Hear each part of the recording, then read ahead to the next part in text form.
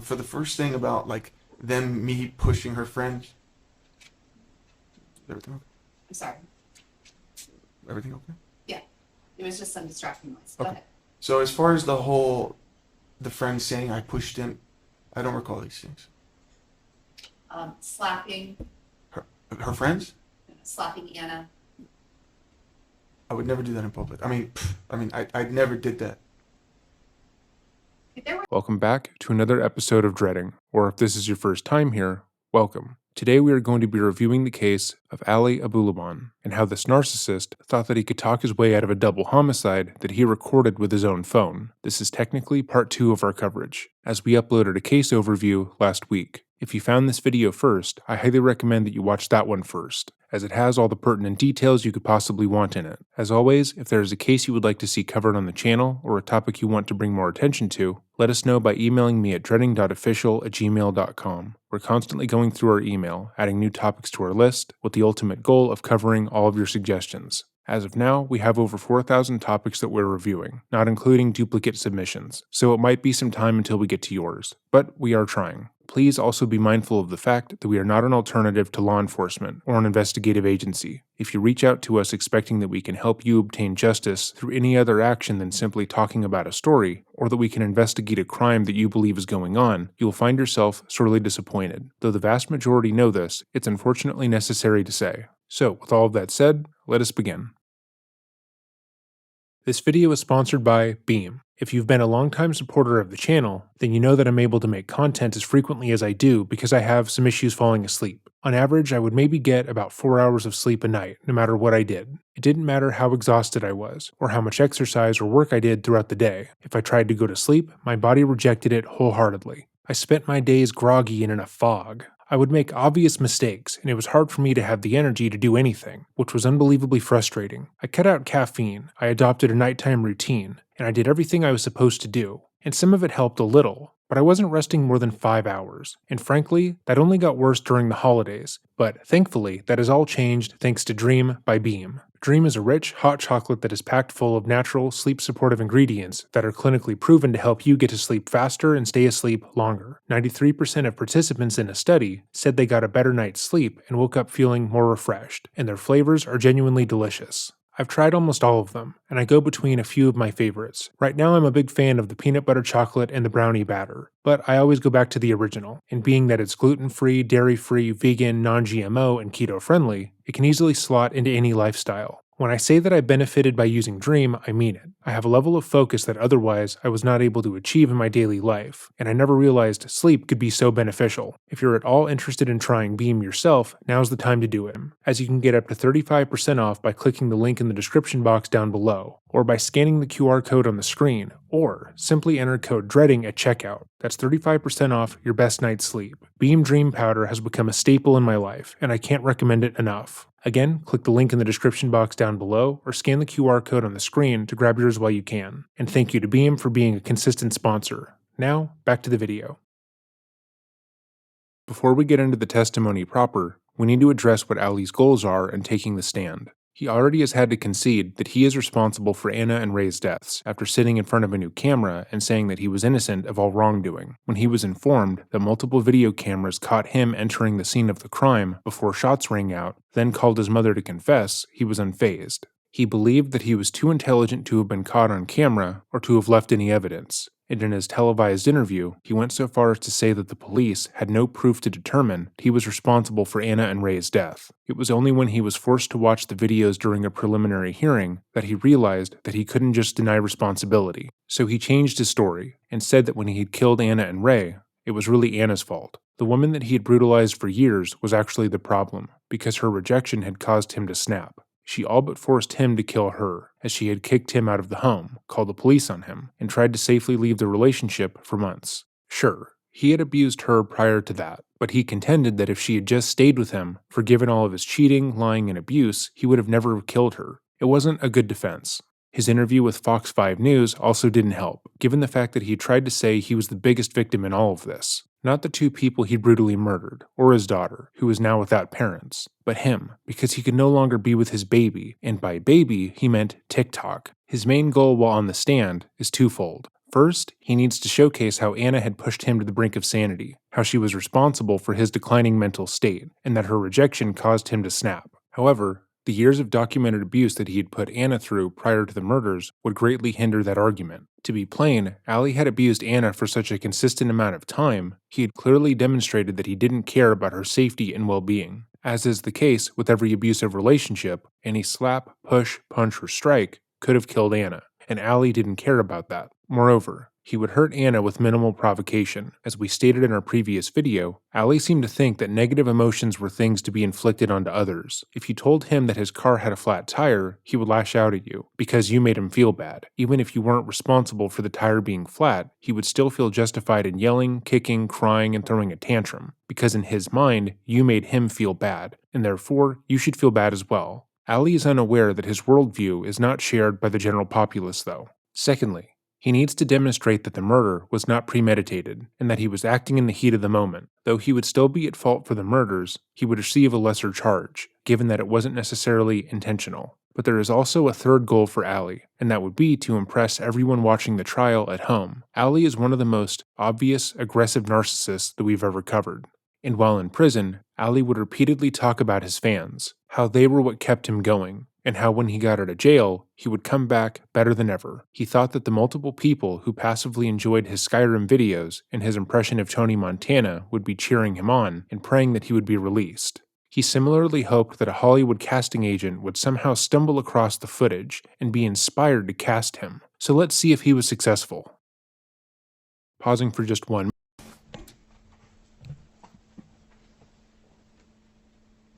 Ali Abulaban. And please spell both of those names. ALIABULABAN.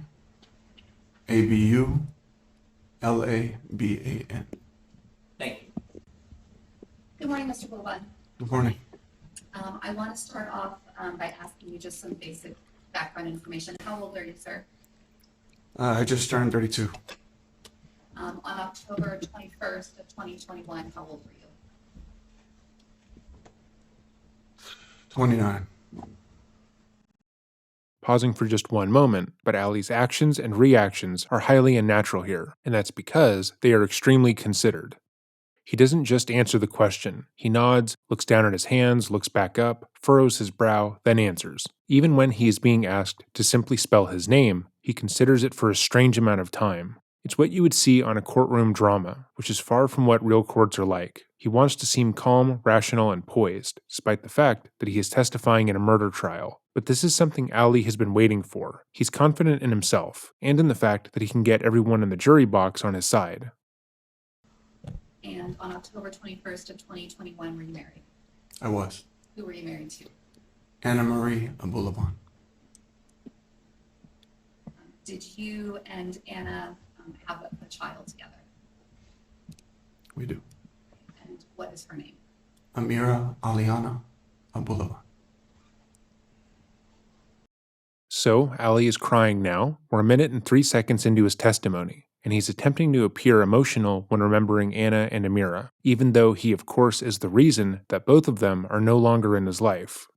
It's paramount that Ali appear remorseful for what happened, and appear to care that he is no longer in his daughter's life, because the jury had seen so much evidence to the contrary in the state's arguments. They brought up his consistent drug use around Amira, how he waved a loaded gun around his San Diego apartment, and how on at least one occasion he gave her the gun. They had seen the Fox interview, where he does show remorse for killing his wife, but only because he can no longer post to TikTok, and says that he is the one who lost the most in this situation, even though his daughter has lost both of her parents. Ali's actions have objectively shown that he doesn't care for his daughter or her well-being, but he knows that saying as much is antithetical to his freedom. What's interesting about Ali, as opposed to the other men and women that we've covered in the past, is that he is somewhat of an actor.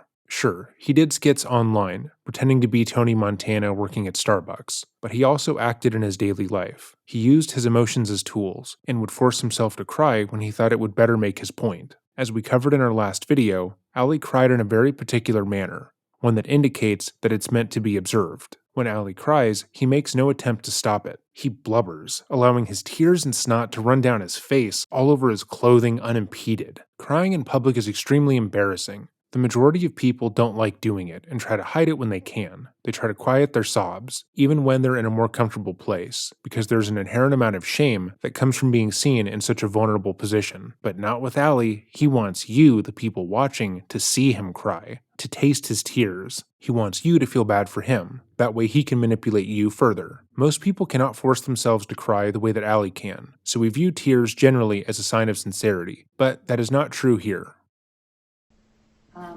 On October 21st of 2021, how long had you and Anna been married?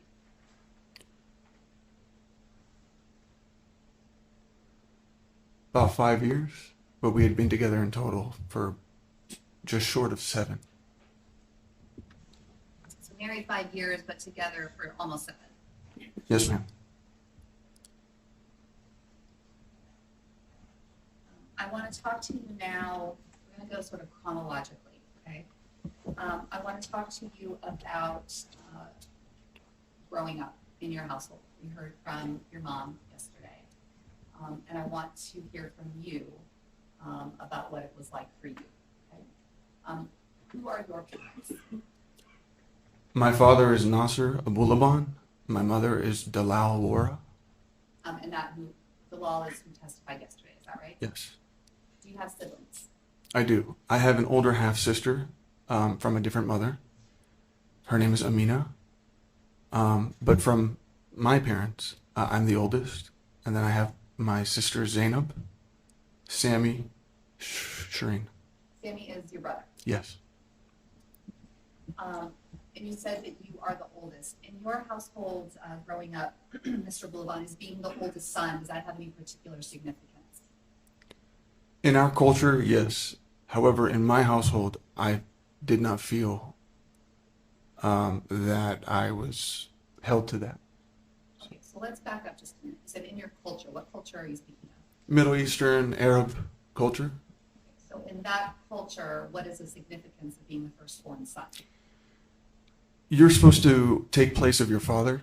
You're supposed to be the father when he's not there or at work or things of that nature. However, I was a lot more like my mother. And that posed a lot of problems. So with that cultural aspect and then your own sort of experience, why did that pose problems that you were more like your mother? As my mother had mentioned, very early on, we had this fear instilled in us that if we did something wrong, our father would find out. Or don't tell dad, things of that nature. So I wasn't sure why, but I was already scared of my father before I fully understood why. But part of having that fear was also part of what made me repulsed by wanting to be like him or not wanting to be like him. And I think it just kind of naturally bred into,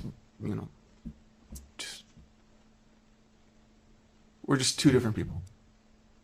So Ali describes being afraid of his father, because his father was abusive towards him. However, Ali took his father's abuse and amplified it towards other people around him. While he can state that he is repulsed by his father's behavior, his was undoubtedly worse. But, as Ali has just demonstrated, anything that is done to him is considered terrible, while anything he does to others is justified. That should be obvious, given that Ali is on trial for his wife's murder, where he is attempting to pin the blame of her death onto her. But abuse victims going on to abuse others is not uncommon. Though it's not an excuse, or a given in every case of abuse, when a child grows up surrounded by violence and uncertainty, that can become somewhat normalized in their minds. If they've never seen a happy and healthy home, they will simply believe all relationships are somewhat abusive, and that there is nothing wrong with what they are doing. Again, this is not true for every person who has lived in an abusive household, or been the victim of abuse themselves. What Ali is saying here goes against that somewhat. Growing up, he was able to understand that what his father was doing was wrong, and that he tried, even when he was too young to realize it, to be the exact opposite of his dad. When you talk about the fear of being, either your dad finding out, what are you talking about? Could you bring your mic closer to you? Oh, sure. Please. Can you hear me? Sorry. Ali can hear just fine, because we can hear just fine. Whenever you see a live streamed trial like this, the camera picks up the audio as best it can, but the microphones don't feed into them. He's hearing what we're hearing, and it's a relatively normal volume. But he has documented issues with power and control, so much so that he is making an unnecessary request here. Testifying in your own defense is difficult, given that you have to rely so heavily on another party to carry you through your testimony. You have to trust that they are going to lead you the way you want to be led. And when you're a narcissist who believes that you could do the job better than anyone you hired, that's difficult to do.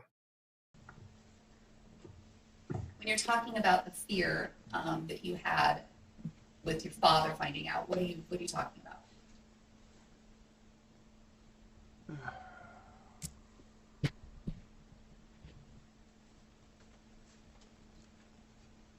Almost always, everything was an overreaction, in my opinion. Nothing was ever just a simple talking to. I mean, everything was just explosion, anger, chasing around the house, things of that nature. Were you a victim of violence by your dad to you? Yes. Starting from about what age do you remember this happening? I want to say like 10. And in terms of the physical violence that began when you were about 10? Maybe a little older. Maybe about 11, 12. And what sort of form would that take? What did that look like to you? Most of the time, I wouldn't know why he's mad at me or what exactly he's... But he would just grab whatever's nearby, throw it at me, strike me, vacuum cables, shoes, things like that. Was there a time with the vacuum cable that you were left with significant injuries? Yeah. Yeah. You want me to explain that? Yes. Okay. I had wanted my mother to purchase something for me, something that I really wanted. It was Star Wars related. I'm big into Star Wars, but he didn't like the fact that it was kind of childish in his mind. I think I was about 14, 15. And his response to me pestering my mother to purchase this for me, I think it was a Darth Vader helmet that changes your voice, was to grab the vacuum cable and whip me repeatedly. And when I say whip, you could hear you can hear it.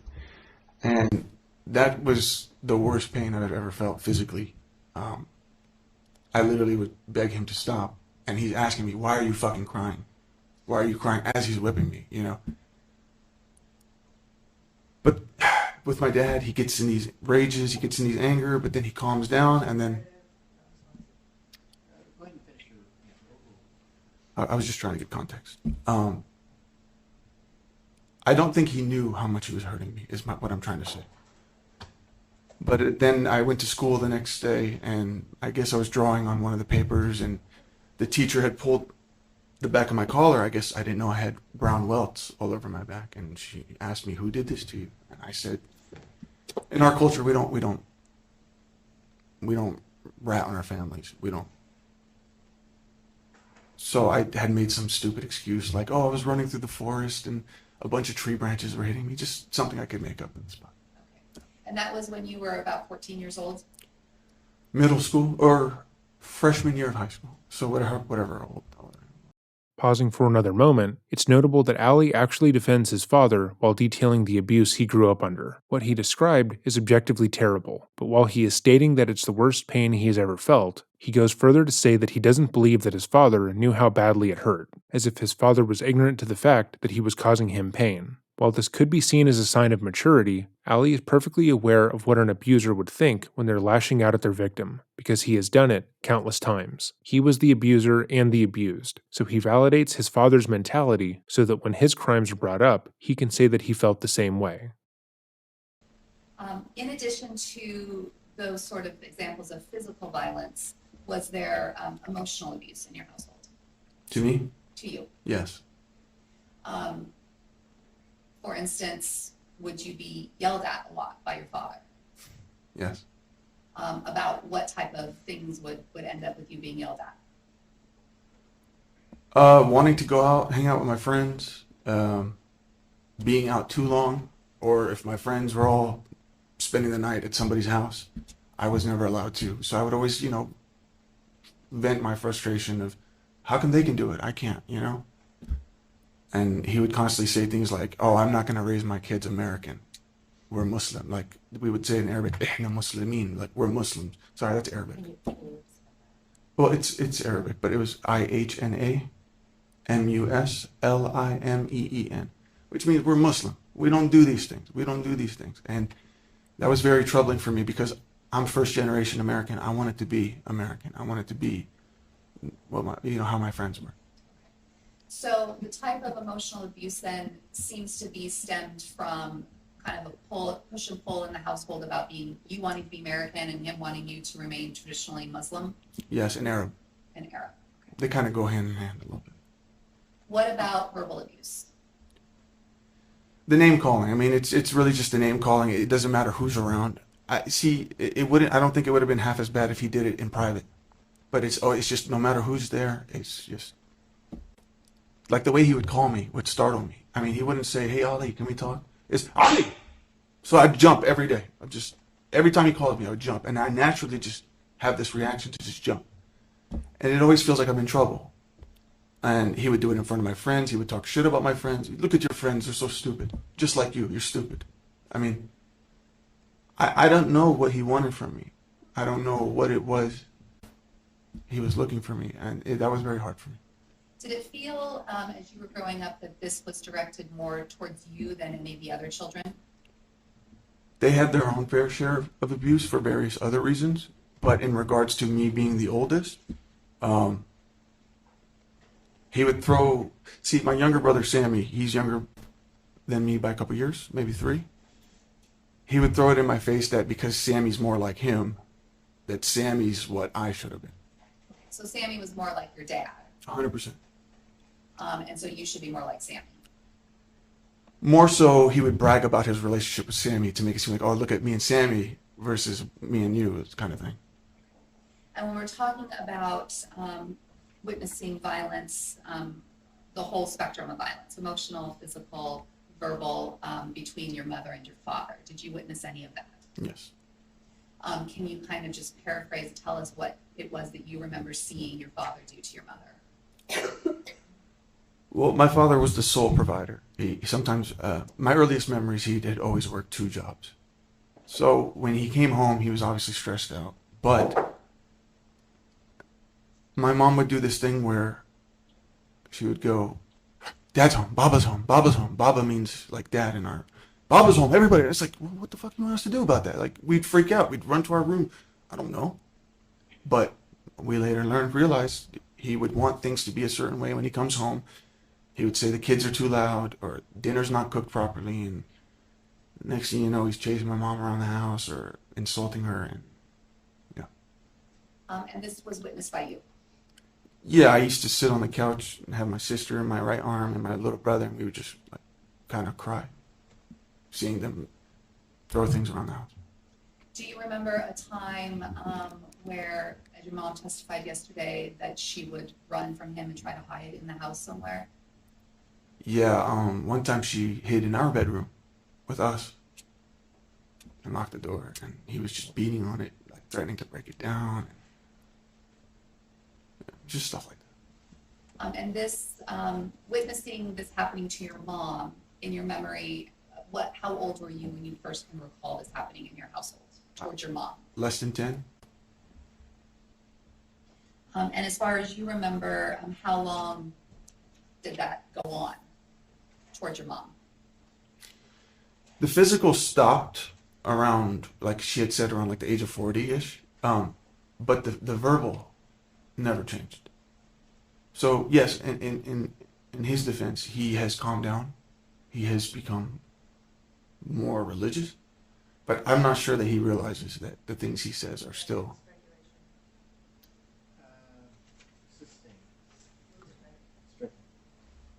I would just ask for the last portion to be stricken if I'm not sure he understands the things. Basically, what's stricken is his father's belief. So in your memory and what you have seen for yourself, the physical violence continued until she was in her 40s. Is that right? Or about 40? No, yeah.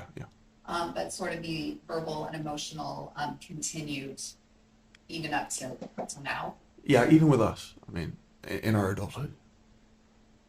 Um, do you think that anything that you witnessed with this, the way your father would sort of say your name and you would jump, and the physical violence towards you, the physical violence towards your mother that you witnessed, do you think that that had any impact on you in the way that you conducted yourself in relationships with other men? Yeah, I mean, because of the belittling, um, like God forbid if I ever said I was a man in front of my dad. I mean, he's the man, he's the provider. Nobody can compete with him. And you know what I mean?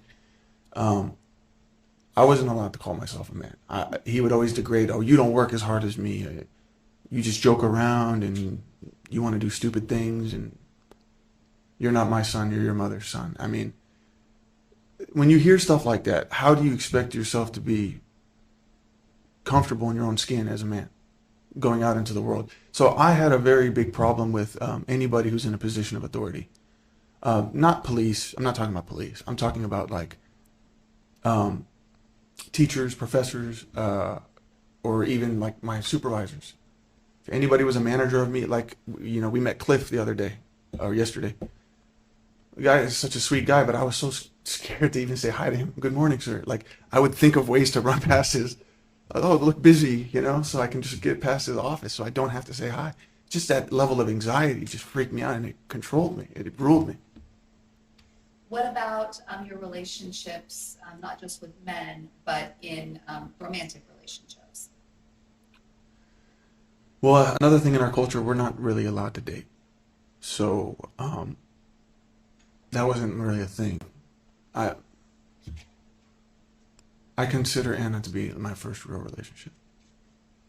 So what Ali said here is likely true, how his aggression and hostility towards other people is just a byproduct of how he was raised in an abusive household, that his father's physical and mental abuse caused him to see all men as threats and made him uncomfortable going out into the world, which makes sense. However, he is 32. He left his family home when he was 18. At that point, it was solely up to him to stop the cycle from repeating. We've said this in past videos, and each time there's a significant amount of confusion, because it sounds like we're victim blaming. But being abused in your past doesn't give you the right to abuse others. It doesn't justify bad behavior, and it doesn't validate further abuse. It can't explain it, but once you're able to remove yourself from the situation, it's your responsibility to get help. It's not fair, it's not fun, it's not pretty. It's hard work that is uncomfortable. But if you want to have a productive relationship outside of your family and not hurt the people closest to you, it's what you have to do. Ali was with Anna for 7 years, and he abused her the entire time. He had ample opportunity to change his ways,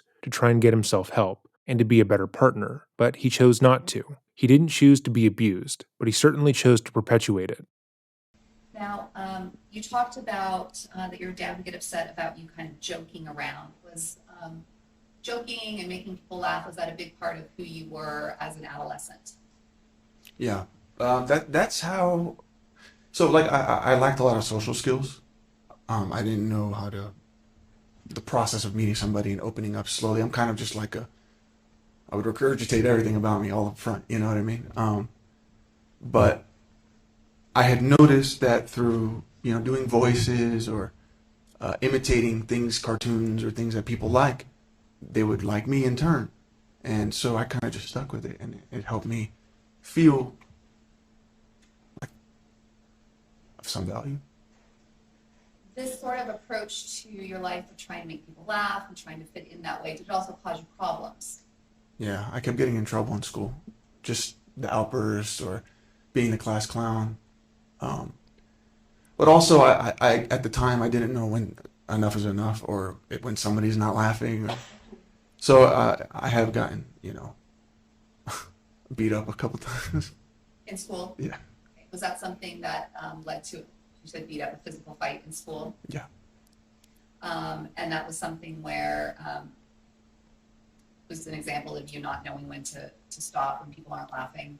Yeah, because to me it's like I don't see how somebody could be offended by what I'm trying to do or how I'm presenting myself. But again, that goes with like experience of looking at things from other people's perspectives, which I didn't have at the time. So You talked just a moment ago about being in school and having outbursts and things like that. Do you recall a time when you were in high school that you went to see a doctor?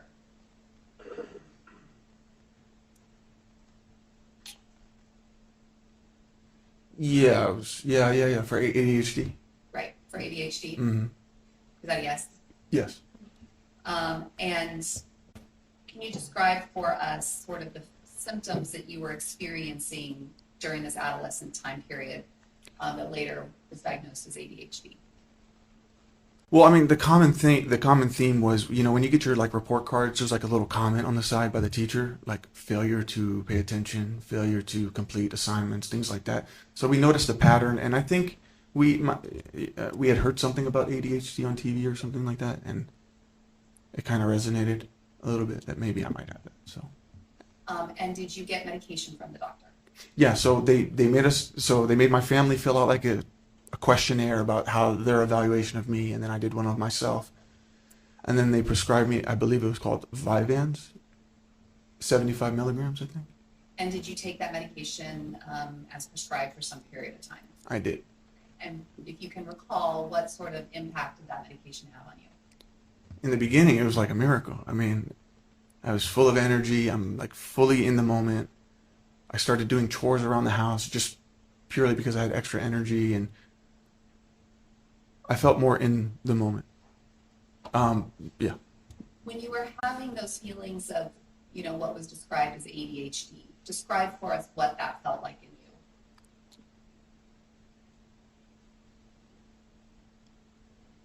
Somebody would tell me something, and I'd be like, yeah, I get it, totally get it.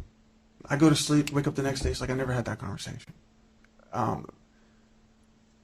Wouldn't be able, I'd get bored easily, just like I would start doodling instead of doing the assignment,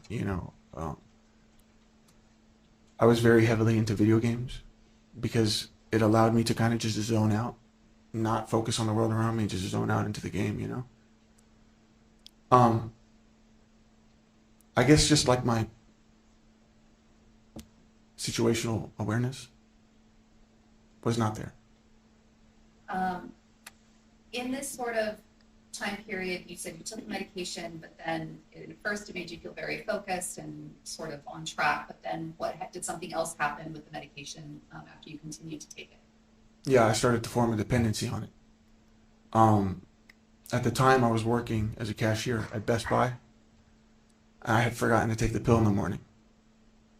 And I don't know why, but it was like this devastation, this feeling like, oh my God, I cannot operate.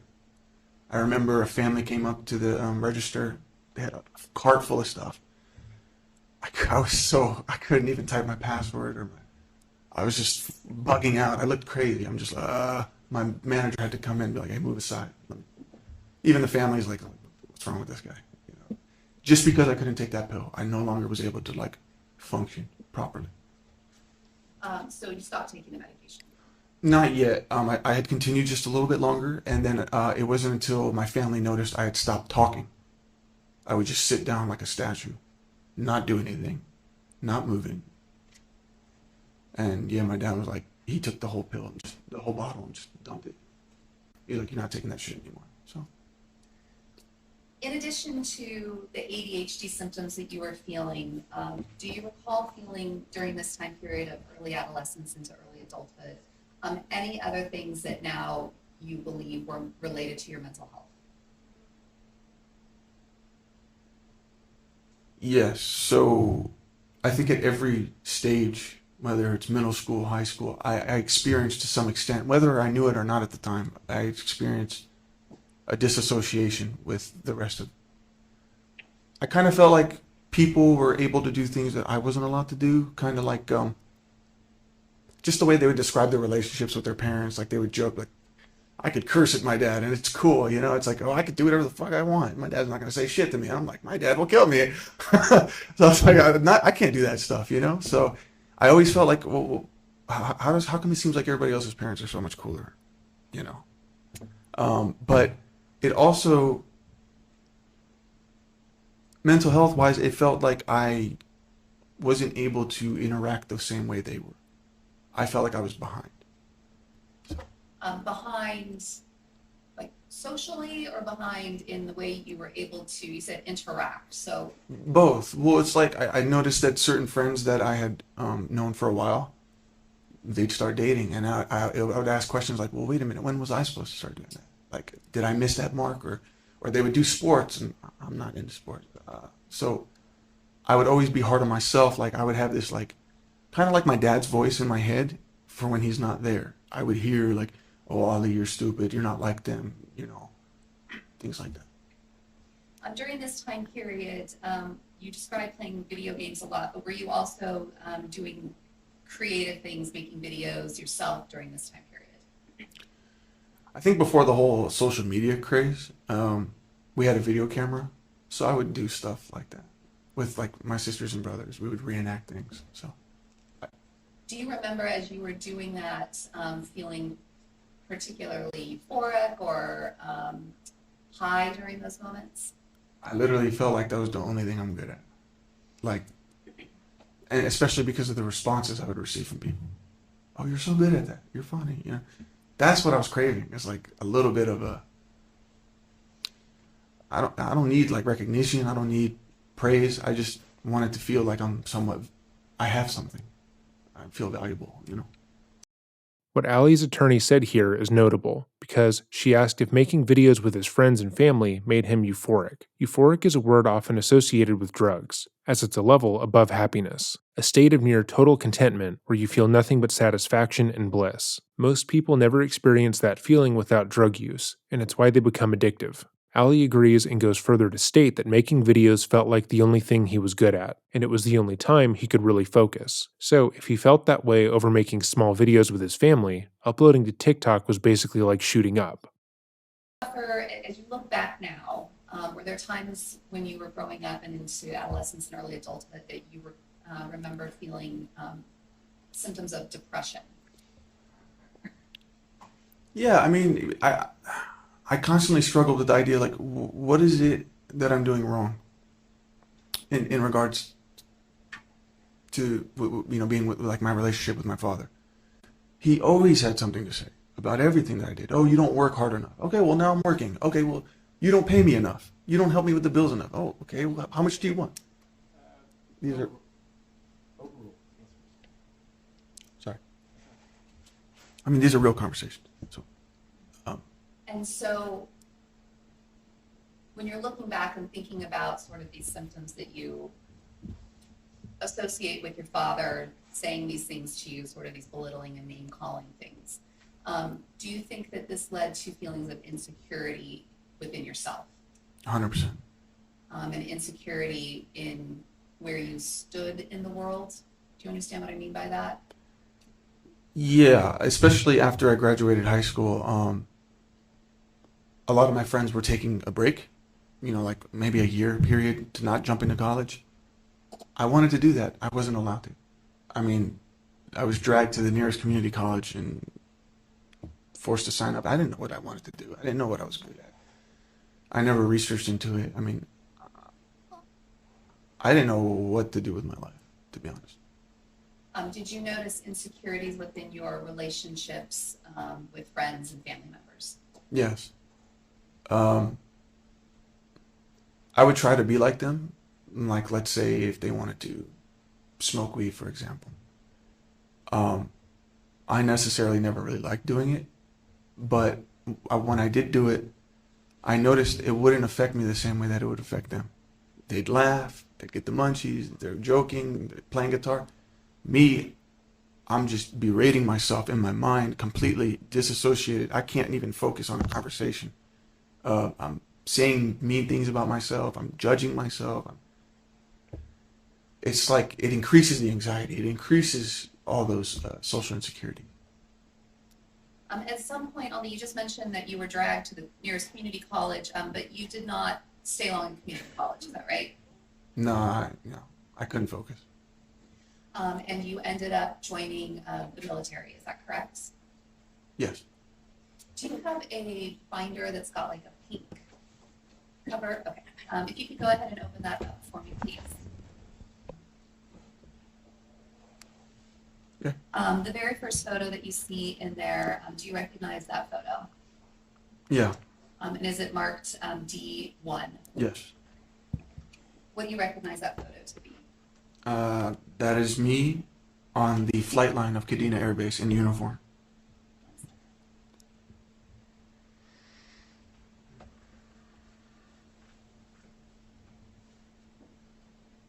Oops, that's not the photo you saw. Hold on one second, sorry.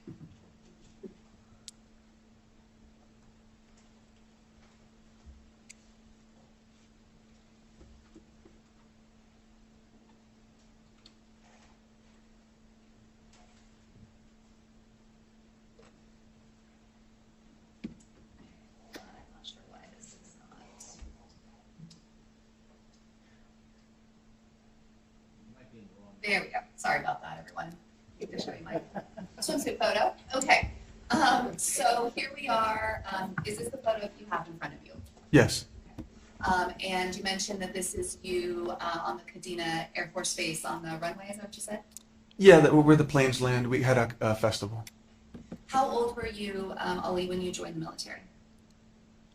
21, but I think I was 22 in this picture. Was there some sort of how is it that you ended up joining the military? So I was obviously in my early 20s, still living with my dad. The same routine of me not having any motivation, not knowing what to do with my life, going from job to job. I mean, my father and I, we had started getting physical, and he would get into the habit of kicking me out and then pulling me back in, kicking me out. You know, I'd go to one of my aunts, and he'd yell at my aunt, "Don't let him stay at your house." Well, I have no choice but to come back. You know, so it's just this. Can I give you a quick rundown how I joined the military?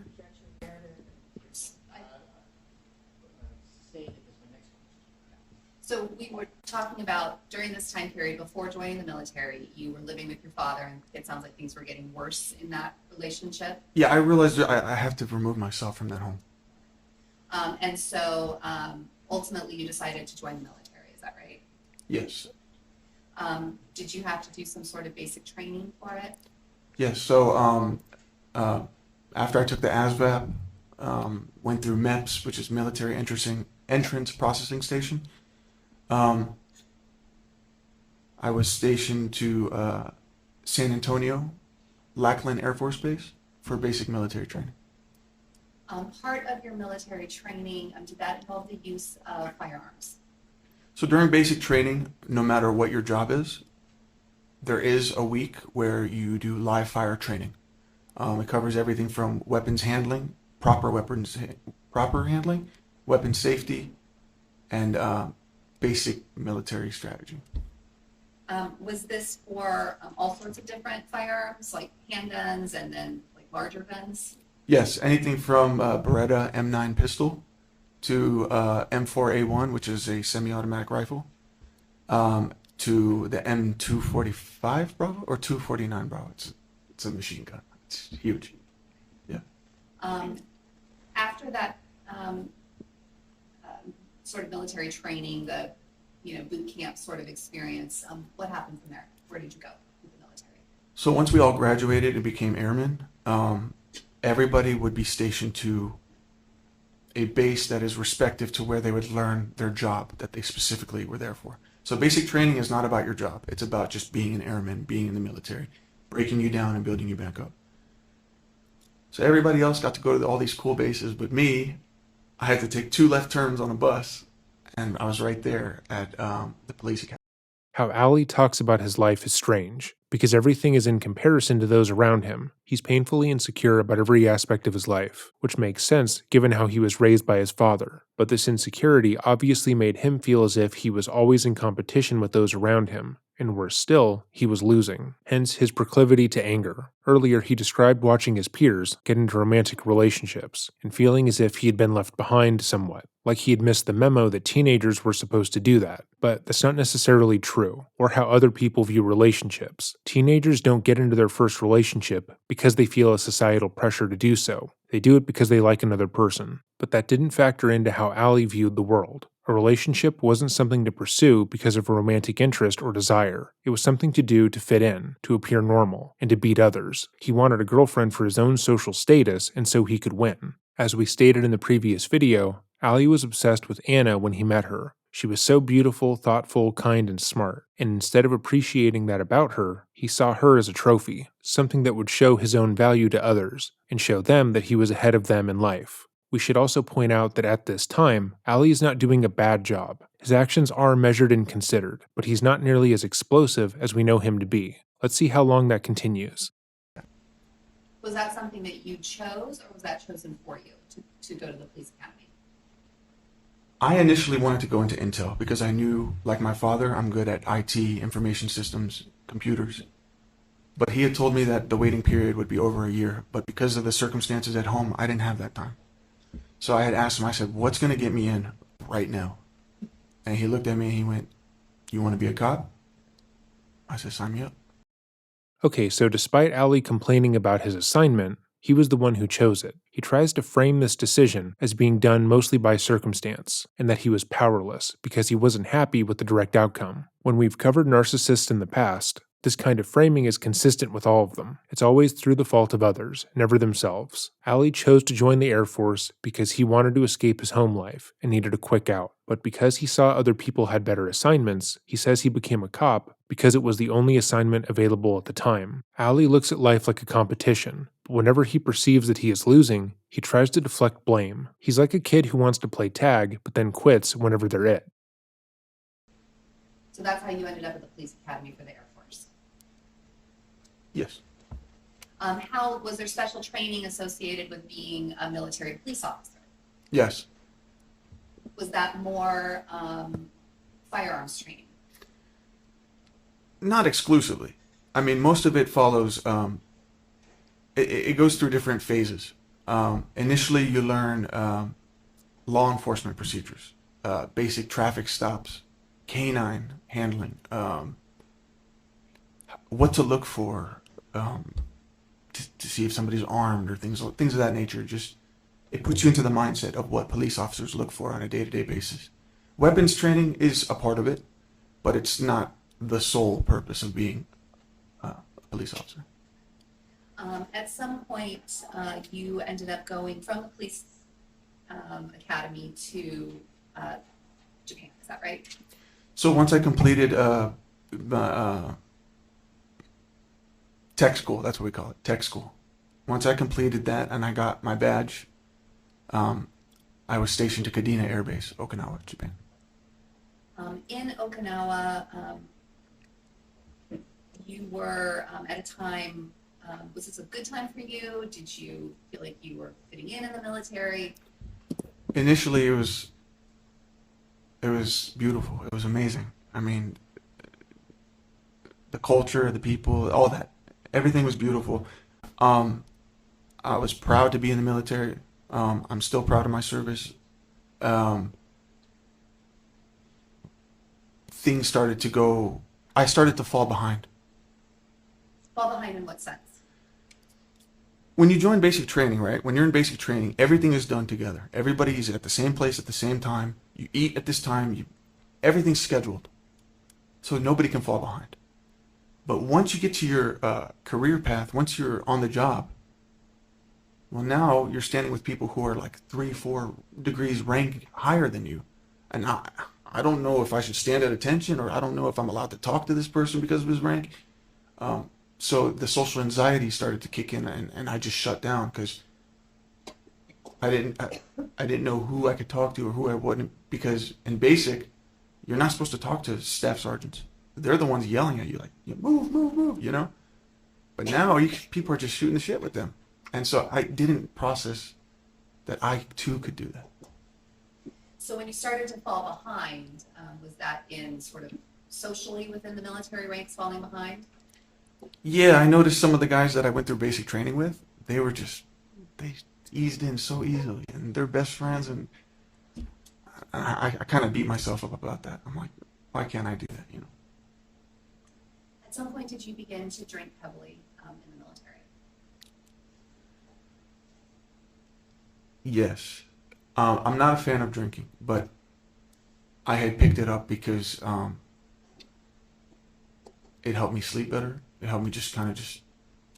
We worked very long hours in the military, 12 hours a day, sometimes overtime. But I picked up drinking because I didn't have anything else to do. I was alone.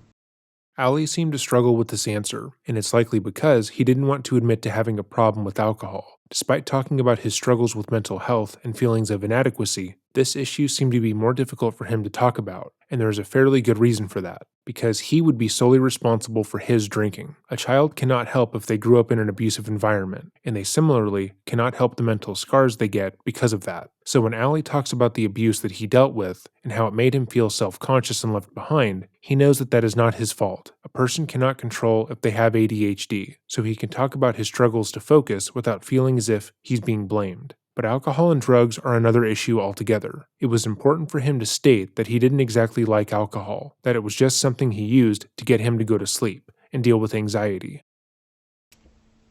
At some point, did you meet a man named Sean Torres? Yeah. How did you know Mr. Torres? I knew of him because he was of the same job in the same squadron we were at, but on a different shift. We didn't work on the same shift. We didn't see each other every day. So, but anybody who's not married or is below a certain rank, we all have to live at the barracks, which are like dorms. So, I mean, I would see him go from the parking lot to the dorms here and there. Did the two of you, at this time, where you're just sort of seeing him, did you ever socialize together? He approached me the first time. I was at this section right next to the dorms called the smoke pit, where, I used to smoke.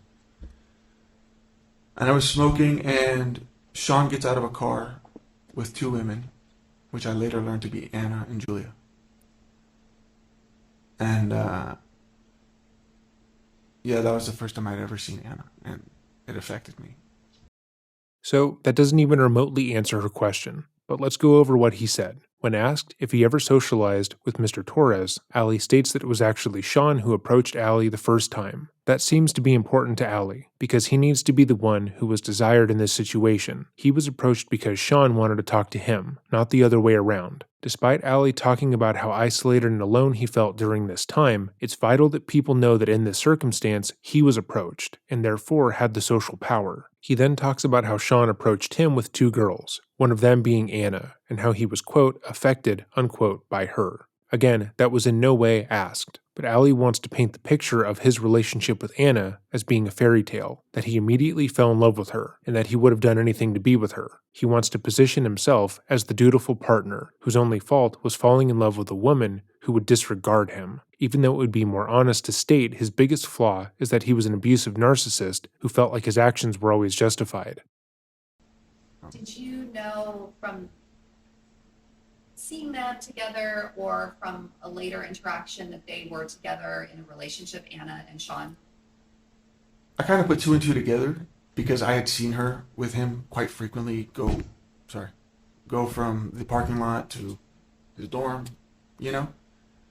But also I had a friend named Henderson who he prided himself in knowing the scoop of what's going on with everybody. So he had told me that was Sean's girlfriend.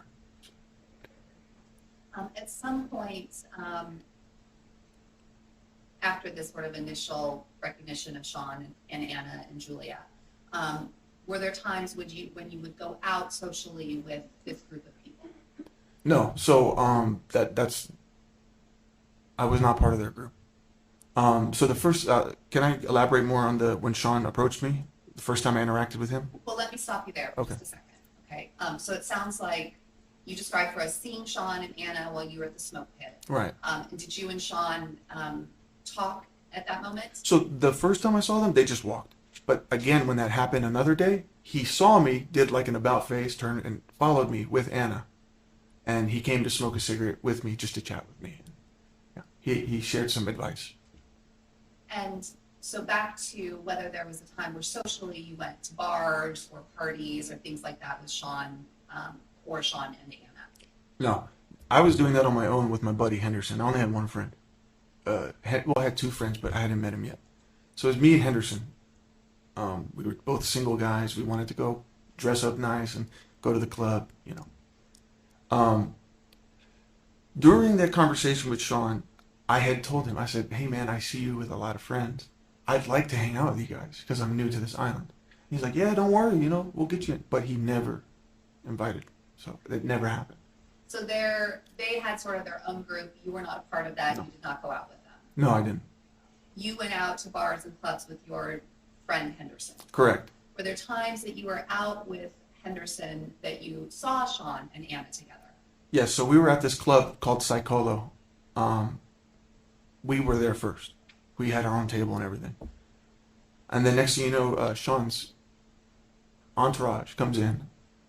Julia was there, Anna was there, a couple other women, a couple other guys.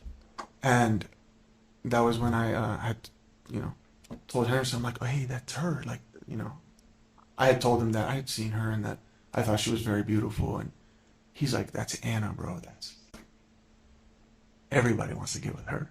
Don't even try it, Pausing once more, but let's discuss a few things.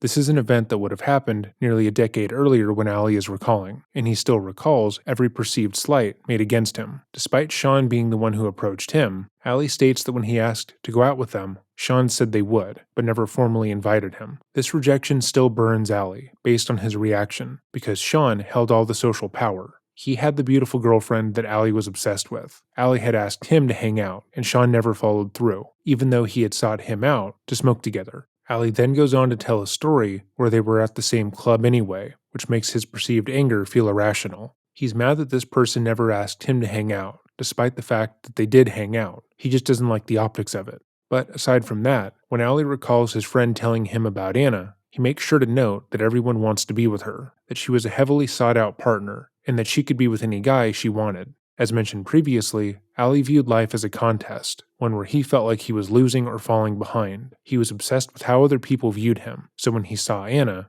and heard that she was someone that other people were interested in, she became the ultimate prize. If he could get her to commit to him, he thought it would improve how people saw him. He would no longer be a loser, who only had one friend, but the guy who got the prettiest girl in the unit. And so, I wanted to say hi to them, so we eventually walked up to the group. so this night you remember you were at the bar first, they came later, and you walked up to Anna. Did you introduce yourself? I didn't walk up to Anna, I walked up to Sean. Did you at some point end up dancing with Anna this night? Yeah, so when I spoke to Sean, I was hanging out with them, just trying to be cool with them. I saw it as an opportunity to be friends, and he had recommended that I go talk to Julia, saying that she's single, and I tried. It didn't go well. So I came back and was talking to Sean again. He's like, hey, do you like dancing? And I'm like, yeah. He's like, Anna loves to dance. Go dance with her. My red alarms was going off. I'm like, this sounds like a setup, But Anna had already grabbed me and pulled me to the dance floor. So Were there times after this night that you would hang out with this group socially? no. Oh, well, with Sean? Yes, with Sean. No. At some point, you learned that Sean had left the military. Is that right? I didn't learn it when it happened because, like I said, he's on a different shift. He wasn't that involved in my life. I actually learned that once I started talking to him. But yes, I learned he was discharged for DUI and getting arrested off base. So when at some point you saw Anna alone on base? Yeah, I was. So part of the duties is security forces. So that's the official title of what we are: security forces, which is military police. When you're a low ranking, as I was only an E2. We start off as gate guards. We check IDs on the military installations, make sure we salute officers. We make sure whoever's entering the base is allowed to enter the base. Well, one day, Casey, who you've seen here, she pulls up to the gate with Anna, and this is the first time I had seen Anna since that dance, and that was quite some time. And I had gotten excited. I was like, "Hi, Anna," and she looked at me kind of like, "Do I know you?" So I thought that was weird. But yeah, I saw her. I asked for their IDs. I noticed hers was expired by 2 years, which is pretty extensive. Hers being Anna's? Yeah, Anna's military. It was like a dependent card, meaning one of her relatives has to be in the military. It was expired, and at that point, we have to pull them over, confiscate the ID, and it issued them a citation.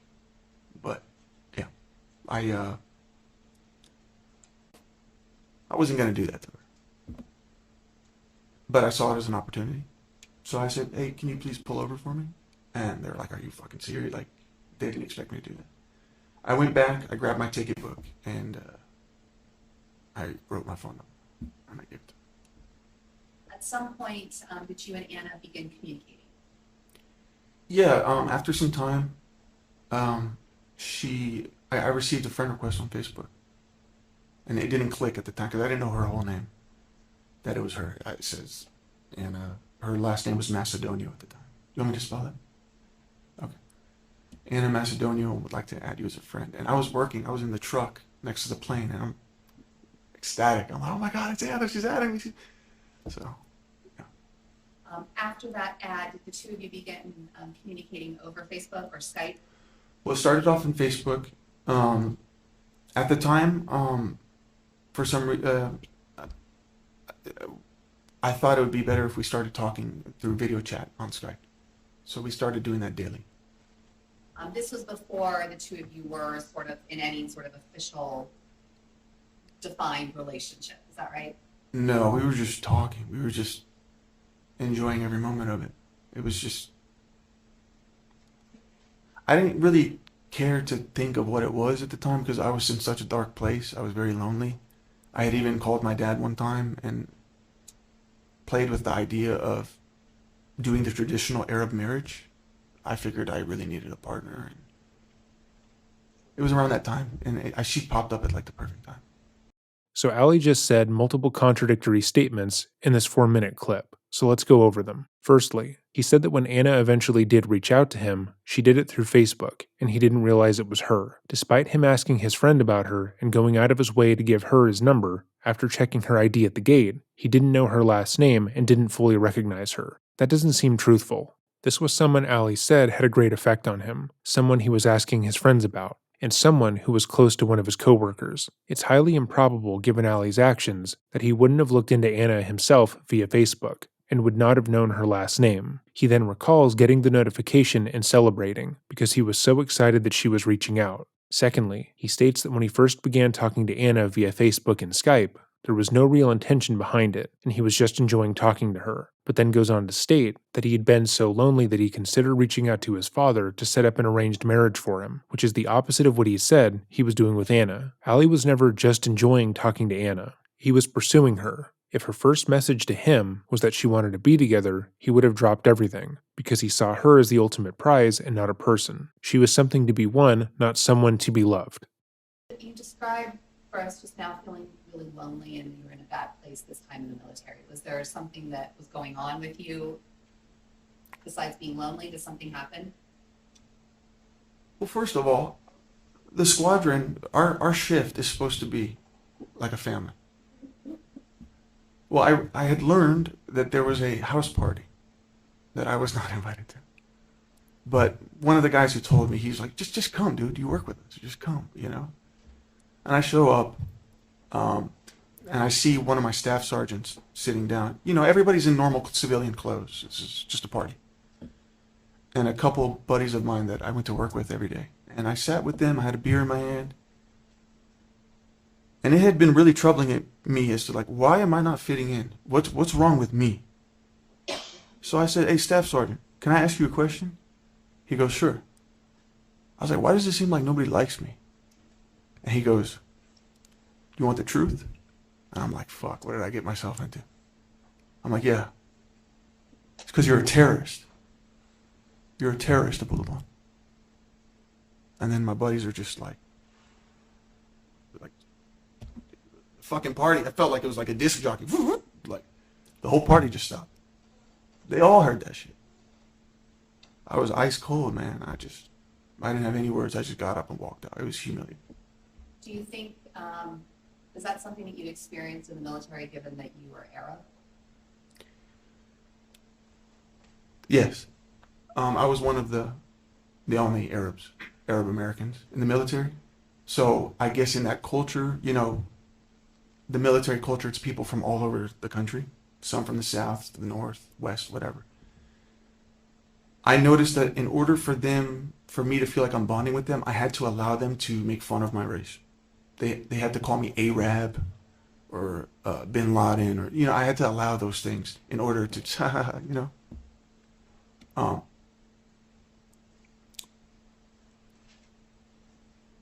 it also had an impact on the support of my family joining the military. Would you like me to go into that? Let's leave that there. Okay. You mentioned at this time in the military, there was a lot of sort of poking fun at being Arab and being calling related to that. Did that extend to other races within the military? Yeah, yeah. I mean, but not as bad, I don't think, because they're very big on community. Um, None of that is so. It's called hazing. If you harass or joke or you play pranks that are too extreme, it's called hazing. It used to be very prevalent in the military, but they put an end to that. So anything that's considered making somebody feel less than equal is considered hazing. But I felt like I was the only race that they didn't really care, like, to enforce that. You and Anna continued to talk over Skype and message over Facebook for about how long before you had like a first date? 2 months. And during this time, was this a time where you and Anna would talk and just kind of get to know each other? Yeah, we would. Well, I would work days, so we would work after we would talk after I'm done with work, and we would talk into the middle of the night until we'd fall asleep together on the Skype. I'm going to show you. Do you see Defense 2 in the book in front of you? Yes. Okay, do you recognize that photo? Yes. Is this the same photo that is that you're looking at as defense, marked as Defense 2? It also says B on it. Yeah, that's it. Okay. In here it says B, but But is that the same photo? it's the same photo. Yes, D2. And this is you and Anna? Yeah, we were at a country bar. Is this in Japan? Yes, we were playing pool. Was this photo, if you know, was this photo taken after the two of you kind of officially were dating? Yes. How would you describe, in these sort of early days when you look back at this photo, how would you describe your relationship with Anna initially when you two first got together? Like together and like you were officially boyfriend, girlfriend? It was perfect when it was her and I talking, or we would spend time together alone, or we would talk on Skype or on the phone. We really resonated with each other. Very early on, she wanted to introduce me into her friend group, which is a lot of the people we've seen. And I was very early on met with a lot of resistance.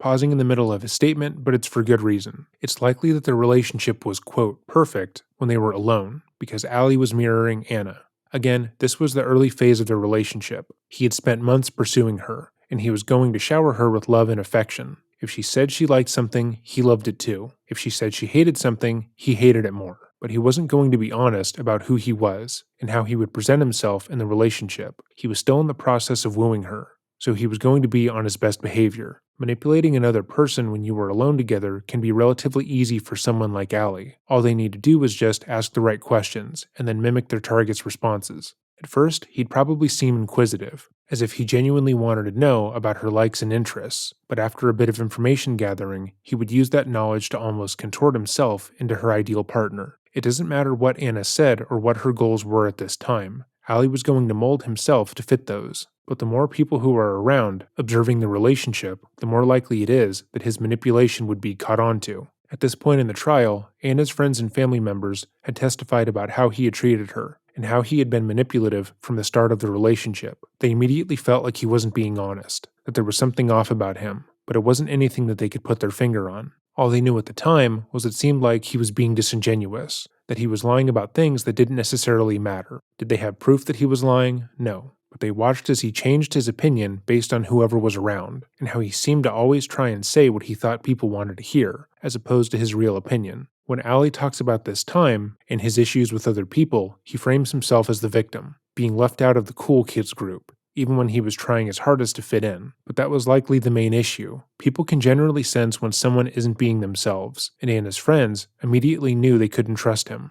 But Ali is hoping to simply discount their perspectives by saying that they never gave him a fair shot, that they had some kind of bias against him, even though they had every right not to like him, because he would go on to abuse and kill her. While it's certainly possible that people didn't like Ali for no fault of his own, that's extremely hard to believe, given how he acts and how objectively abusive he is. But continuing on. Casey, for example, she's like, "What are you doing? That's not Sean, Anna. You're still with Sean. Like, you're Sean's girl." But these are the types of things that I'd have to deal with just to spend time with this person in my life that I'm so enthralled with, that I wanted to spend every moment with her, and she seems like she wanted to.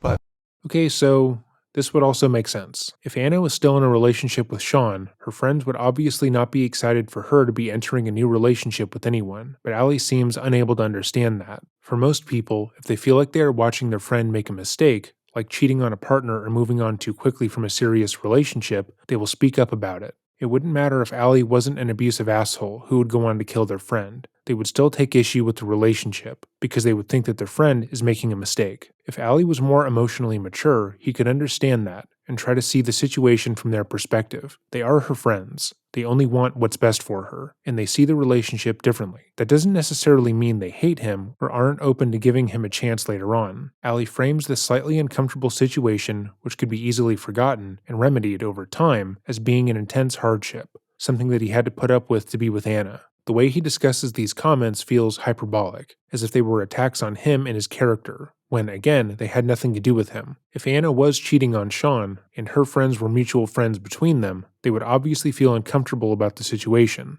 but he took their comments as attacks on him. If they didn't like him immediately, if they didn't think he was an upgrade from her past partner, they were against him and against the relationship. He would have to put up with their input, as if it were a chore, when at most it would be slightly annoying. Ali is clearly hypersensitive to rejection. He felt rejected by his father growing up because he liked his brother more. He felt rejected by his peers because he was Middle Eastern, and so on. So any perceived rejection, even if it's small, feels catastrophic for him, and he then feels justified in striking out. But again, he's an adult. What happened to him in his childhood is by no means his fault, but it was his responsibility to deal with it before entering a relationship where he would go on to abuse the other person. He's not excused for thinking violence is okay in a relationship because of the trauma he endured early on in his life, or because it makes sense that he would be more sensitive to a rejection. Just because you can explain why you did something doesn't mean it's justified. But she also had a life that was somewhat that I wasn't accustomed to. This social partying drugs thing. So let me back up just a little. Sure. During this time, when you and Anna first began dating, were you aware that she was married to Sean? No. And so when her friends would say things like, "You're still Sean's girl," did you understand what they meant by that? I took it as girlfriend, like. But you were aware that Sean was not around anymore. He'd gone back to the United States. No, she had told me, these are her exact words. He abandoned me. He got kicked out of the military. He was supposed to get her a visa, but he ended up going back with his ex-girlfriend in Pasadena. So she felt abandoned, she said. And so it was clear to you that at least Cassie, and maybe some of the other girlfriends really liked Sean and wanted Anna to be with Sean and not you. Yeah, because that was their entourage at first. And then now it's kind of seemed like Anna was replacing Sean with me, in a sense.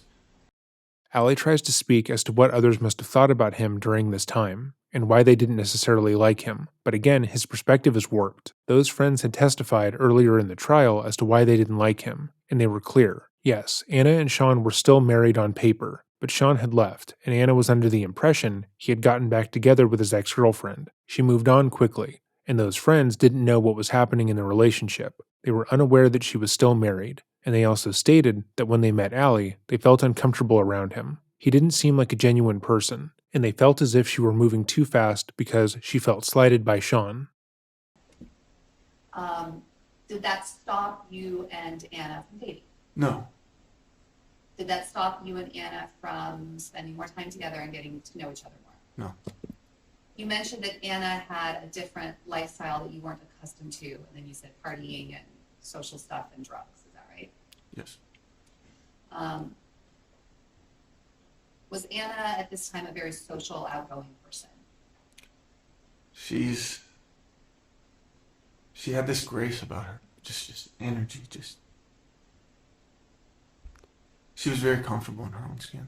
And I really admired that because I was never comfortable in my own skin. Allie has a habit of using his attorney's questions to monologue about things that aren't necessarily relevant. He asked if she was a very social and outgoing person, which the answer would be yes, she was. But instead, he talks about how she had a grace about her and was extremely comfortable in her own skin, which in no way answers the yes or no question. He also uses the moment to talk about himself, and how he was envious of how comfortable she appeared to be, because he wasn't that way. Granted, it's not out of the question to give a long-winded answer while on the stand. In fact, it's preferable, because you're giving the jury an insight into your relationship and how you think. If he simply said yes, he could come across curt and uncooperative, but his answers are not actually answering the question. In conjunction with sort of this idea of who she was and how she presented herself, were there a lot of drugs associated with Anna and her lifestyle at the time? Wasn't as bad. At the time, well, they were smoking weed, which is fine. But I later learned that they were popping this cough and cold medicine called Triple C, Corsetin. They were abusing it, taking 8 to 16 pills a day, and it just puts you in this trance-like state. And, so there was things that I was cautious of, things that I. So there were things that you were starting to learn about Anna and her group that you just described as feeling you were cautious about. Yeah, I felt like. Well, her friends, first of all. I didn't choose to look at them as obstacles. That's just how they present themselves. It's like there would be days where me and Anna would have this great day. But then next day I'm at work and she's texting me, she's like, how do I know you're not just like other military guys and just going to leave me as soon as they station you somewhere else? I'm like, Anna, who's putting this in your head? Well, I was talking to Casey. These are the things that they would fill her head. And it just makes my job harder because I'm not the one giving her those vibes. I'm the one we're talking about like the future. And I think the types of conversations Anna and I would talk about was like, what do we see for the future beyond what are we going to do this weekend? What club are we going to go to? What bar are we going to do? What do we want to do? And those were very beautiful, intimate moments. Okay, again, Allie frames a very normal conversation early on with his girlfriend as being proof that her friends were obstacles in their relationship. He even says the word obstacle, definitely establishing that that is how he viewed them. But based on his earlier statements, it would make complete sense for Anna to be insecure about her new relationship. Put yourself in Anna's shoes. She was in a relationship with Sean, and he moved back to the United States after leaving the military. He said he would bring her, but doesn't, and instead, seemingly gets back together with an ex-girlfriend, meaning that she was just left because he had been stationed further away from her. And this sort of mentality of having a deployment girlfriend is common. So even if Anna hadn't just gone through that exact situation, it would still be normal for her to feel that way. But when Anna asks for reassurance from Allie, he takes it as a sign that a malevolent force is trying to sabotage their relationship, that her friends are trying to work against him, and that he needs to protect her by removing them from the equation. Anna having insecurities early on in their relationship is perfectly normal. Her friends talking those insecurities through with her is also normal. But in Allie's perception, they are trying to prevent him from getting what he wants. That is irrational. How his relationship started with Anna wasn't perfect, and her friends reacted accordingly. They shared their feelings with their friend because they wanted what was best for her, not because they irrationally hated him. But Allie still can't accept that, nearly a decade later. When Anna's friends came into this trial and they testified, they talked about what they described as very controlling behavior that they witnessed from you towards Anna, and for some of them, you towards them. Do you recall those witnesses that testified? I do. When you look back, Ali, in that relationship at the time, do you see in yourself things that could be interpreted as controlling behaviors? Yes. Things like the things that they testified, like where are you going, what are you doing, who are you talking to? Do you remember hearing them say things like that? I do. And so when you heard that, and thinking back to what was happening in your relationship with Anna at the time, explain to us what that was. Keep in mind, I work 5 days a week, 12 hours, if I'm lucky. So I had no control over what Anna's doing during the day or who she's hanging out with. So I was never telling her what she can and can't do. The controlling part that I think that they are referring to is when we would go out to these clubs. So throughout Ali's testimony, the defense has objected a few times, and prior to this point, he has handled them relatively well. He wouldn't let objections slide, mind you, intended to state directly that he was just trying to answer the question, but he maintained his calm, practiced demeanor. But he doesn't do that now. Ali was about to speculate as to why Anna's friends viewed him as controlling, which would be speculating. The defense rightfully objects, due to speculation. It's cut and dry. But Ali doesn't like being interrupted. The first few times he was okay with it. He had practiced what he was going to say, and his attorneys had prepared him for that inevitability. But here he raises his hands, rolls his eyes, and appears genuinely irritated. So let's see if that mask continues to slip. I was just trying to answer. Next question. You heard them testify about things that you said and things that you did, that they say that they observed. Is that right? Yes. And in your memory of going back, don't speculate about what you think they thought. No. Talk about what the things were that you were doing with Anna or saying to Anna that they may have witnessed. That's what I was just going to do. I was just going to say, there would be times when we're at a bar or at a club and it's 3 or 4 in the morning, and I would verbally say things like, hey, Anna, do you think maybe we can call it a night? Because I'd like to hang out with you before I have to go back to work. I'd like to hang out one-on-one, maybe talk in bed or something, something like that, something intimate. They would get mad at me. Oh, let her, why are you such a party pooper? It's like it's 3 in the morning, I have to go back to work at 8 in the morning, it's like. And in the way you're describing it right now, you're using a voice that sounds kind of calm and easygoing, but when you look back, do you recall using like a level of voice or a tone of voice that was maybe a little bit more authoritative, commanding? Yes. To Anna, yes. I would be like, hey, because in the beginning I would suggest it, but then it got to the point where I was like, all right, Anna, come on, it's time to go. Were you getting frustrated? Yeah.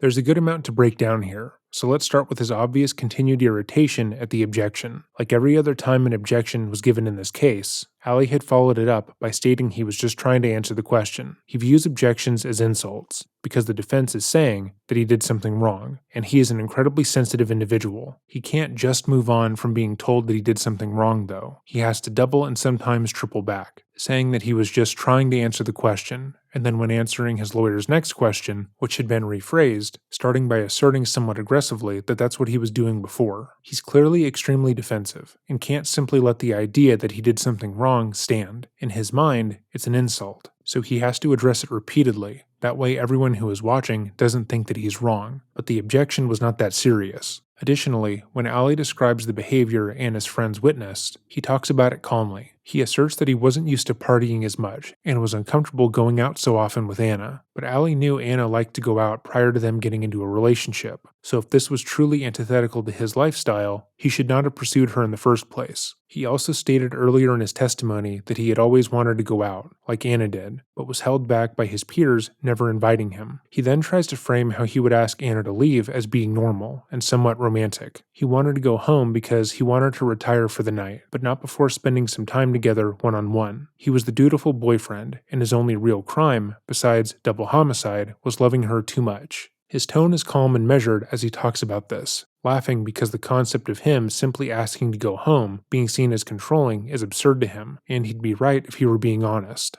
But that isn't how Allie would act. Allie was physically aggressive with Anna, grabbing her arms, pulling her away from her friends, and yelling at her that they needed to go because he no longer wanted to be out. If she said no or dissented in any way, he would yell louder, pull harder, and intimidate her into doing what he wanted. It wasn't just that he was being controlling, he was being abusive.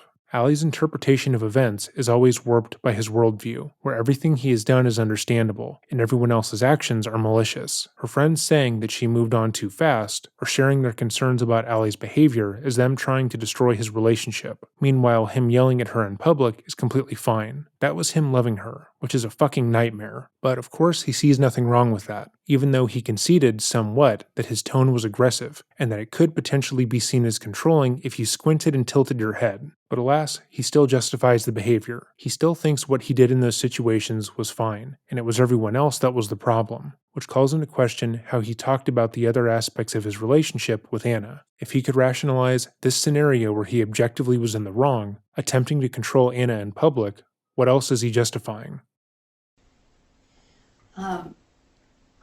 We heard, in addition to witnesses testifying about those controlling behaviors, we heard from several witnesses who described seeing physical control and violence from you to Anna in the military.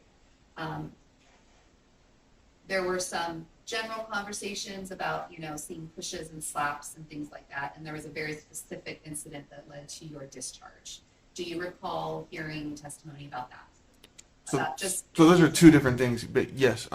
Pausing briefly, but this is important. Allie was so brazen with his abuse, even early on in the relationship, that he did it in public. He felt no shame in what he was doing to Anna, that if she did something he didn't like, he felt no qualms in slapping her across the face or pushing her down, and hurting her in front of others. In his mind again, his actions were justified, and if anyone had an issue with it, they were the problem. Before we go any further, it's imperative that we state here that if someone puts their hands on you in a relationship, regardless of gender, they are willing to kill you. If someone is pushing you, slapping you, punching you, they are willing to probably kill you, and you are not in a safe position. Resources have been left in the description box down below, and I hope you realize that you do deserve to feel safe. For the first thing about me pushing her friends, is everything okay? I'm sorry. Everything okay? It was just some distracting noise. Go ahead. So as far as the friend saying I pushed him, I don't recall these things. Slapping. Her friends? Slapping Anna. I would never do that in public. I never did that. Allie slips up here, obviously, but he absolutely did do that because he is a narcissist. In his mind, the way he loved Anna wasn't abusive, even though he slapped, kicked, and punched her throughout their time together. But because he holds himself in such high esteem, he believes that he never would have been so stupid as to harm her in public, that if he were to harm her, which he objectively did, he would have kept his abuse a secret, which he objectively didn't. To say in court that you would never hurt your girlfriend in public, when you were clearly supposed to say that you would never hurt her in general, is such a massive fucking slip-up that it would be comical, assuming two people had not been brutally murdered, and a little girl hadn't lost their mother. Times later in your relationships where you put your... I have, yes, but I never did that in public. Let me finish my question. Sorry. There were times later in your relationship where you put your hands on Anna. Is that right? Yes. There were times that you punched her. Yes. There were times that you pushed her. Yes. Yes. Yes. There were times that you shoved her. Yes. And that was focused in San Diego. Is that right? Yes. So when you were talking just now about things that you did in distinguish between public and private, those things happened. Is that right? In San Diego? In San Diego. Yes. In your home. Is that right? Yes. Apartment. Yes. Yes. Yes. Yes. We are talking right now. We'll get to all of that. Okay. But right now we are talking about in Japan. Yeah. And at that time in Japan, you just told us that's not something you would do in public. What do you mean by that? I didn't mean that it's something I condone. I'm just saying that they did not witness anything like that. Again, Allie's main gripe here is that her friends are asserting that he abused Anna in front of them, which is something he believes would mean that he's stupid. The idea that he would do this is insulting. even if it is true, and Allie has clearly shown that he cannot let even the smallest insults stand. We've seen this in our previous coverage of narcissists, like with Robert Tellis, whose main defense was that if he were going to kill Jeff German, he wouldn't have made so many ridiculous mistakes. He'd been caught on camera multiple times, and he bled all over the crime scene, and his DNA was found under Jeff's fingernails. But because the plan had so many flaws, and he had made so many mistakes, he contended that he wasn't stupid enough to do that, even though objectively he did. Allie knows that he hit Anna in Japan. He is well aware that he abused her throughout the relationship, but he doesn't like being seen as stupid, or the fact that Anna's friends had good reason not to like him. They literally have no reason to lie about witnessing abuse prior to when they did, because it wouldn't benefit the case. Because it didn't happen? In public. Did you put your hands on Anna? Oh, no, not in Japan, no. So you denied the things that you heard them say, pushing, slapping, leaving handprints on Anna in Japan. Is that right? Correct. Now, we know that there was an incident that led to, or I guess a couple of different incidents that led to you being discharged from the military. Is that right? Yes. And it stems from a single evening. Is that right? Yes. And that was, that occurred in August of 2015. Does that sound right? Yes. So I want to walk through what happened on that night. Can you explain to us how the evening started? Anna had gotten a part-time job at this local bar right outside of the base called Chaos. She was a bartender. So in order to hang out with her, I would hang out there frequently. But we talking about this night specifically? Yes. So they had a special party. It was called a foam party, where they had machines blowing suds and water. The floor is soaking wet. I wasn't prepared for this. I was wearing my sneakers and they were soaking wet. Emerald also was helping out that day for the party. So I had been drinking. There were lots of shots of different kinds, tequila. Yeah, I wasn't very drinking savvy to know like what you don't mix. There was also this Japanese beverage called the Chuhai, which is like a Alka-Seltzer alcohol beverage. I was drinking that while taking shots, and next thing you know, I am spinning. I can't even see straight without the feeling of wanting to throw up. So I just naturally lay my head down on a table. Were you alone at this point at the table, or was somebody else with you at the table? I believe there was somebody sitting to the left of me, but I don't know. But Anna was working, Emerald was working. Those were who I was hanging out with. My buddy Kalen was there too, but he was talking to this girl. So it was just me. And next thing you know, the boss of the owner of the bar is freaking out. Get him out of here! This is embarrassing. He's yelling at Anna. Get him out of here! This is embarrassing. Blah blah blah blah. So Anna assists me to get up and leave the place. Emerald, also assists me. So I can barely walk because if I lift my head, I feel like I'm going to throw up. So Anna had my right arm. Emerald had my left arm. We had to go down a flight of steps that were no grip, just pure tiles. And even the sidewalks in Japan is like maroon, brick-colored tiles, very smooth, no grip. And I slipped forward. And I pulled Anna with me, and she hurt her knees.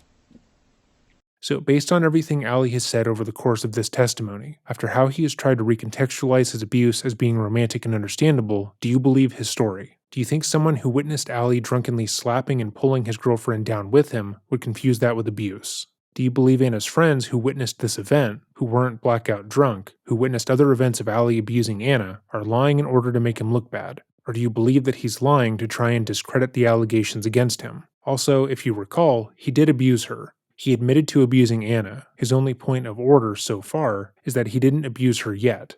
From his perspective, he was an amazing boyfriend to Anna when they were in Japan. Sure, he would yell at her in public, push her and pull her when he decided it was time for them to go, and yes, in his own version of events, he went to her job and got blackout drunk, which caused her boss to scream at her to remove him from the premises. But sure, he was an amazing partner. It was only when they were in San Diego that he began abusing her.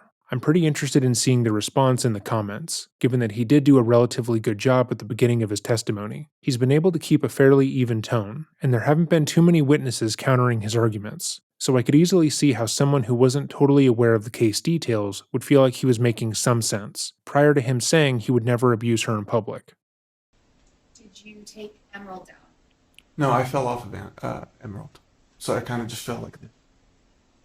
Did you push Anna down the stairs? No, we were past the stairs. This is just on the sidewalk. I slipped and I brought down Anna with me. So you denied pushing her down or dragging her down to the ground that night? No. I mean, I deny it, yes. Did you ever hit Emerald or swing at her at any point at this point? No, so when that happened, I apologized. I'm like, I'm sorry, Anna, I'm sorry. She's like, what the hell? That hurt, blah, blah, blah, blah. Emerald started screaming, you pushed her, you pushed her. And Anna's like, stop, Emma, shut up, stop. Keep in mind, there's a group of military people coming in and out of this bar. I mean, this is a busy street. And next thing you know, it goes from, you pushed her, to you hit her, you hit her. And next thing you know, there's this group of guys walking up to me like, hey, what's going on? I'm like, no, she's my girlfriend. She slipped. They didn't want to hear it. Next thing you know, I'm getting my ass beat by 5 or 6 dudes. I'm talking just left, right. I don't know, left, right, up, down. Every time I get up, they were slamming me on the ground. I mean, I was swinging back to the best of my abilities. But I was so disoriented. I didn't know what was going on. So now there's this whole scene. And I'm talking about 5 or 6 guys. And it's not an exaggeration. Next thing you know, I guess at some point, there was a couple. An African-American couple. And the woman pulls out her phone with the flash. And she starts filming. She goes, World Star, which is like basically what people scream to instigate a fight.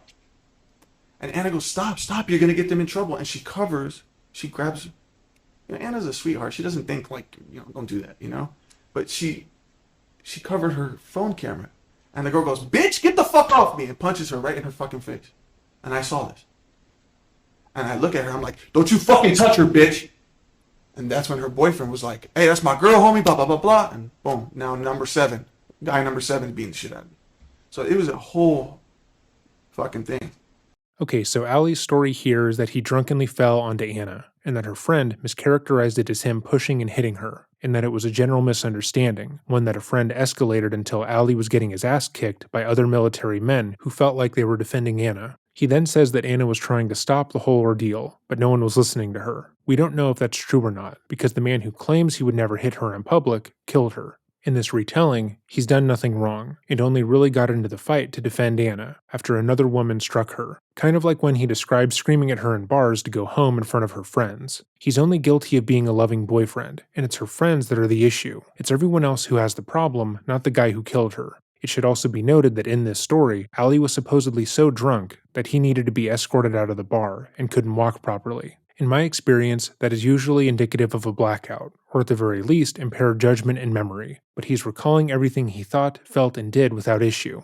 Obviously, he had practiced this story before trial, but he had also practiced this story in his life as well. If Anna's friend witnessed him purposely pulling her down and hitting her, Allie would need to argue against her perspective to excuse what he had done, and make it seem like it wasn't that big of a deal. So in his version of events, everything bad happened to him, and him alone. He didn't purposely get so wasted he couldn't hold his neck up. It's because he had accidentally been overserved drinks at the bar. He didn't want to leave the bar, but was forced to by Anna's boss, who was mad that he was making the bar look stupid by sleeping at a table. He didn't purposely hurt Anna. He just drunkenly slipped because the bar was covered in foam and the sidewalk was too flat. And of course, always a classic, he didn't hit Anna in front of other military men. Her friend just misunderstood the situation and they attacked him randomly because of that, and so on. Everything happens to him, but he isn't responsible for anything.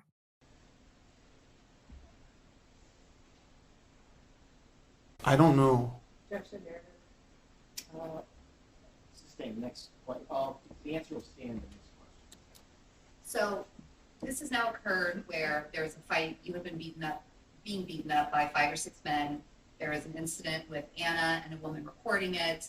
where Anna gets hit by this woman after Anna touched her phone or tried to cover her phone. And the next thing you know, that girl's boyfriend is now in the melee. Is that right? That's correct. Okay. What happened next? At this point, it's too chaotic. My shirt was completely torn off. I mean, I was a mess. I managed to run to my car, which was literally right there. I opened the door, and I'm trying to get the key in the ignition, and these guys opened all 4 doors. I'm literally getting punched from all seats of the car, all 4 doors of the car, and my blood is splattering on the steering wheel. At this point, they backed off a little bit. And I'm looking at Anna, I'm like, come on, get in the car, let's get the fuck out of here, come on. And Emma's like, don't you fucking get in that car, And Anna's just like, what should I do? So Anna hops in the passenger seat. Next thing you know, Emerald hops in the back seat. And this guy that I had never seen the whole night, I knew who he was. His name's Jackie. He's also in the Air Force. Let me stop you there. Is that Jacoria Sims who came in and testified at the trial? Yeah, he identified me. He introduced himself as Jackie. That's what we call him. Okay. So then what happened after now the car has you in the driver's seat? I'm in the driver's seat. I'm trying to leave. Anna's in the front passenger seat? Yes. And in the back now is Emerald and Jacoris. I'll call him Jacoris. What happened next? So I notice Emma's there. And keep in mind, my mind, I'm thinking, she started this. Like, you have the audacity to hop in my car and say, take me home? And then who the fuck's this guy? Where the fuck did he come? I'm like, get the fuck out of my car. I'm screaming. I'm raging. I'm blacked out drunk. Get the fuck out of my car. He gets out of the car. She gets out of the car. He slams the car. It almost felt like it wanted to shatter the window, right? In my anger, I hopped out of the car. I was like, don't fucking slam my door. I walk up to him with my fist raised. I go to take a swing. I slip again. I slip in front of everybody. Everybody's laughing. I never touched it. I never even got close enough to make contact with them. I slipped and fell. It was embarrassing. At that point, Anna got out of the car. I hopped in the car. Police were arriving. Security forces were arriving. I drove off. So he just admitted to being blackout drunk while driving, which is also a crime. But besides that, think about what he just stated. He had narrowly escaped death. He'd been jumped by a group of 6 military men and 1 other black guy. He'd been so badly beaten that his blood had reportedly splattered all over the fucking steering wheel. This was all a basic misunderstanding, though, caused by her friend, who he felt was out to get him personally because she didn't immediately approve of him. The idea.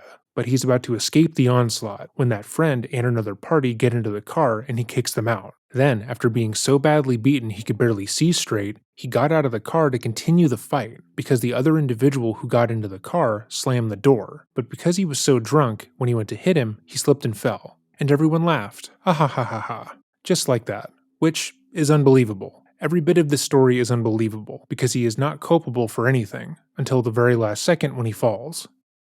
By myself. Did you punch Jacoris? Did you ever land a punch on him? No.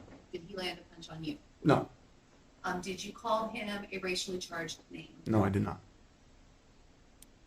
Eventually, you were interviewed or gave a statement to military forces related to this, or security forces related to this incident. Is that right? Yeah, so my phone got a call from BDOC, which is Base Defense Operations Center. It's kind of like, you know where they do dispatch, 911, what's your emergency? It's like that center.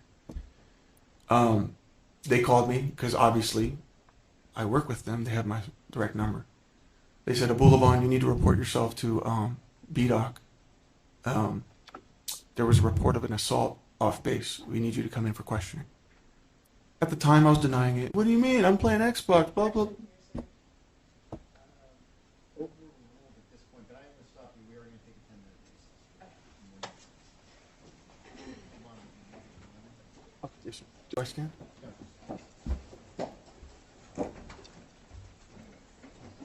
This is where the first bit of his testimony ends, as the judge either stated they needed to take a break or that he needed to hear the attorneys argue outside the presence of the jury. Whatever the reason, Ali is not taking it very well, but let's review what he has gone over so far. Ali has established that he is highly sensitive to any sort of criticism or perceived rejection due to his feelings towards his father. He was made to feel wrong in his childhood for being more like his mother, and as such, reacts strongly when he feels like people don't like him. This sensitivity has led him to being emotionally volatile towards those closest to him, namely Anna, and he feels as if the abuse he inflicts onto others is justified because of his dad. In his mind, it was everyone else's responsibility to regulate his emotions so he wouldn't abuse them, because they of course were the problem. Despite the multiple instances where his mask has slipped during the testimony, and when he discussed how he would never abuse Anna in public, he has kept a relatively measured tone. Again, had someone not known Allie's history or heard the other witness testimony, they might have been inclined to believe his version of events. So let's see if that continues. As far as I was able to find, this is where the footage picks back up, although there is obviously a significant portion of the footage missing. We have reached out to multiple stations that were in the courtroom during the trial, but have heard nothing back about potentially acquiring the footage. I'm unaware what testimony we missed, and apologize for any annoyance that may have caused. It makes me look like the bad guy that I have to tell your friends how I feel when I can just share it with you and maybe you could just bring it up in a way that you're comfortable with. But when it came to her friends, nothing was off limits. She never wanted to say anything to them about anything.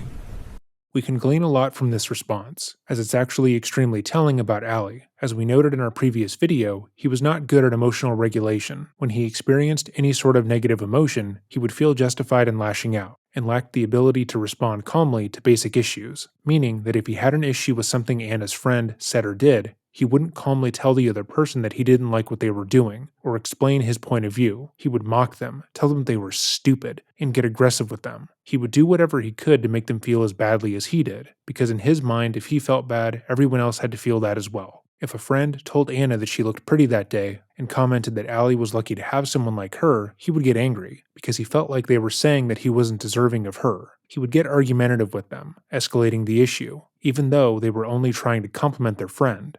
There are ways that you can communicate with your partner's friends without being seen as the bad guy, and there are certainly ways that adults talk to each other while maintaining respect while in conflict. But Allie didn't do those things, because he always felt like he was under attack, and therefore his aggressive responses were justified. But when he explains his perspective, he was calm and poised. He wasn't lashing out at her friends, yelling at them to stay away from Anna. He was just being a good boyfriend and a husband, trying to make things work with the woman that he loved. All he wanted was for Anna to explain how he was feeling for him. That way they could understand that he was just a good guy. And his insistence that Anna never did that is wrong. Anna, like most victims of abuse, would validate the abuse at first. Her friends testified that she hid most of what she was going through, but had defended him for a long time. She would concede that he was controlling, but she was in love with him. She thought he was generally a good guy, and she would try to defend him when they pointed out that he really hurt her. The issue was never that she didn't defend him. The issue was always that abuse is indefensible. If you've ever had a friend or a family member that's stuck in an abusive situation, then you understand that it takes a significant amount of time and deprogramming to get them to see the reality of their situation, that it feels like you will witness moments that a person should never be able to come back from, and that still won't be enough, because the abuser will convince their victim that they are sorry, or that they really did deserve it. But we've already gone over one situation where Anna has been abused by Allie, in public, where multiple witnesses affirmed the same story, that being that he struck her on a night out. But Allie's version of events is entirely different. In his story, it's all a big misunderstanding, and everyone who keeps saying otherwise is simply out to get him. Meanwhile, Anna is stuck in the middle and doesn't know what to believe. On the one hand, her friends are certain that he did hit her on purpose. They all relay the same story, and they tell her that she needs to leave. But on the other hand, she doesn't want to believe that the person that she loves would ever do that to her, that he would be willing to harm her, especially not in public. Even though their relationship continued, her friends never forgot that. They knew that Allie was abusing her, and they saw through the veneer that they would put on for the rest of the world, and they were ready to support her when she would eventually leave. Even if Anna defended Allie, her friends were never going to forget that he hit her, and they were never going to forgive him for doing that. So that was I'm sorry. During this time, you guys were still living together, but had there been discussion between the two of you that somebody should leave, somebody should move out? Yeah, we were getting worse. The way we were talking to each other, and she would start saying things to me like, "I don't need you. You don't do shit for my life. Everything we have, I got it. It's from me. I don't need you. I don't need you." And that's very. It hurts to hear that, to be told that, because I don't want her to need me. I want her to want me, you know? Pausing again, but obviously they are now discussing living in San Diego, when Anna would have been saying this, meaning that she would have been, even by his own statement, being physically abused by him. Of course, she had been abused the entire relationship, but even in his own version of events, he would have already begun assaulting her, and yet he tries to characterize her wanting him to leave their home as being hurtful towards him. Sure, he did hit her, but she told him she didn't need him and would be fine without him. Somehow that is worse. Obviously, it's not, but that's genuinely how Ali feels about the situation. If he feels bad, if you make him feel bad, he's allowed to hit you. He's allowed to yell, scream, cry, punch, shit all over the fucking floor, whatever this guy needs to do to make you understand how he feels, it's totally normal, which obviously is horrifying. But basically, I started to feel like, and I had this saying that I would keep saying to her, it's like, I feel like you're putting me on the shelf. Now it's no longer, what should we do as a family, me and my husband and my daughter? No. I mean, I would come home from work and the weekend is already planned with her girlfriends. You know how many times I wanted to take them to Disneyland? Objection, narrative. Overruled at this point. Next question. Ali has been consistent that his main issue with the relationship and with Anna is that she was too outgoing and social. She always had people who wanted to see her, who she could go out with, and it made him feel like he was less of a priority to her. But there are easy ways to fix that problem. First would be communication. Even though Ali is discussing this calmly, he refused to communicate healthfully in the relationship. We know this because he fucking killed her. There is no better example than that, but we also know this based on his previous testimony about the beginning of their relationship. Anna was always social. She was always going out and bringing him with her. That's how he met her, and that's one of the things that drew him to her. If that was antithetical to what he was looking for in a wife, then he obviously should not have pursued her. But that's what he wanted. Ali pursued Anna because she was sought after, because everyone loved her, and he hoped that by being with her, he would be viewed as valuable to the people around him, which is crazy because he was Jin Kid on TikTok. But by doing this, he would no longer feel like he'd been left behind, and that he was now a man, worthy of respect and admiration from his peers. But alas, that's not what happened. Her friends immediately sensed something was off about him, and their senses were confirmed when they witnessed him physically abuse their friend. But when they tried to protect Anna from him, he would feel as if they were trying to get in the way of his relationship, even though that's what a friend should probably do. Additionally, at this point, all of Anna's friends were well aware of how abusive and controlling Ali was, and didn't enjoy hanging around him, which he knew, meaning that if he was to go out with Anna and Amira, it would be uncomfortable for him. If Ali wanted to spend more time with Anna, to be a more active, present, caring partner, he could have done that. He could have shown up for her, gone to therapy, worked on himself outside the relationship, all with the intention of being the person he had presented himself as early on in the relationship.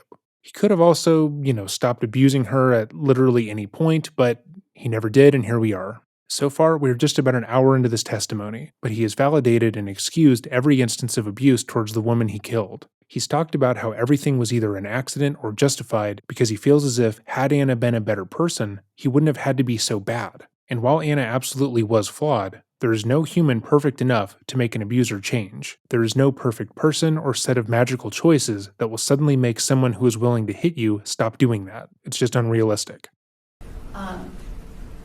On this particular day, on September 8th, when Anna called the police, you heard Anna explain that she was trying to take your stuff out of her suitcase. Do you recall that, hearing that on the body-worn camera? Do you recall hearing that? Yes.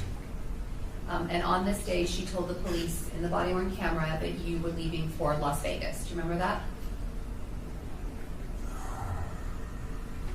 I think I was going to stay with my mom for a little bit. And Anna explained to the police that the fight was about you trying to leave with your stuff in her suitcase. That's what led to the altercation between the two of you. Is that right? Yeah, I mean, the argument was just getting out of control. It was in front of my daughter. I had noticed that Anna had started to behave. She started saying some very nasty things in front of our daughter, such as, "That's not my fucking daughter, that's your fucking daughter. I don't want her anymore." Let me stop you there. I asked you a very specific question. Sorry. We're going to get into the contents of the day. Do you recall having that fight with Anna as you were trying to leave to get she was taking your things out of her suitcase? Yes, I tried to leave because I wanted to remove myself from this situation. And you told her that you were trying to leave? Yeah. Was she telling you that she was going to be the one to leave? She said that a few times, but she made no attempt to actually do it.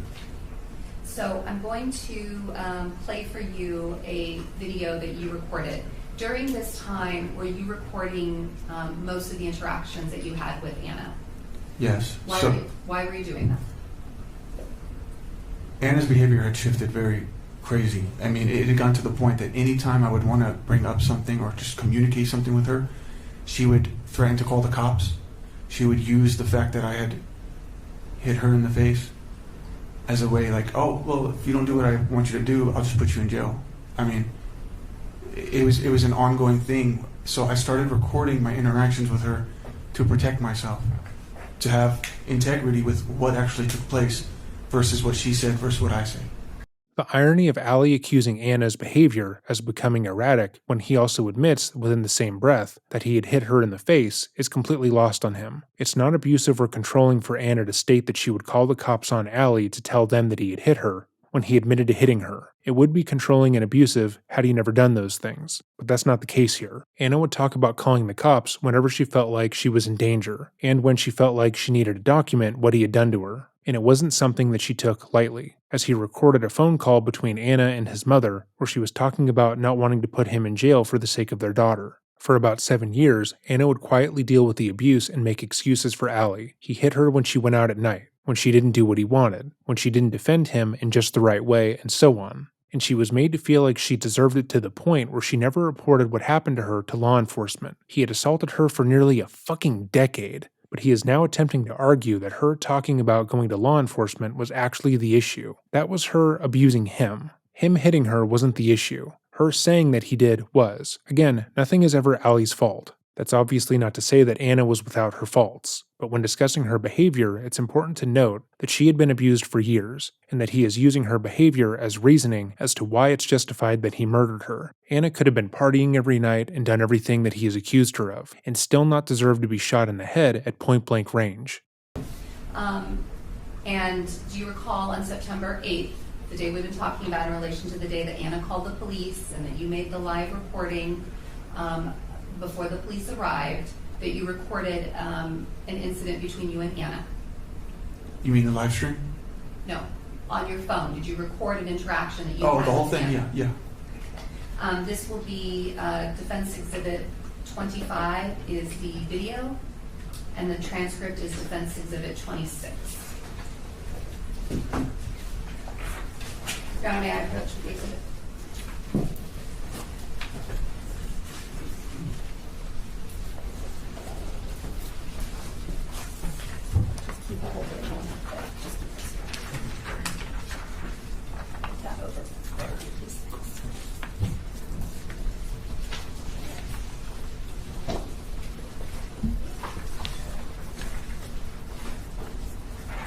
Okay, so this video was recorded on your phone prior to a physical altercation that occurred between the two of you, right? Yes. And prior to Anna calling 911, Right. and prior to you recording the live stream TikTok that we watched, right? It was an Instagram live. Oh, sorry. No, I just want to correct it because everybody keeps saying I uploaded it to TikTok. I did not do that. It was an Instagram live that someone screen recorded and they uploaded it to TikTok. That doesn't make it any better, or make him live streaming his arguments with Anna any less deranged. As we stated earlier and showed examples of, Ali would often live stream on TikTok and Instagram while doing cocaine. He would do impressions, respond to his fans, encourage them to sign his petition on change.org to have him play Tony Montana in a Scarface prequel film, which who hasn't? But he was doing this all the while doing cocaine in front of his daughter. He liked live streaming because it gave him immediate gratification, because his followers would tell him how much they loved his sketches, and he took that to mean that he was famous. When he went live, there was always someone in the chat saying they looked up to him, that he saved them through his comedy, and that he was the most handsome man they'd ever seen. As his relationship with Anna began to fall apart, he tried to mobilize his audience against Anna, because she wasn't behaving the way he wanted her to. He would talk about how she wanted to go out, how she was a bad mother, and how he deserves someone better than her, even though he only wanted her in the first place. And when he felt really bold, he would live stream their arguments, because he thought his fans would immediately take his side. Recording someone's behavior for your own protection is one thing. Had Ali not been abusive to Anna, and she was making those claims against him, it would track that he would want to record all interactions to defend himself. But it would also stem to reason that he would not be safe in that relationship, which, as we know, is how Anna felt. But that's not what Ali was doing. He was recording Anna for his social media because he wanted to manipulate her into staying with him and make her feel as if she couldn't leave. So if her reputation was effectively tarnished, and if he made her feel as if no one else would want to be with her, given the allegations he had thrown against her, she would stay, simply because there would be no other option. Council, let me interject here. You have unknown date on on here and actually know the date. That's correct, Your Honor. It's September 8th. All right, so I just wanted everybody to know that. Thank you. Again, these are not evidence, it's the recordings that are evidence, just so everybody would remember that. Your Honor, I just want to object to the last statement, that's speculation. Can you read back the last statement? His last Which statement. last name? Oh, his last name.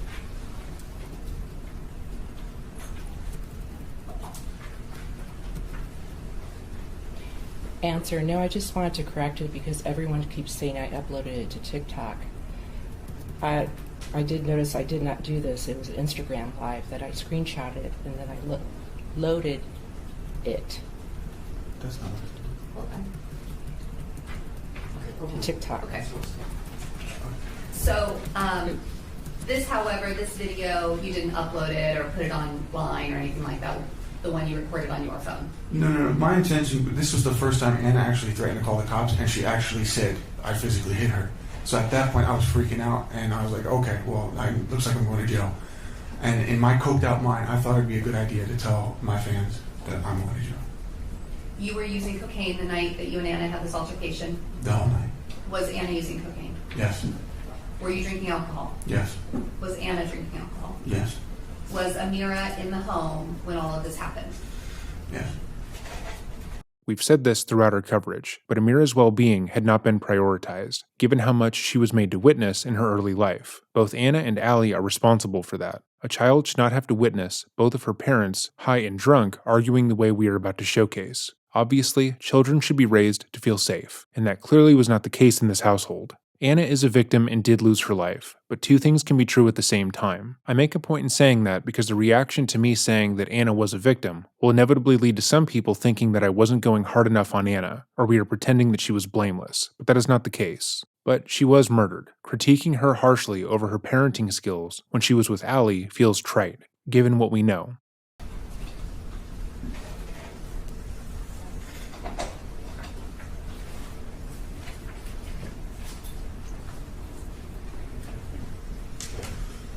I'm just trying to get my phone back already. Pausing again, Anna stated she wants to get her phone back from Allie, meaning that they are discussing the night that Anna went to their neighbor's house because he took her phone to prevent her from calling the police after striking her. There's no direct evidence as to what happened prior to the video being taken, but given Allie's history, I am more willing to believe that he had harmed her prior to the start of filming. Either that or I can message someone. Just come in. Which one is it? You're not going to break my laptop either. You're not going to break my laptop? Okay. So Allie stays silent while Anna continues to state she wants her phone back, then goes to her laptop and states she's going to message someone to come and get it. He then goes to her, grabs the laptop, and takes it away from her. There's a loud sound, so I'm unsure if he dropped it on the ground and broke it, like she says in the clip. But if so, he just filmed himself destroying her property. At the very least, he's taking her property in order to prevent her from leaving and getting help, which is in line with what she would later report to the police. He is documenting evidence against himself, but he doesn't seem to realize that. Oh, man. The irony. He's scared that he's going to get cheated on, but he's not cheating. The irony of it all. Anna then states that Allie is scared that he's going to be cheated on, but he is the one cheating. In the testimony we have been made privy to, this had not been addressed, so let's discuss it now. Allie would routinely accuse Anna of cheating, and was constantly starting arguments about what she was doing and who she was with. At the same time, Allie would buy escorts and sleep with other women, because he felt as if he were justified. In his mind, Anna wasn't giving him what he wanted, so he was allowed to do that. It should also be noted that even though Allie is not saying anything on the footage so far, he is still following her around the apartment. She's calmly walking through their shared space, talking about how he is cheating and how she wants her items back. Instead of disengaging and removing himself from the environment to get some air the way he said he did earlier while on the stand, he is following her room to room, silently recording her. This isn't a de-escalation, and it is not in line with what he said. It's annoying and purposely aggravating, like when someone puts their finger in your face and repeats that they aren't technically touching you. It's meant to irritate the other person and to make them react negatively, because the other party wants to harass them. All fucking done in my house. That's my charger. That's mine. That's mine. Your charger's in the car. Sorry. No, it's not. Your charger is in your car. You only have one charger, sir. The irony of Allie telling Anna that she has his phone charger when this argument is about him withholding her phone and taking her laptop is a lot. I have two. There's a charger right there on your freaking thing. Why are you touching mine? This is my charger. I need to charge my phone. Your charger is in your car. You only have one charger. And you're using it in your car. Don't take Amir's phone either. That's my phone. That's my iPhone too. This is your daughter's phone. Sorry. I just need somebody to pick me up. Look how lame you are. Yeah, I'm not coming back either. Yeah, take your daughter, bitch. I'm not taking your daughter. That's your daughter. You're the one that said you wanted to leave me, right? I've had her for Go 1 week. So this is not in line with what Ali said earlier. And although it's still horrible that Anna said that Amira was not her daughter, in context it makes more sense. Ali stated that he began recording her because she started saying wild things, like how Amira wasn't hers and that she didn't want her, but that's not exactly what happened.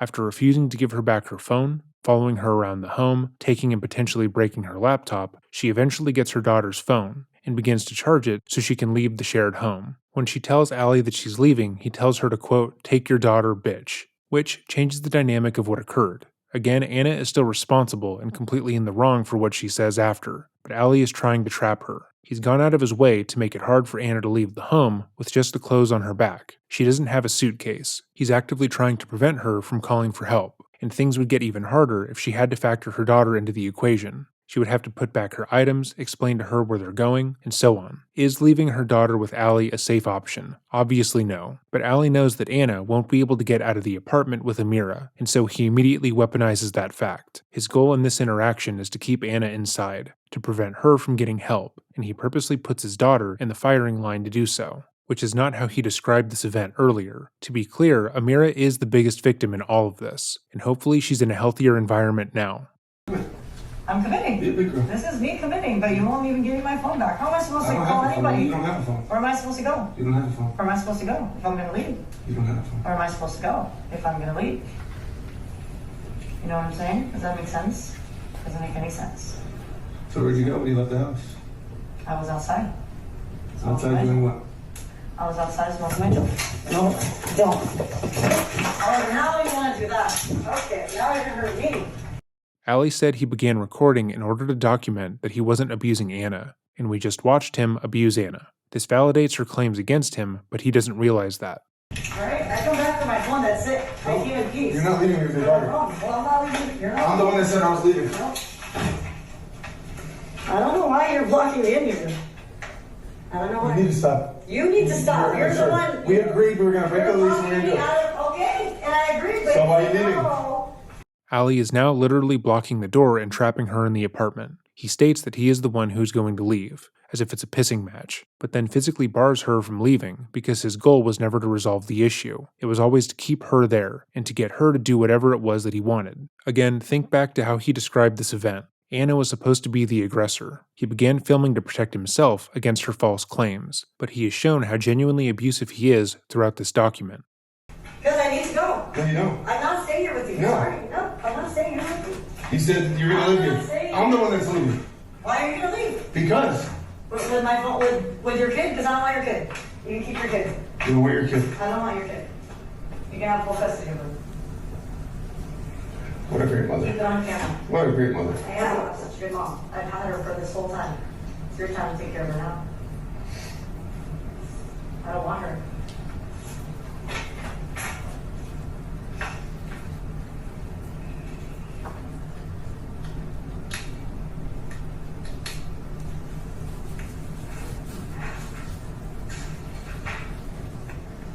You don't even have a heart for your daughter. It's just to see you act like this. You don't. This is a wild response from Ali, given what we've just seen. To be clear, what Anna said is uncalled for, cruel, and unjustified. That is clear. But Ali clearly thinks he just obtained the ultimate gotcha. Right after Anna says she doesn't want custody of Amira and that he can take care of her, he goes quiet, because he knows that that clip can be weaponized against her. Never mind that he's taken or destroyed every electronic device that Anna owns in order to keep her in the apartment, or that he just filmed himself assaulting her. In his mind, this lone statement is enough to validate everything else he has done. He goes quiet for a good amount of time before using that statement against her. He was attempting to provoke a response from her, and he got one. You want to keep her. So I don't know what you're talking about. I am not capable of raising her. You're not capable of taking care of your daughter by yourself, right? I'm not. Okay, I'm not either, sorry. And I guess she's gonna have to fucking get foster child. You're a foster child. You're not capable of taking care of her. I'm not either. I can't afford it. jail. What happened to the roommate, huh? Yeah, it's gonna be Luke. Luke will come live here. You like, Julia. you like Luke? Luke and Julia will live here. We can have parties here all night long. Yeah, you gonna bring Luke to my daughter? Yeah. What a great mother. She loves Wow. Luke right here. You see Luke all the time? She loves Lucas.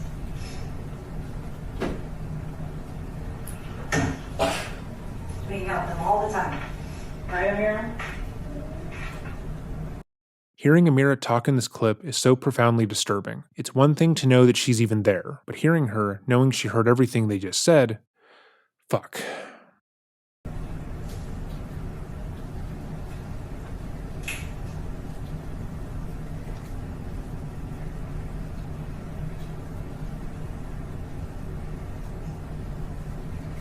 I don't know, you're just a reporter. You look like a crazy person. You're the one walking the door. I can't leave. You have my phone. You're stealing my phone.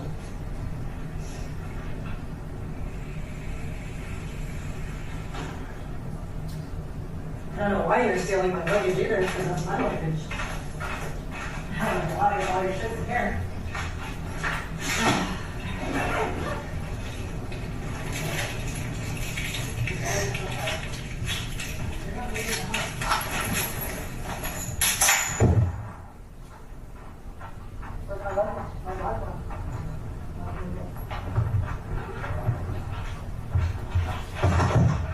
Yeah, you're gonna kill me? No. Huh?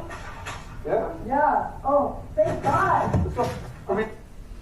And the clip ends with it sounding like he assaulted her a second time, so that in no way supplemented or validated his statements, even though it was presented as if it would. Again, Allie claimed to be filming because Anna was making false accusations against him, and stated she was going to call the police in order to get him arrested for domestic violence. However, we saw him assault her at least once in that clip, as well as taking her electronics, potentially breaking them, and barring her from the door. And not once in those clips did she say anything about calling the police. All she said was that she needed to call someone to come pick her up. She wanted to leave, she needed a ride, and he didn't want her to do that. The only thing that clip validated was that they were both willing to weaponize their daughter's well-being against each other and talk about how they didn't want her in front of it, which is horrific. But that clip did nothing to make Allie look any better, or make his actions against her look validated. She wasn't overly emotional, she wasn't screaming at him, or threatening him with false accusations and trying to intimidate him. She was calm and walking away from him, and repeatedly stating that she just wanted to leave. All he's proven is that he was the aggressor.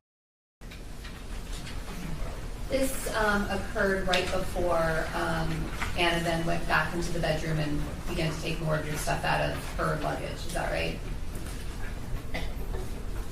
We had like a tug of war with the luggage, and then she started whipping things out, and yeah. And then what did you do next? I tried to yank it out of her hand. I couldn't do that, and so I pushed her harder than I intended to, and she fell. Well, she was already on like her knees, so she scraped her knees based on the rock tiles. But I pushed her back. I didn't mean to push her that hard, but she hit her head on that end of the bed. And then So he did assault her another time, and Allie is now, years later, attempting to justify that abuse. In his mind, what he did was okay, because when he shoved her, he didn't mean to shove her that hard. It was an accident. Not because he didn't mean to hurt her, but because he wouldn't have hurt her that much. This, of course, is a lie. Allie knew his strength, and he intended for Anna to be harmed. That is why, obviously, he harmed her. If Allie didn't intend to hurt Anna, he simply wouldn't have put his hands on her. People do it every day with no effort, but Allie wants you to forget that. He wants you to hear that his wife said those awful things about his daughter, which he then repeated and said himself, and thinks that she deserved what happened to her. He wants you to believe that he only hurt Anna in defense of Amira, even though he can also be heard on that recording stating he doesn't want custody of her in front of her. know that she called 911 to report that there had been violence in the home, right? That's right. And she told police on that 911 call that there were no weapons in the house. Is that right? Yeah. But there was. Your gun was in the house, right? Yes. Where was it? In my safe, in that closet. The same safe and the same closet that was identified by police when they went into the home on October 21st? The same closet where they found the case of my Glock, but the safe was moved to To my Jeep. It was in my Jeep on that day. Got it. Now, Ali, this was on September 8th. As you described, this was a time where the fighting and things were getting worse. Yeah, so with that, there was a back and forth of, you should leave, no, I should leave, no, this, I'm going to leave. She told me she's going to have roommates. I mean, she kept saying, oh, Luke and Julia, and I just thought she was bullshitting, you know, I just thought she was just trying to get under my skin. But the back and forth had gotten so much worse, and we were talking like that in front of our daughter. I mean, granted, I was feeding into it, I wish I hadn't, but I wanted to remove myself from the situation.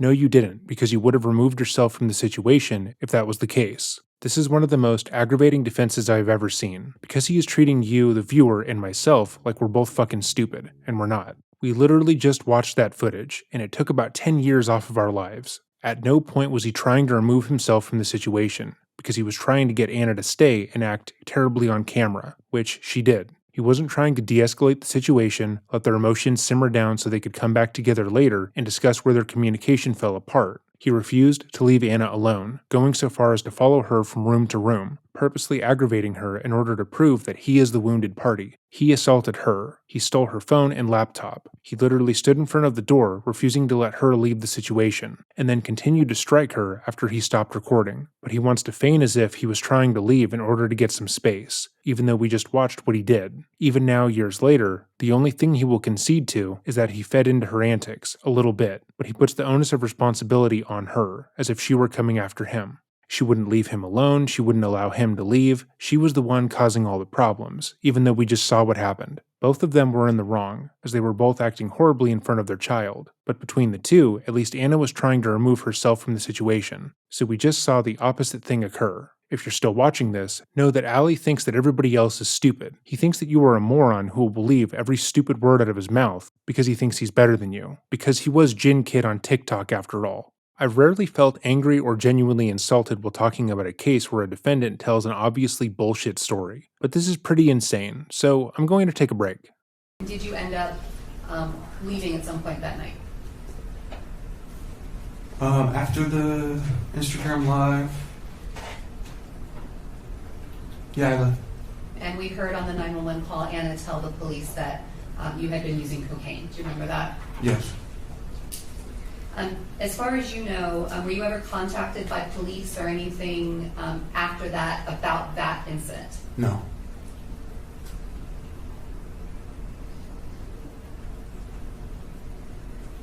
After September 8th, did Anna return, well, did you return to the home at some point after September 8th? Yes. And were the two of you still living together in the home? Yes.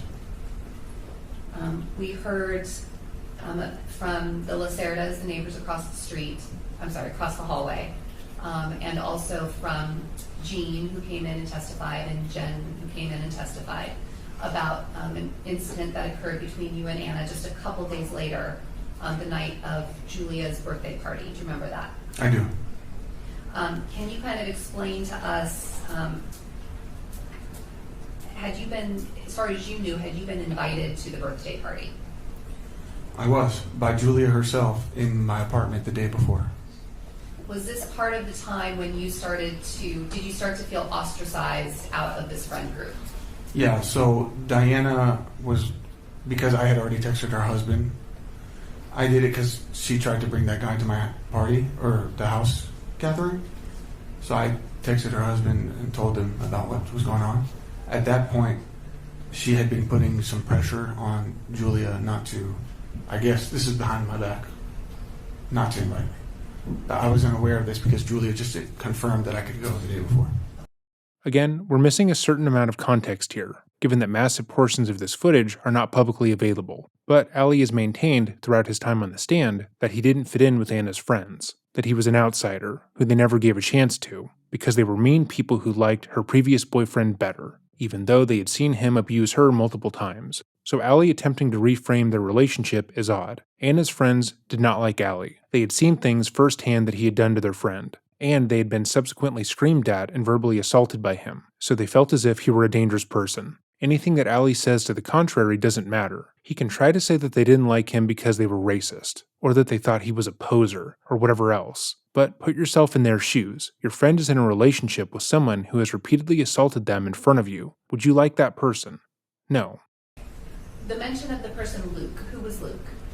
Luke was a guy that Julia was seeing on weekends. Had Anna ever said to you anything about that she was interested in having a relationship with Luke or being with Luke?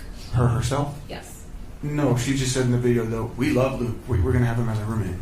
So what Allie doesn't seem to realize here is that Anna having a guy friend or a male roommate doesn't immediately express sexual interest or desire. We already know that Allie was deeply insecure. He viewed Anna as a prize, and because of his own issues of self-worth, was constantly terrified that she was going to leave him for another guy. Any man was considered a threat, and if Anna so much as even engaged in a polite conversation with one of her friend's boyfriends, he would accuse her of trying to cheat on him. He just said that Luke was seeing one of Anna's friends, meaning that unless she was willing to no longer be friends with someone she'd been close to since middle school, she was not going to start a sexual relationship with that person. But that didn't matter to Allie. In the interview we went over previously, Allie stated that as long as Anna was his, no other man was allowed to touch her, and that included men that she wasn't going to be intimate with as well. He presented this as being normal, as if what he's saying and demonstrating is how every man would feel in that situation, but that isn't true. If you're watching this right now and think he has a point, then you probably don't view your relationships in a healthy way. The person you are with is your partner, someone you should trust and care for, not somebody you should feel ownership over. They should be someone you want to functionally work through life's issues with, to be there for, and to grow together with. I think it's crazy I have to explain this, but Allie has always described Anna as a possession, something that he had sole ownership of. She was like an animal that had to be trained. And even his defense in court is that had she just done what he wanted, when he wanted, she would still be alive today. But continuing on. Had Luke ever threatened you? The night of Julia's... That night of Julia's birthday party. Okay. So prior to getting, eventually you went to the birthday party, is that right? I went to the hotel. Okay. So before that happened, you and Anna were back in the house. Was Amira there too? Yes. Okay, this was on sometime either September 11th or September 12th. Does that sound right? Yeah. And were you and Anna having an argument about this party? Well, everything was going fine. It was about that time where we're going to call the babysitter, and we were going to get dressed and get ready to go. I hear Anna on speakerphone with Julia speaking in Tagalog, which is the Filipino language. And she's like rummaging through clothes and she's getting dressed. She goes, oh, by the way, you're not going. Who said that to you? Anna. Like last minute. I'm like, well, what do you mean I'm not going? What are you talking about? They don't want you there. Oh, by the way, it's just a girls' party. There's not going to be any guys. So at this point,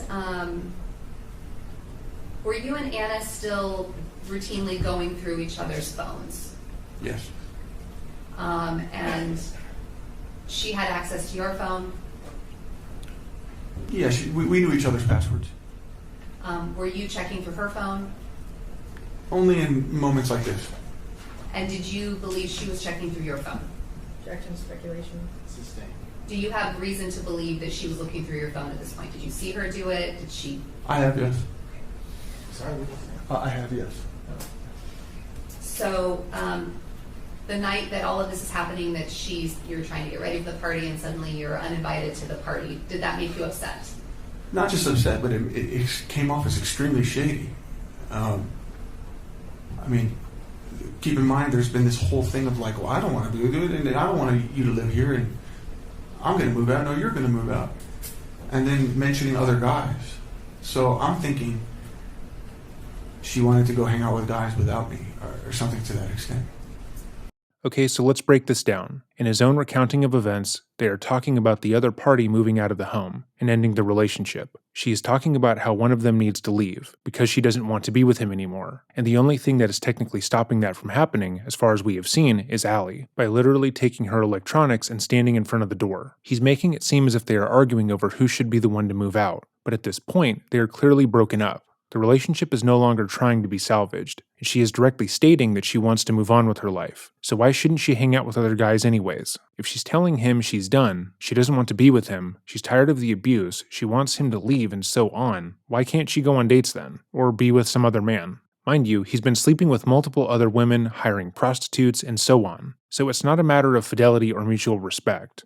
Allie simply doesn't like that she still has agency. and is choosing to be without him. He needs her to mourn their relationship, to feel horribly that she's losing him, but she's not giving him the satisfaction. Moreover, it makes sense as to why Anna's friends wouldn't want Allie to come to their party, and Anna would say that it would only be girls attending. Allie has just showcased how jealous he can be, so why would Anna ever want to be honest with him? If he already doesn't trust that she isn't going to cheat on him, even when the only men that she's going to be around are her friends' boyfriends, how could she feel comfortable enough to tell him the truth? Even now, when he just confirmed that they were not together, he can't fathom the idea that she would be going with and interacting with men in a non-sexual manner. So This was an incident or situation where you were recording, again, your interaction with Anna, is that right? So when she told me it was a all-girls party, before I did the recording, I actually contacted Gene. I called Gene on the phone, on speaker. I was like, hey, are you going to Julia's birthday party? He goes, yeah, dude, we're all on the way there. We can't wait to see you. Anna hears this. It doesn't go along with what she was just telling me. And she goes, help, help, help. And I hang up and I'm like, what the fuck are you doing? And that's what started the recording and all that. That's what preceded then you beginning to record this interaction with Anna. Yeah, because I knew things were going to get a little rocky.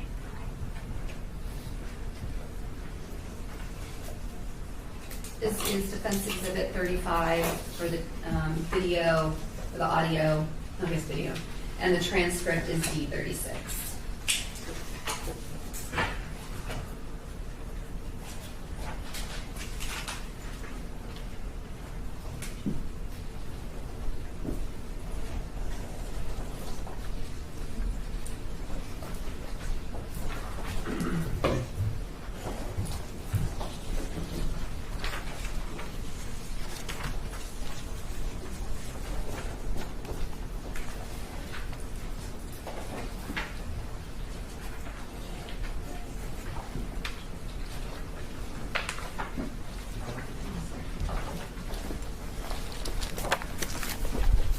In advance of getting ready to attend this party, were you using cocaine? Yes. Okay, what about Anna? Yes. Okay. So when we're watching this, you had used cocaine during this interaction or before it, is that right? Yes, I had gotten into the habit of using it regularly.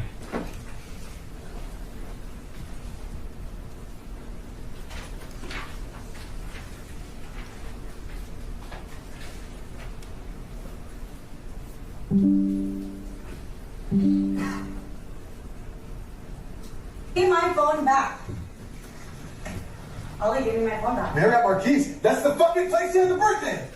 Yeah. Oh, so you're going? I'm not going. Luke's gonna be there. I told you we're going to the hotel, dumbass. Yeah, this is the not after there. party, and you're going. Pausing quickly, again, this is evidence that his own lawyer is showing the court, evidence that is supposed to be helping the case, but it immediately contradicts what he claimed earlier. He said that he began recording because Anna began to scream for help when he caught her in a lie, that he had been on the phone with another friend. Then he found out she wasn't being honest, and she began to feign as if he had begun to attack her, but as we can see, that's not what's happening. Allie has once again taken Anna's phone and is screaming at her for lying about the party being an all-girls event. Is this a lie? Of course it is. But does it make sense why Anna wouldn't want to go to a party with her abusive ex-husband, who is refusing to let her leave the relationship? Also, yes. Is it understandable that she wouldn't want him to think that other men would be coming to the event, given that he flies into a jealous rage frequently? Also, yes. Allie was not someone who Anna could safely communicate with. He didn't trust her in the most basic sense, which meant that everything could turn into a violent altercation. So why would she ever be honest with him? Why do you think I can bring a kid? Yeah. Nobody's there but girls, you stupid fuck. And why did Luke show up? So dumb. Why would Luke show up? Why would you secret this on So me? dumb. Oh yeah, you're gonna fucking take a video of me while I'm in here. Yeah. You know what? Give me my phone. I'll tell Julia to call security to make sure. No. Security You can can call. call. Yeah. Because your friends are fucking No, sneaky. you don't even know her room number, so. Sorry. Enough, Ollie. Enough! Ollie, enough! You know, fuck this shit.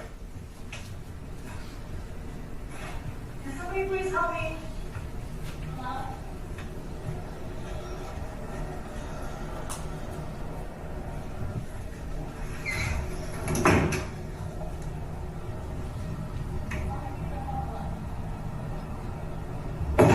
Ollie! Stop. Leave me the fuck alone! Stop. Give me my fucking phone back! I'll give it to you in 5 seconds. Give me my phone back! Close the door. I'm hurting my fucking finger! No, no, not. You're hurting my finger. Move your finger. Give me my phone back. Then move your finger. No, give me my phone back. Swear to God, if you shut this, my finger is fucking gone. It's already shut. Ali! Your finger's not in here.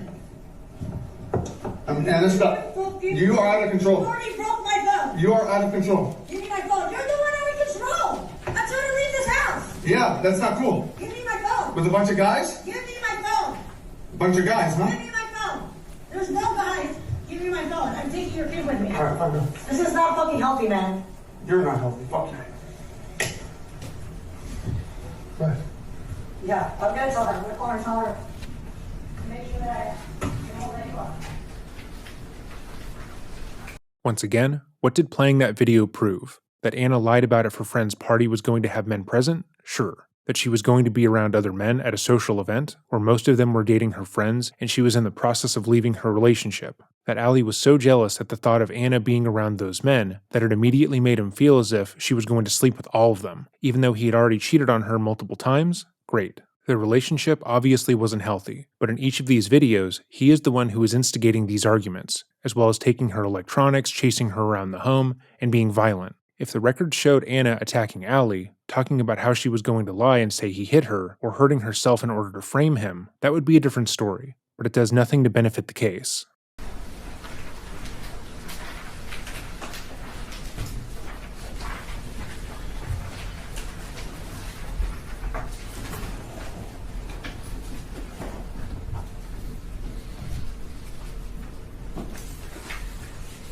Right after this video was taken, what happened? She started telling me that she wanted to take my daughter to the party, which that was even stranger to me. Because I knew that if there's going to be guys and women there, that there's going to be drugs and alcohol. That's not a place for a child. Well, then the child shouldn't have been allowed in the home, given the fact that you would live stream yourself doing coke right fucking next to the child. Amira shouldn't have been around drug use in general. That should have been a given. But Ali trying to frame his deceased ex-wife as being a horrible parent because she was going to bring Amira with her to a party is illogical, given the fact that he admitted minutes before to already being high when he began filming and doing drugs in her presence. He's holding Anna up to standards that he doesn't meet himself, and he's hoping that the jury just somehow forgets about that part. In his mind, Anna has a responsibility to their child, but not him. Amira was more or less a means to attack Anna and force her to stay with him. So I started barricading the front door, basically saying, "You're not taking my daughter, you're not taking my daughter." She tried to, get past me. I tried to block it, and eventually I pushed her, and she hit her face on the fridge. So Ali is now recontextualizing him assaulting Anna as being him protecting his daughter. He didn't want her to witness the drug use, despite him doing coke in front of her in the hours that led up to the altercation. So he barricaded Anna in the home, and when she tried to leave, he pushed her into the refrigerator. Also notice how he describes how she wasn't injured. She hit her face on the fridge. Not I pushed her into the fridge, not I hit her, not she fell into it. She just randomly hit her face. She did it. But most importantly, not Ali. It goes back to the earlier statement, where he said he didn't mean to hit her so hard. Sure, it might have been his fault technically, but somehow the injury was still her fault. He mistakenly hit her harder than intended, but that wasn't on him. If she hadn't lied about the party, if she didn't want to hang out with her friends by herself, if she didn't want to remove their daughter from the situation, then everything else would have been fine. But that's obviously not true. Was Amira there? Yeah, in that moment, after I pushed Anna, my daughter ran up to me and started punching my leg. Did you hit Amira? No. I got on my knees and I said, "No, Mama, stop. I'm sorry. I'm sorry. Let me know in the comments if you believe Ali when he says he apologized to his daughter for hitting Anna. Because we do not. Because why would he apologize? He is clearly not of the belief that he did anything wrong here. He is testifying years after this event, and he is still pinning the majority of the blame for his abuse on Anna. So why would he ever apologize to Amira? He doesn't believe he did anything wrong here. And Anna getting hurt was just another accident. So why would he ever get on his knees and say sorry to his own daughter? And then at that moment, Anna darted out of the front door and banged on the neighbor's door. So this is the incident that we heard the Lacerdas talk about when they came in to testify. Yeah, when she banged on the door, I was barefoot. I wasn't even dressed. I ran away. After this, We heard testimony from Jean and Jen that they went over and took Anna and Amira to Julia's birthday party. Do you remember that? I did not know that they took her to the party until I came back to the apartment. The only reason why Jean and Jen were involved was because I had just got off the phone with Jean. He confirmed that they were going to the party. I called him and I said, bro, I'm so sorry to trouble you with this, but I pushed Anna. I feel really bad. Can you please just go check on her real quick before you go to the party? So him and Jen went there at my behest to check on Anna. And I was driving around thinking that... Objection, speculation as to why Jean went there. Well, you had a phone call with Jean after this happened. Yeah, I literally called him. And you asked him to go check on Anna. You explained what had happened. Yes. And we heard Jean testify that he went to the house, right? Mm-hmm. Is that a yes? Yes. You don't know whether there was another phone call from Anna to either of them because you weren't there at the house anymore. Is that right? No, I don't. You then went back to the house and realized that they were gone. Is that right? Is that what you were saying? Basically, I thought she called the police on me. So I'm sitting there thinking at some point I'm going to get a phone call. I remember texting Anna saying, can you please tell me what's going on? Do I need to talk to the cops? Do I have to turn myself in? Kind of tell me what's going on. What'd you do? No response. So I went and did like a little drive around the building. I didn't see any cops. So I went back to my apartment. It was empty. The little blue cart that we used for our groceries was gone. So I assume Amira was in that and they left together. You knew where this birthday party was happening. I knew the hotel, but not the actual room number. Did you leave the apartment to go to the hotel location? I did. What happened when you got there? I saw Jean, Miko, Claire, and Jen walking out of the hotel. And they looked really mad. I pull up, I'm like, hey, what's the fucking room number? What's the room number? I'm screaming. And I'm like, Gene, why aren't you answering my calls? What happened with Anna? And he's drunk, he's pissed, his face is red. He's like, you are a fucking asshole, you fucking pushed your wife, and you got me involved in this shit. And Anna didn't even want to fucking call the cops, she just wanted to go to the party. And I just got punched in the face by Luke, we're fucking leaving. So. Did the police show up at the party? I called the police at one point. That night? Yes. Why did you call the police? Endangerment for my daughter. Just so you were following, it was not endangerment when he did coke in front of Amira, or when he assaulted Anna numerous times in her presence. It was only endangerment when Anna was somewhere he couldn't get to. He had no issue with Amira being around people who were drunk and doing cocaine. Hell, he didn't have an issue with her being around drunk, coked out people with loaded guns, given the fact that he did this all the time himself. But when Anna was in an area he couldn't get to, that's when he became ultimately concerned for his daughter's well-being, so much so he needed to call the police. Amira was a prop, a tool for Allie to use in order to control Anna. He didn't care about her, he just wanted to make sure Anna wasn't able to do anything without him. We also skipped past the portion of the footage where he left the apartment because he thought Anna had called the cops on him. When she left the apartment to get help, he ran, because he knew he would be arrested for assault given her injuries. So he left his daughter in the apartment and went on the run. But as we mentioned, Anna was always wary about calling law enforcement on Allie. According to videos he took of her, she didn't want her to see her father go to jail. So the only time she talked to law enforcement was when she felt like she absolutely had to. But Allie didn't have that concern. I wanted them to do a wellness check. So I talked to the hotel staff. They said, I'm not allowed to go. The elevator, you have to have a key or something. They were not going to permit me to go to the actual... They wouldn't tell me what room number it is, and they weren't going to permit me to go. At that point, I mentioned my daughter's safety, and I just wanted a wellness check, so the cops did a wellness check. This level of back and forth fighting,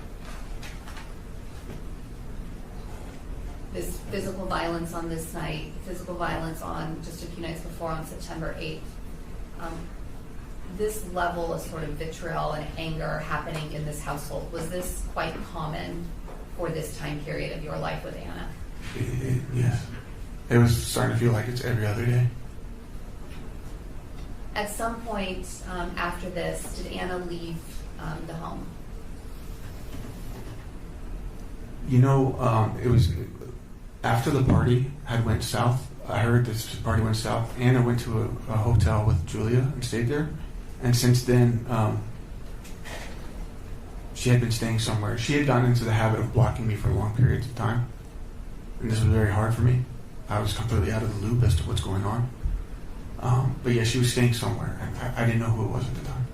I didn't know who it was at the time. Little bit of a Freudian slip there. Like with Ali stating he would never hit Anna in public earlier, Ali accidentally showcases how he viewed Anna's fight for her own safety. After Ali admitted that he assaulted her, then showed up at the hotel she was at, Anna took Amira and stayed at a hotel in the area. Ali had obviously been violent for years, and she took the opportunity to remove herself for her own safety, but Ali can't even conceptualize that she wasn't with someone else during this time. It's entirely unbelievable that she would be at a hotel, just trying to get away from him for her own safety, and not with another man, because he doesn't view what he did as being wrong, and he certainly doesn't think that he is dangerous. He just got finished talking about assaulting and stalking her, but it's inconceivable that she would simply want to be away from him without being romantically involved with someone else. He also frames her blocking him as being a childish act of malice, even though, again, he had just physically assaulted her. Her not wanting to be near him is completely understandable, just not to him.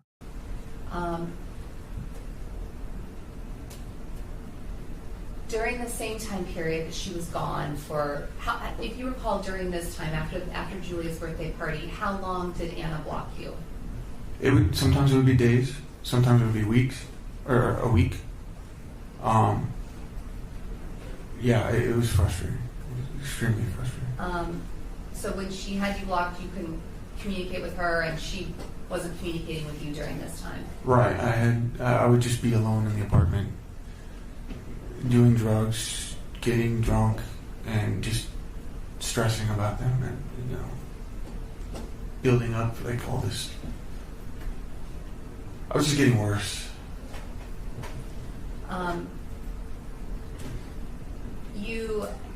Anna began to communicate again with you, unblock you at some point, is that right? Yeah. And the two of you were texting back and forth, and then we know that the detectives ended up downloading your phone and Anna's phone, is that right? Yes. And part of what was involved in that download were text messages collected between you and Anna. Yes. And it was also during this time period that you had a contact with a woman by the name of Ashley Sanchez. Yes. Before the contact with Ashley Sanchez, so between September 11th and 12th, and the contact with Ashley Sanchez, when Anna would unblock you and would have contact with you, what was her demeanor like about the state of your relationship with her? She was very nasty, very short. I would say things, Anna, it's been 3 days. How could you do this? Where have you been? Where's Amira? What's going on? Talk to me. Are you coming home? Can we talk about what's happened these last few days? No. Just completely just... Oh no, guys, Anna didn't want to talk to Ali about going back into the apartment where he had just assaulted her. She was being such a bitch when she wouldn't tell Ali where she was, after he pushed her into the fridge during an argument. I also want to clarify that that's the only thing he admits to in this instance. It's much more likely that the assault was worse, but we can never know for sure. It's not like Ali is going to be honest about it. Ali is basically trying to reframe Anna justifiably being upset at Ali as being unreasonable. She didn't want to talk through how he abused her with him, which means that she is the problem somehow. Him repeatedly assaulting her, barricading her in the home, stealing her electronics and all that, totally normal. But the moment she leaves and doesn't want to engage with him, that's unacceptable. Short, and she would say strange things like, just focus on you. Go see other people. I'm like, what are you talking about? No, I don't want to see other people. I want to see you. And I'm like, wait, does that mean you're going to see other people too? And she would never answer. I mean, Oli, you had just heard her, Yeah. right? On 2 different dates, close in time to each other. Yeah. And in this time period, I mean, she's blocking you and unblocking you and talking to you. Did you think that this relationship was over? No, I just knew she was hurt. She was angry. I was failing with my responsibilities. I just knew that things were getting bad. I never thought that this would result to any kind of breakup. This is a really illuminating statement because it shows just how he saw his own actions. He admitted to not thinking that anything he was doing to Anna would lead to them not being together. He cheated on her, then assaulted her, then posted live streams where he demeaned her and more, but he fundamentally didn't think that would ever be enough for her to leave him. What Allie would do to Anna, what they would do in front of their daughter, was horrific. He had abused her throughout the 7 years that they were together, and it had gotten worse because of his dependence on cocaine and TikTok notoriety. She had also begun to call the police on him, despite her initial hesitancy, and he still believed that nothing he was doing was something that she would ever leave him over. And when she eventually did, that was seen as being unreasonable. In his eyes, she left him, not because he was an abusive, insecure narcissist who would lash out at her constantly, but because she was just a bitch. When she was telling you things like focus on yourself, go be with someone else, what did you interpret that to mean? I took that as she was trying to hurt me. That she was trying to make me think that she's done with me. You were at some point in your apartment and you met Ashley Sanchez. Is that right? Yes. At the time, did you know her by Ashley or did you know her by a different name? No, she told me her name was Nikki. Tell us about that encounter when you first came across Nikki in the elevator. I think I was just coming back from like a gas station or to grab an energy drink or something. And I was in the elevator alone with her. She was like sniffling, like kind of tearing up in the corner. I asked her if she was okay. She told me, yeah, just boyfriend issues, and I just moved here, I'm fucking exhausted. I said, oh, okay. I get to my floor, and as I'm walking out, I turn back at her and I go, I tap my nose 3 times, which indicates like, do you do blow? Do you do cocaine? And she goes, yeah. And I'm like, do you want to come over and hang out for a little bit? She goes, oh, fuck yeah. And then immediately follows me to my apartment. While you were in the apartment, what were the two of you doing before anything became physical between you? We were sitting at least one cushion away from each other. We were just talking like friends. I poured her a glass of wine.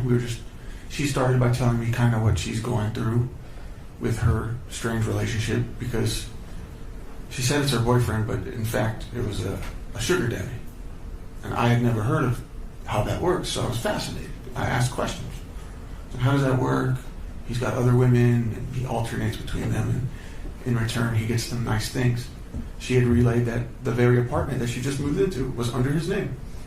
So I was fascinated with it, and she told me about how one of the girls is jealous. She wants the guy to himself, so she's shutting her out and won't let her get her stuff back. So I'm like, oh, that's strange. You should get your stuff back, you know? I was just consoling her. And then eventually I told her what I was going through with me and my wife. It wasn't like I was just making it about me. It was a fair exchange of what she's going through, what I was going through. And it was cool. We were really hitting it off. We were just laughing and talking. There was nothing sexual about it. Pausing again, but think about what he just said. He invited a stranger of the opposite sex into his home. He poured her a glass of wine. Then they did cocaine, and they discussed their relationships and the issues therein. But apparently, there was nothing sexual about it. Now, besides that sounding like somewhat of a date, ask yourself this question. Would Allie be understanding of Anna doing the same thing? If she was comforting a male neighbor who just moved into their apartment building by doing cocaine and drinking wine, would he have been able to view that as completely non-sexual? Or would he have immediately accused her of cheating on him and then assaulted her? And I asked her, I said, so with the whole, I went back to the sugar daddy thing. I was just curious. I was like, so are you have to be like on demand, or like how does it work? Do you have to be there? Do you spend the night? She interrupts me and she goes, do you want to have sex with me? And I was taken aback. I'm like, sure, why not? Yeah. And then that's when she goes, oh my God, I forgot, I'm on my period. And I'm like, all right, okay. But then I suggested, I'm like, you could go take a shower if you want to. She goes, okay, great. She gets up and goes take a shower. That doesn't sound real, but okay. At this point, the court adjourns for their afternoon recess. So the following is where the testimony picks back up. Mr. Abulaban, where we left off was talking about you and Nikki were in your apartment, and she asked you if you wanted to have sex, and you said yes. What happened from there? She got up, she took a shower. I didn't bother her. I stayed in the living room. She came out naked, and we started kissing. And I quickly realized that there was an issue. That because I had been doing coke, I would not be able to maintain an erection or obtain one. So you mentioned that you'd asked Nikki if she did blow, and then at some point you guys did do cocaine together. Yes. In addition to the drinking. Yes. And so because of that, you were not able to maintain an erection. Is that something that had happened to you before because of the cocaine use? Yeah. Once you couldn't do that, what happened next? I got a little frustrated because it was embarrassing. At first I was thinking maybe we should just call this off, but then she suggested a full body massage, and she said she'll take me to her apartment so that we could grab some things that she wanted to grab. So she took you up to where she lived? Yes. Did you go inside her apartment? I did. Was her roommate home? Yes. And then you left her apartment and went back to yours? Yes. After that, how much longer were you and Nikki together? More than an hour. When she left your house, did the two of you exchange numbers or in any way have any more communication that day? I think at some point during that night when we were talking, we followed each other on Instagram, and then she gave me her number. But at the time when we left for the night, or when she left for the night, she was disappointed, obviously. So. Because you weren't able to have sex? Exactly. So after she left and you stayed at your apartment, Anna was not at the home during that time. She was living either at a hotel or with Claire at this time. Yeah, I wasn't sure exactly where she was. On September 17th, just probably either close in time or the same time around there, you and Anna were communicating on text message, is that right? Yeah. And you had had some sort of meeting with Anna on September 17th. The two of you got together. Oh, on base? Do you remember being on base with Anna? I think I met up with her at a Starbucks, with her and Claire. On September 17th, you were communicating over text message with her about a lost badge or base pass. Do you remember that? Yeah, so this was when I found out she was staying with Claire, who lived on a Marine base, and Anna needed a guest pass issued by the military.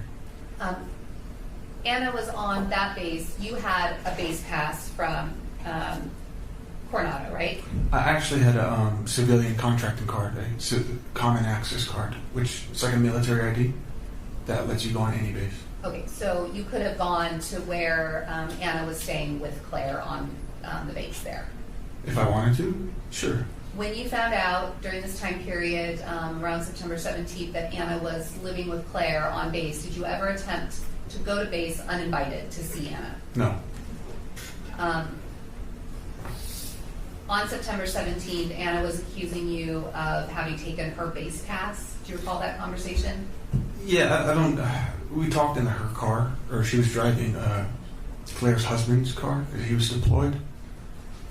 And at some point after we talked, she accused me of taking this base pass, which I didn't even know she had. Did you take the base pass from her? I did not. Allie scoffs and shakes his head at the accusation, as if the very idea that he would steal one of her possessions with the express purpose of keeping her from leaving him is ridiculous, even though for the past 2 hours of the testimony, we've seen multiple examples of him doing just that. It's completely conceivable that he hid or destroyed her base pass, because in his warped mind, she would have to come back to him. And then there was a string of communication where she was saying how much she hated you and didn't want to be anywhere around you. Do you remember that? Yeah. Was that the type of conversation that you were having with Anna during this time period? Yeah, it would be frequently like that. September 21st, moving forward a few days, do you have in front of you a black binder? Yes. Yes. And in that binder, do you see a series of tabs? I do. If you could turn the first tab and let us know the date that's written on the top of a series of text messages there. Would it be 9/22? There should be one for 9/21. Oh yeah, that's where I'm already at. Oh, okay, then Yeah. just stay right where you are, Yeah. okay? This will be Defense Exhibit 41. Will be a CD of text messages.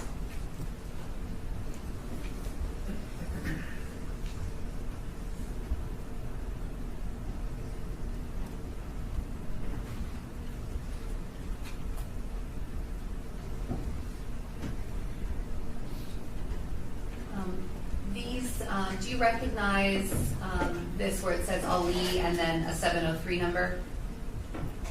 Yes, Is that your telephone number? that was.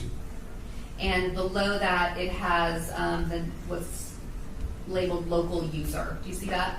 Yes. Okay. Do you understand that to be Anna? Yeah. This format of text messages is not the same format of text messages that we saw introduced as your text messages with Anna during the People's Case in Chief. Do you see that they look different? Right. This looks like a PDF extraction. And so when you're looking at this, do you understand that this is a conversation that you had with Anna? You see the date of 9/21/2021 at 8:49 a.m. Is that correct? Yes. And this was the start of a communication. You were getting ready to go where? In just a couple days after this. Was this is the 21st? I was invited to go to Miami to meet one of the actors from the movie Scarface. And so we see that this is after the September 8th incident over the suitcase, and you're asking Anna, may I borrow a suitcase before Thursday, right? Right. I didn't want another incident where she'd get mad. And there was continued communication with Anna's asking about a big one. And then there's some more communication on this page about the suitcase, right? Correct. And then there's a discussion about that you're flying out on Thursday. And Anna asked you how many days you were going to be there. Do you see that? You can both look up here or you can look at the binder in front of you. Is it okay if I look? Sure. Okay. And this is all about the travel to Miami and how long you were going to be there for that trip. Is that right? Right. I'll yeah. Because at the same time, you were supposed to be going back to work in this time of September. Is that right? Right. You were supposed to go back September either 20th or 21st. Yeah, I extended it a little bit. And so this conversation is that you're telling Anna how long you're going to be in Miami, and she's asking 9:21 at 8:50 a.m. whether your work knows. Right. Okay, so that's in reference to whether your work knows you're going to be gone all this time. Is that right? Yes. And Anna then says, wow, 4 days. And you were telling her how many videos you're going to be making and that you did, in fact, tell work that you were going to be gone for this period of time. Correct.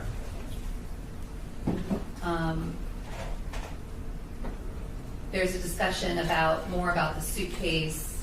And then originally Anna was sort of okay about the suitcase, but now after this work conversation, she's saying, I'll see about the suitcase. It has all my shit, right?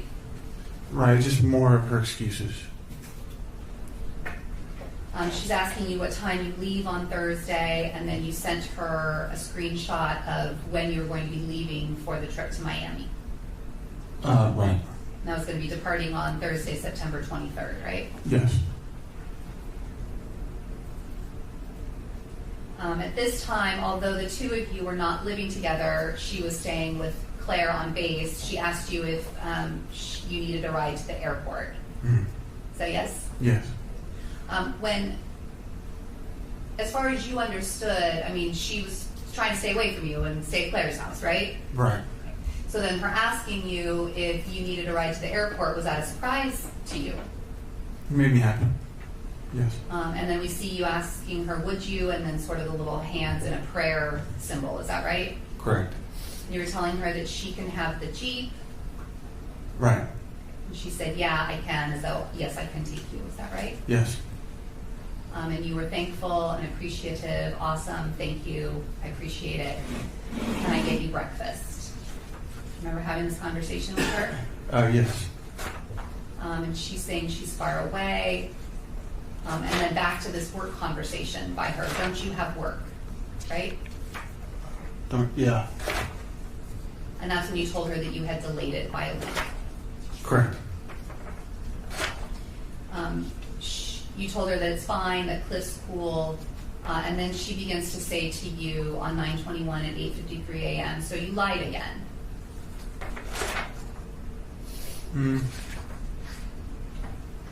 Oh, yeah.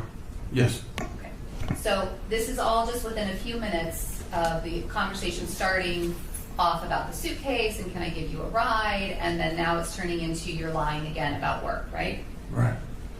She's telling you really need to stop doing that, lying about shit. Yes. And you're apologizing that you didn't want to upset her. Right. Okay, so why would not telling her that you'd extended your work leave by a week, why would that upset her? Well, I mean, I'm the only one making money. I'm the only one that has a job. And one of the arguments was that she wanted me to go back to work. She had thought that I'd taken my mental health short-term disability too long or something along those lines. So, Ali was on a mental health disability leave from his job, but has it seemed like he actually used any of that time while on leave to get any help?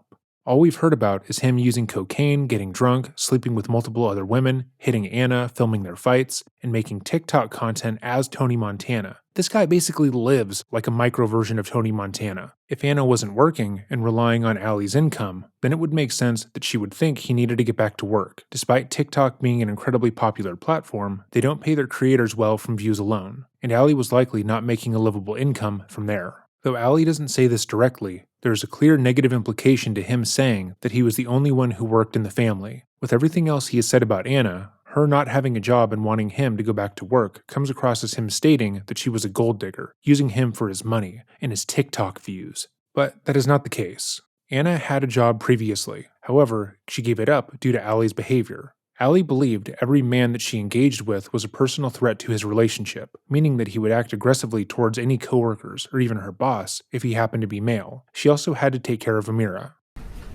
And then she continues to say to you that it's not okay, that it's about the small stuff. Do you see that in the messages on 9/21? Yes. Continuing to then ask you, WTF, like what the fuck else you lying about, right? Right. You say nothing, and then she says, I swear to God, you do anything stupid in Miami, I'm out. Is that right? Right. You tell her that most white lies, you end up ratting yourself out. Correct. She's accusing you of already going behind your back and shit. IDK, WTF, you do.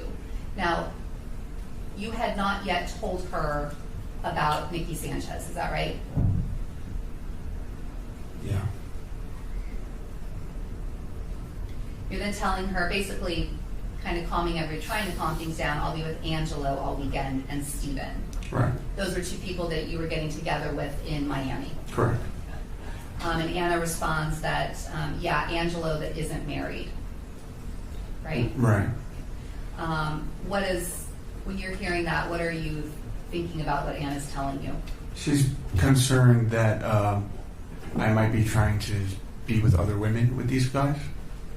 So even though the two of you on 9/21, she's living at Claire's, you're at the house by yourself, she's already told you to go see other people, she's sending you messages that you're interpreting them as though she's worried about you doing something in Miami. Is that right? Yes. You tell her that Angela has a girlfriend, and then Anna tells you, whatever, I'll let you figure your own shit out, have fun. Is that right? Yes. There was a lot of communication on this day about you trying to get Anna to come with you on this trip to Miami. Right. Had you already told these people in Miami that Anna was going to be there on this trip? Yeah, I had mentioned that I would like to bring her. And then more communication about, trying to convince Anna to come to Miami with you. Is that right? Yes. You're offering to buy her a ticket. Is that correct? Correct. And then she responds, just drive the Jeep to the airport, right? Right. So previously she'd asked you if you wanted a ride, and now she's saying you're on your own, you take the Jeep to the airport. Right. She did this a lot, where she would promise me something, get me excited, and then shut it down. Okay, but that isn't what happened here. Again, there are plenty of things that you can criticize Anna for, but after she said she would give Ali a ride to the airport, she caught him out on a lie. It wasn't a big lie, but it was enough that it upset her. She seemingly was more open to reconciling with him, before she was made aware that he was still lying to her. It's fairly easy to follow, given that they are reading their text thread aloud, but he interprets everything as being a trick or a game. She only offered to take him to the airport to get his hopes up. She only unblocked him to taunt him. She only went to stay with her friend to make him miserable, etc. In our previous discussions of domestic violence cases, it usually takes a significant amount of time for the victim to properly untangle themselves from their abuser, and on average, it takes about 8 attempts for them to fully leave. Their minds have been warped by abuse, and usually they will romanticize the time they shared with their partner, remembering all of the good times, even though the bad times almost killed them. Anna had been with Ali for nearly 8 years. They had a child together. Leaving was never going to be a quick and easy thing, but for him to view this interaction as her being unfair to him is nonsensical. Immediately. You're telling her that you would love for her to come with you, and then she's saying, I don't want to take you, to be honest, and I have plans, meaning what to you? Basically, to my understanding, she's just trying to be salty, but like it's slang for like vindictive. She's trying to. Objection, speculation. That's the sting. Well, the effect that it's having on you. It's playing with my mind. And so when, she's just in the course of, I don't know if it's been less than 10 minutes, this text communication, now we're back to she's not taking you to the airport, you're on your own, right? Right. It's this constant ongoing push and pull of where we stand. Again, Ali is complaining about how erratic Anna was being. Meanwhile, he has already slept with one other person, not including the other people that he slept with before Nikki, and has been physically abusive towards her. Her not acting in a rational manner is small potatoes, comparatively. How he describes both of their interactions during this time is extremely telling. He'll give himself the benefit of the doubt, even when he is physically attacking the woman he purports to love. He will even go so far as to blame her for the assaults. Meanwhile, her rescinding her offer to take him to the airport is her being callous and cruel. There's an insane double standard about how he talks about their actions. You tell her that you'll just take an Uber, and then you say you just faked on me in less than 10 minutes. Right. Is that how you were feeling in that moment? Yes. She's saying that you're the biggest liar that she knows, and she doesn't know why she tries to be nice to you when all you do is fucking lie. Yes. You're trying to tell her that you're not lying about anything. She's sick of all of this. You're so fucking fake. I knew it. All you say to me is a lie, and then enjoy your trip, right? Right. And then at 8:57, you send like a sad face, and then a few moments later, can we get breakfast? My treat.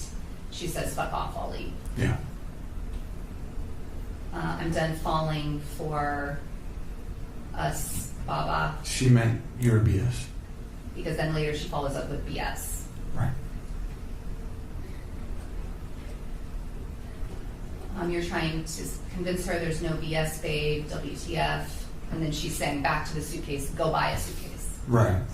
Is this sort of indicative of what's happening in this relationship at this time, this kind of petty ride to the airport, suitcases, things like that? All the time. You're asking her why she's so mad, and you're telling her that you should have been honest about Monday about work. Oh, yeah. And that you agree and you apologize. You told her that I just didn't think it was suitable to mention that when we were talking about bigger things. Right. What were the bigger things that you're referencing here? I was referencing how important this Miami trip would have been for taking my brand or our brand to the next level. This is someone who saw my work, my portrayal as the man he literally starred with in this film 40 years ago, and he reached out to me to tell me he loves what I do and he wants to meet me. And Anna was there when he sent us that video in my DMs saying, "You're a great Al." You know, it was a very special moment. There's even a video of it, of us celebrating. To be plain, Ali being reached out to by another actor who was also in Scarface would not have brought his career to the next level. His interpretation of his career is incredibly flawed, because his brand was doing sketch comedy on TikTok. He was not an actor. He was not getting attention from the other people in the industry in a way that would have transferred into mainstream recognition or success. And the fact that he thought that at all shows how little he understood about the industry in his own career. There are plenty of people from social media who are able to transfer their careers from their phones into more mainstream ventures. There are plenty of actors who have gotten their start making sketch comedy online, but it takes a considerable amount of time and effort, and Ali had not done any of the work to make that possible. He hadn't even found a way for his sketches to make him any sort of income, so his idea of what was going to happen on his weekend trip to Miami was far-fetched, to say the least. So the bigger things is sort of this idea that you're going to Miami, it's a big trip for the Gin Kid brand, and it's important to you, and at some point it was important to Anna, is that right? Right, I mean, bigger things for our future. She's saying, nah, IDK you anymore, nah, I don't know you anymore, is that right? Right. And she's accusing you of going out every fucking night with different people, right? Yes. And you act like you've changed when you can't even tell me one small truth. I'm over this shit, IDGAF anymore. Yes. You're responding to her that you told her the truth, that she's just making problems. Mrs. Julia's party is all girls. Was this in reference to the incident about 10 days before about Julia's party being only, when Anna told you Julia's party was all girls only? Right, I was basically throwing it in her face. She's hypocritical. Or she was being hypocritical. Ali trying to state that she was being hypocritical when he has been nothing but this entire time would be laughable. But 2 people are dead and 1 girl is left without her parents. And Anna's continuing, we were talking about being honest and you were lying. You told her, I'm always honest. What else are you always about? Ollie, don't bring stupid shit up. I didn't even know. So that's Anna talking about she didn't know that Julia's party was going to have guys and girls. That's right. You're continuing to tell her that you're not lying. Please don't start our day off like this. And she's continuing to accuse you of blatantly lying to her face to get her back. Right. And this is all still lying to get her back about the work start date? I think she was saying basically about the whole Jude. So the feed cuts out for 45 seconds. The following's where it picks back up. I was trying to start the conversation. She's continuing, I'm not violent, I just fucking hate liars. Who would lie about small stuff? Please don't talk to me again. IDGAF what you do in Miami. I don't want to do this shit. I'm over it, to be honest. Have fun with yourself. You then were continuing that, on this conversation we were supposed to come, we were going to have a nice time, we were going to make videos, you know how big of a deal this is. Yes. Again, continuing with you're happy to buy a ticket right now, just say the word. It could be our little getaway. I would love if you came, Walla. What is Walla? It's Arabic for I swear to God. You're telling her that neither of you have ever been to Miami. We should go, experience something new. Can I buy you a ticket, please? Is that right? Correct. Now, she's not responding to any of these messages, right? Right. And then you're continuing, let's do it. I found a ticket. Let's get away for a bit, please. Is that right? Correct. She's telling you, please leave me the fuck alone. Ali, let's cut the BS. You go out almost every night. You follow all these random girls every day. Then you have the nerve to call me and tell me that you love me. So we see from her at 9:14 this text message about you follow all these random girls every day. Is that related to girls on Instagram? Yeah. Yes.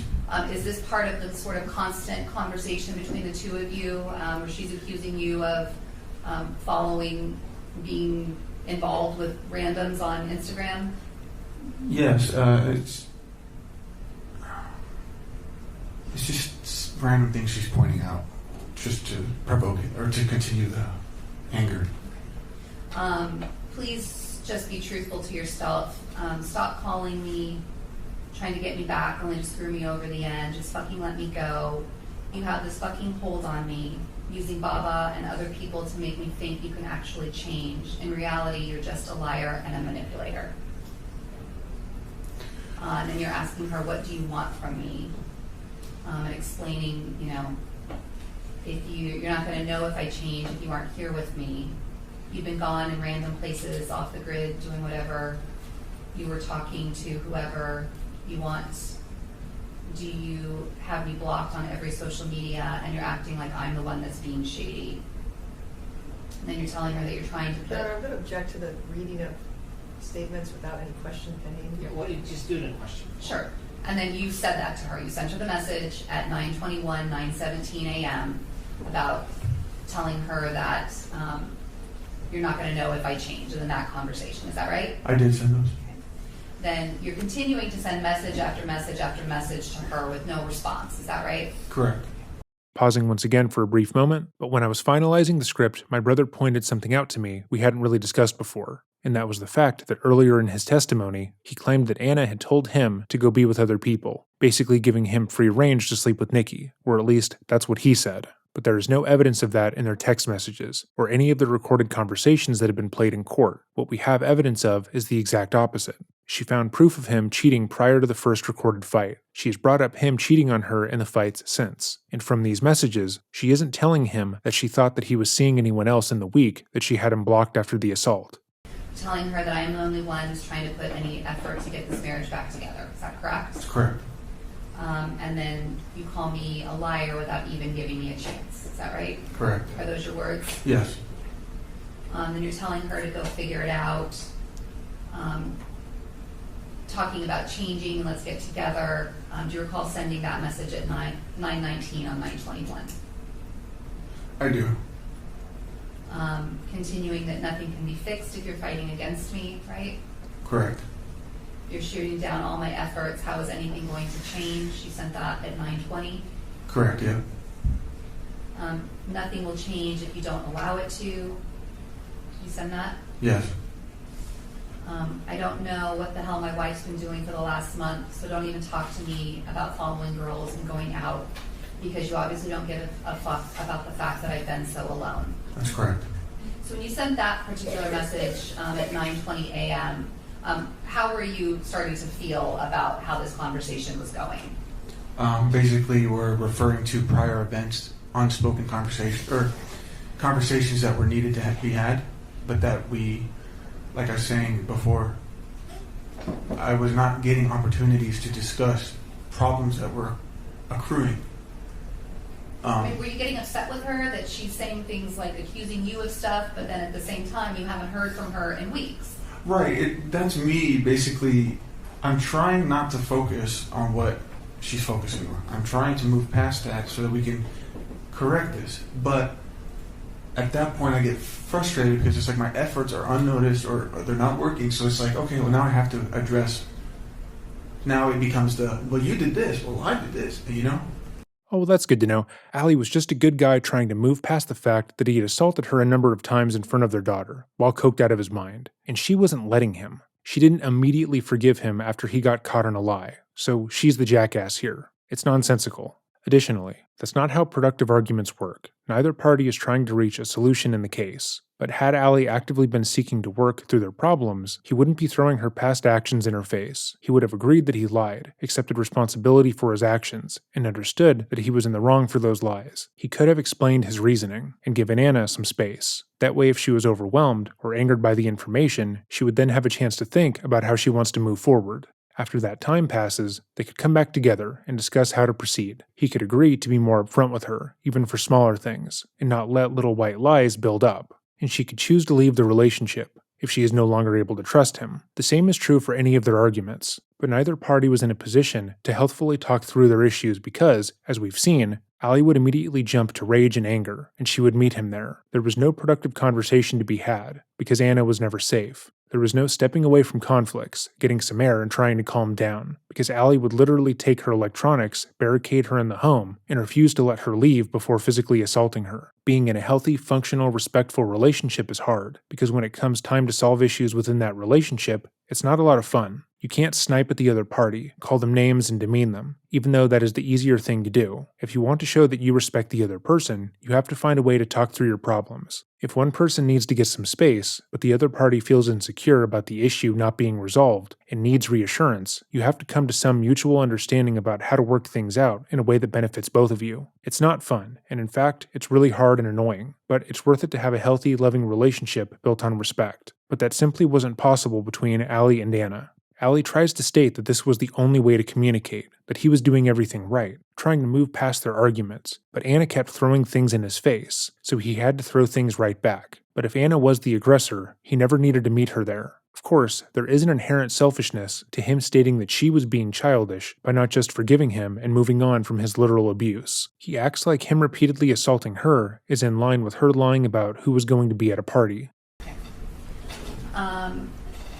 You told her at 9:21 a.m., if you want to keep stringing this little argument along, be my guest, but I'm only trying to fix things and I don't see anything wrong with that. Is that right?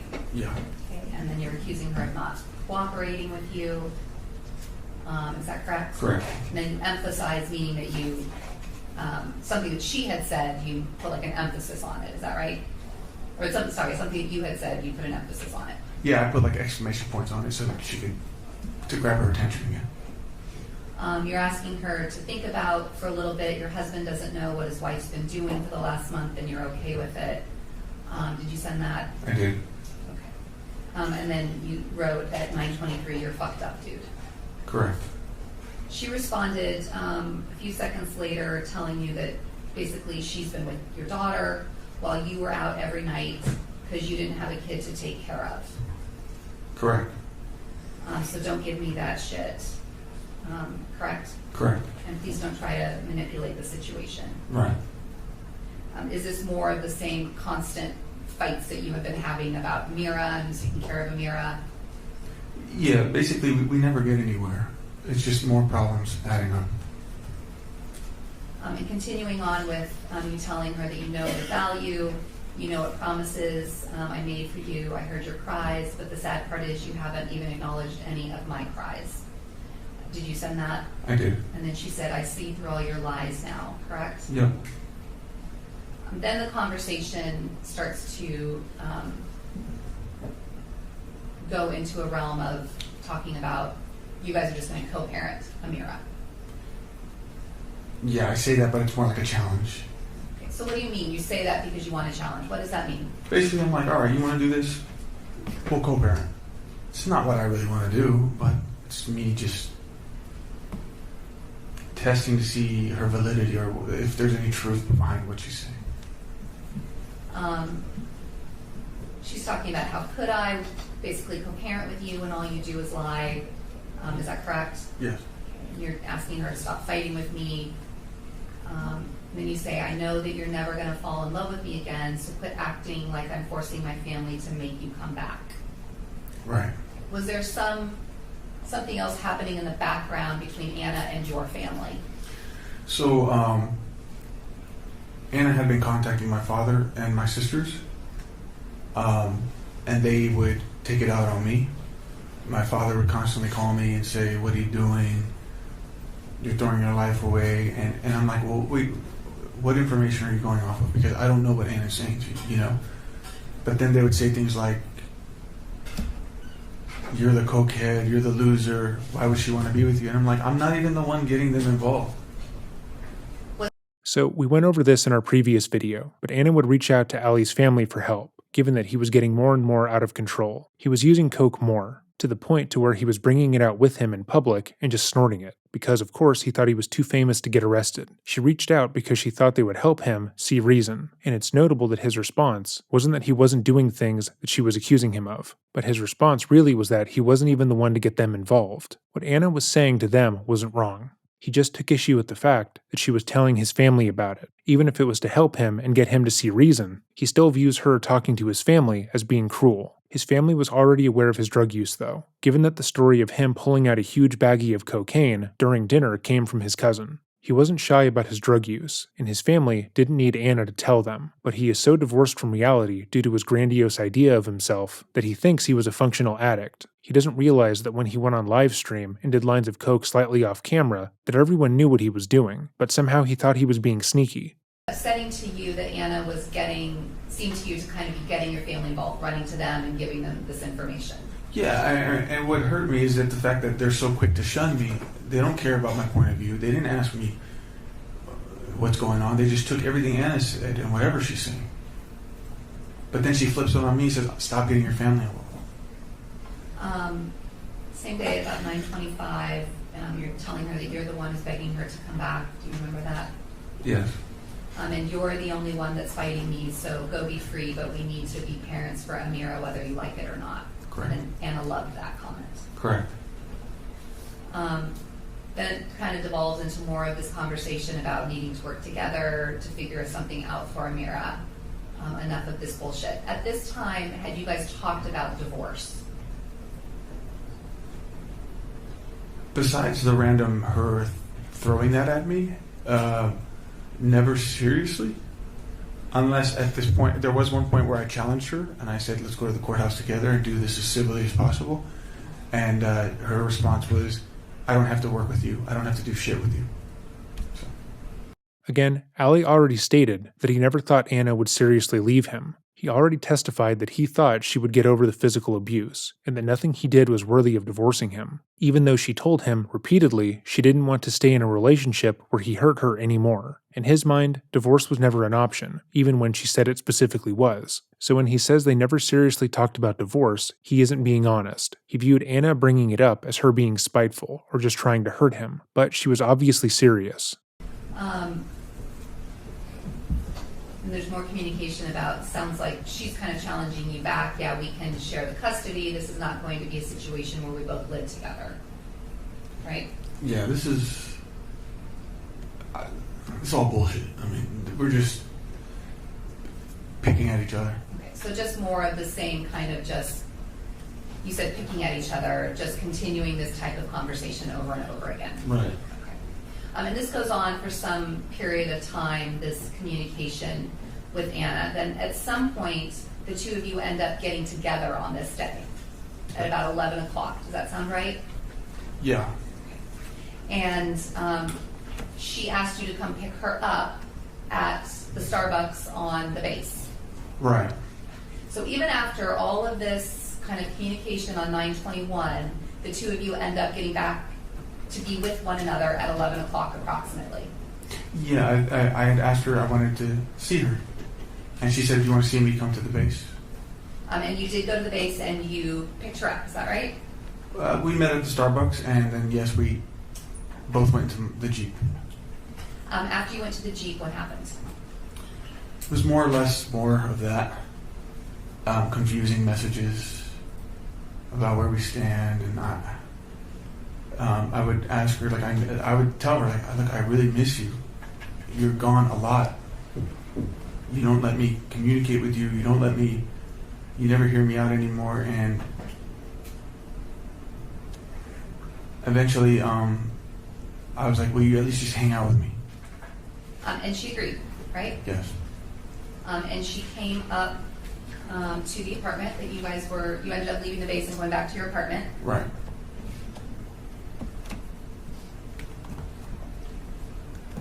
And so by 3 p.m., you and Anna were back in your apartment, is that right? Yes. Then you had some sort of fight about someone who left a bicycle in your house. Yeah. What was that about? There was some guy who lived in the building that I stumbled into in the lobby, and one of the effects of me being high on coke is it makes me chatty and conversational. So I just started talking to him, and we did coke, and we started hanging out every now and then. And he left his bike in your house? Yeah, he didn't have a car, so he would have to, anytime we would meet up somewhere, he'd have to take his bike. He asked if he could leave it there. So. And this upset Anna when she came in and saw the bike there. I forgot the bike was there. Yeah, she went crazy over it. After the conversation about the bike, she left the apartment, right? Mm-hmm. And then you told her something while she was downstairs. What did you tell her? Well, the whole thing was I wanted to hang out with her. I missed her. I wanted to be in the apartment with her and just talk and be friends or whatever. And the second we get in the door, she points out this bike, and she's just blowing it out of proportion. And now all of a sudden she's leaving. So I'm like, oh my God, I just had hope that I'm going to hang out with Anna now. But now she's leaving. So I got mad, and I started taunting her. I'm like, all right, well, I'll just hit up this girl on the 44th floor that I've been talking to. And that girl on the 44th floor was Nikki. She's actually on the 40th floor, but I was not giving the correct details. And when you're saying to her, I'll just hit up this girl on the 44th floor, then within minutes, Anna was upstairs in your apartment again. Yeah. And when she came into your apartment, you began again to record the conversation that you were having with her. I knew at this point it was probably going to get bad.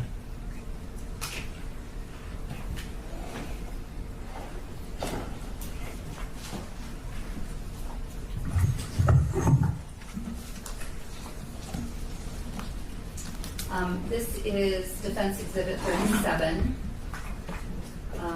that's the CD, and the transcript is Defense 38.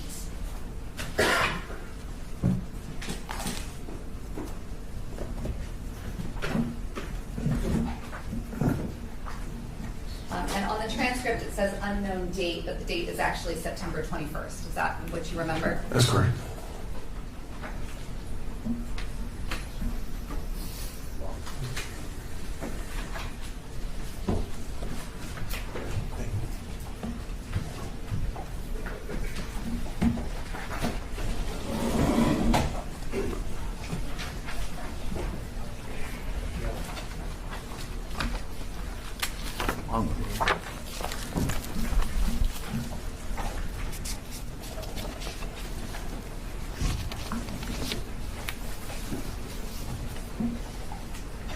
Counsel, this is another one that's not dated, so. I just mentioned that, Your Honor. It is not dated on the transcript, but Mr. Abulaban recalls that this is September 21st.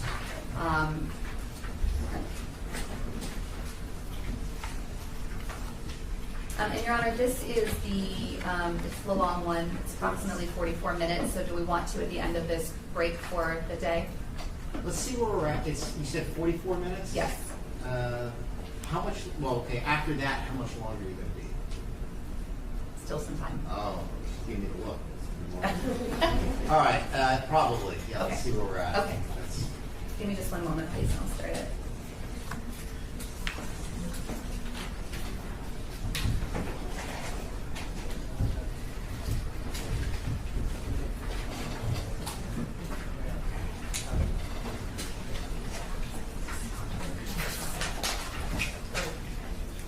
Mr. Abulaban, just follow along. You don't need to comment while this is done, okay? Okay.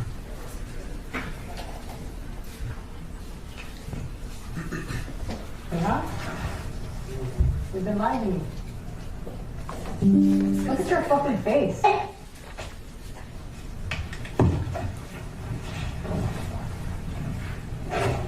Where is she? Who? Bring me to her. Bring me to her. Don't touch me. Don't touch me. Where is she? Don't touch me. Don't touch me. Where is she? Don't touch me. Where is she? Anna, please take over my phone. Bring me here. You've been fucking lying to me, huh? You've been lying to me. Look at your fucking face. Who wants to be with you looking like that? You're a fucking loser. You have become a loser. You have let these people fucking use you. Everyone's using you, Ollie. That's what they're here for. Who is her? Who is she? Oh, no, who is she? Tell me. Shows up there? Take me up here. Up there. Take me up there. Take me up there. Are you making it up to hurt my feelings, or is it real? Are you making it up to hurt my feelings? It doesn't matter, because tonight you're gonna feel lonely again. You're gonna fucking call me. That's how it is, Ollie. That's how it is.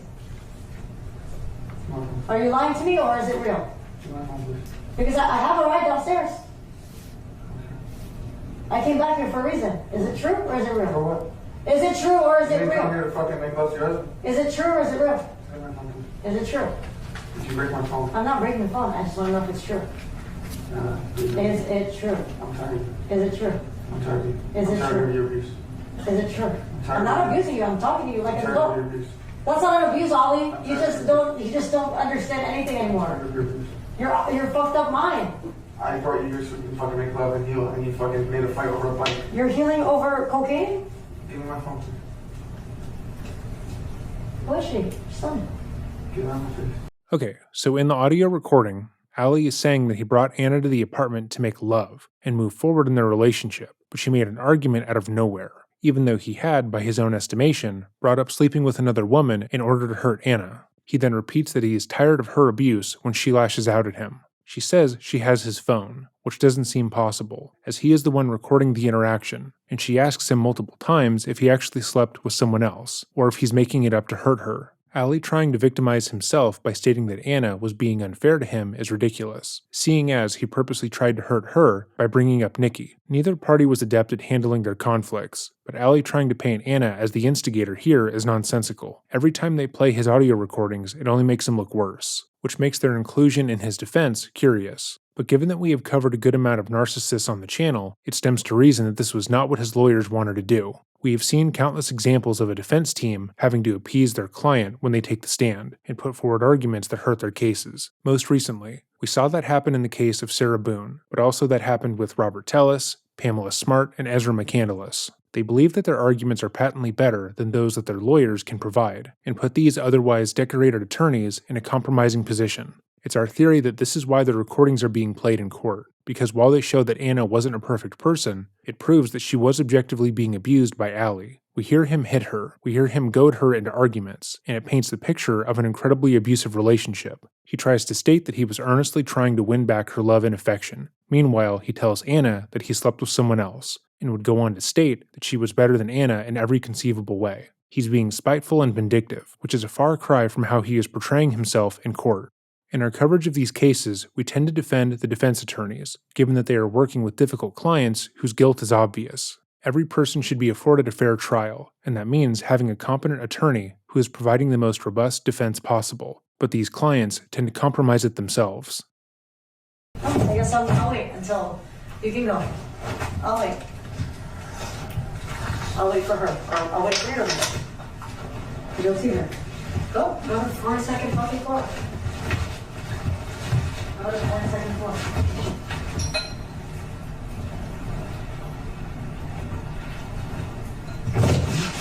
All night long. Then down to the bar.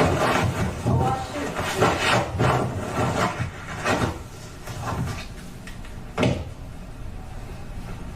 You're still on the fuck shit.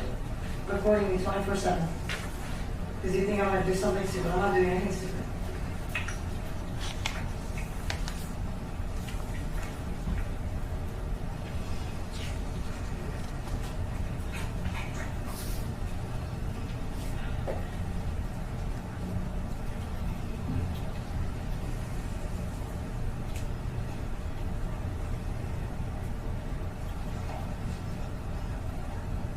Go get her. I want to meet her. I'll give her my ring too. Shit. Go get her. Don't try to come. I want to be your girl. I want to be your girl. I want to be your girl. Don't fucking fix your life.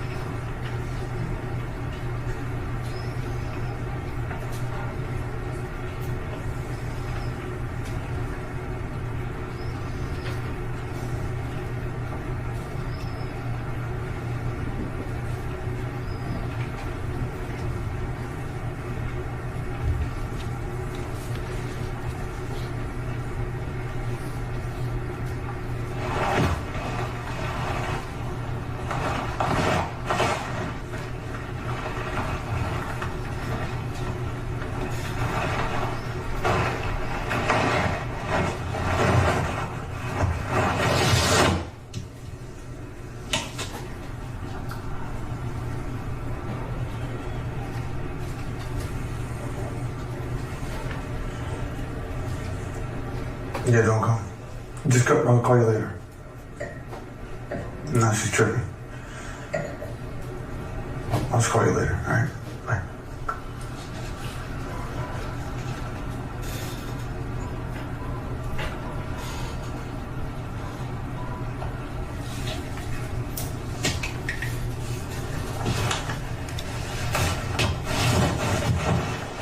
Why are you playing like this? Don't hit me. I'm not hitting you. Don't hit me. I just want to see who you're talking to. Don't hit me. Stop. Leave me Why alone. do you play these games, Ali? You playing want games. a marriage, but you're playing these games. That you're fucking somebody else. What game? That you're fucking somebody else? I have another option. Somebody that actually doesn't fucking play games. Yeah, somebody that's just gonna suck your dick. That's it, right? No, she does a lot more than Yeah, what did she do, Ali? Tell me. things that you don't. So why the fuck are you begging for me? You have other options. Then why are you begging for me? Huh? Why do you want this marriage to work so badly? Because you have other options? You gonna do anything for it? You fucking drove all the way to see me and cry because you have other options. Then why That's is she not what I'm fucking- here for. What do you That's mean? not what I'm here for. I Yeah. came here for you. And you're fucking telling me all this bullshit stuff about friends. I don't give a fuck. What friend? One guy left his bike. He's coming to pick it up. Big deal. Okay? Not And what you- who's this girl? Why can't I meet her? No. Why can't I meet her? Then what the fuck is this marriage going to be? I don't know. You don't even know what you want. You don't even know what you want. You're telling me you have options. You're trying to break my heart. Like, it's not already broken. I don't give a fuck at this point. I don't give a fuck. I just want to meet this bitch. You don't need my Let's dick. meet her. You don't need my dick, right? Let's meet her. You use me for sex. You Let's don't even meet fucking her. give me sex. Let's meet her. I want to meet her. He's not even worth it. I'm feeling one of you. Yeah, it's not worth my time. She's I not worth told my you you time. broke my heart. Shut up. Wasting my time. Oh, yeah. Yeah. Wasting my time. Okay, Ollie. You're toxic, yeah. You're playing these games. You're the toxic one. You brought me here so you can play these fucking games. I told you not to get the fucking Pokemon blanket because I fucked her in that blanket. You can smell her on it. Where's the Pokemon blanket? We'll find it. It's not a Pokemon blanket, it's a SpongeBob blanket. Whatever. Her scent is all over. You're trying to hurt my feelings? 42nd floor, huh? Let me call Jay. I have his number.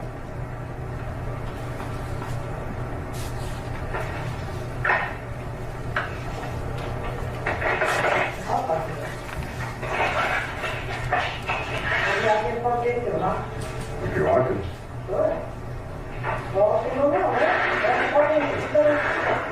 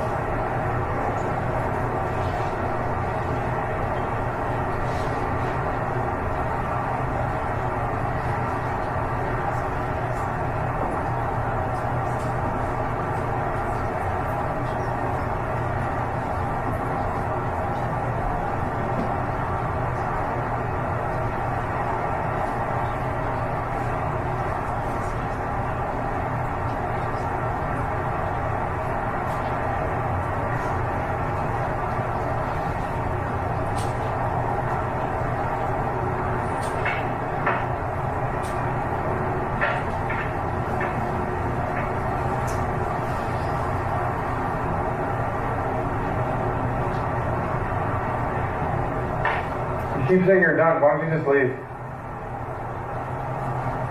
Just leave, Anna. You've already hurt me enough. I'm not leaving. I'm waiting for Jay to come. You've already hurt me I'm enough. to pick up this fucking bike.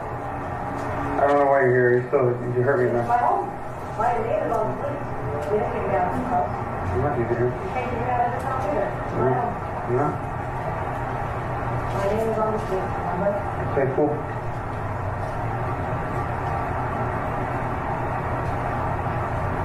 You are a cook.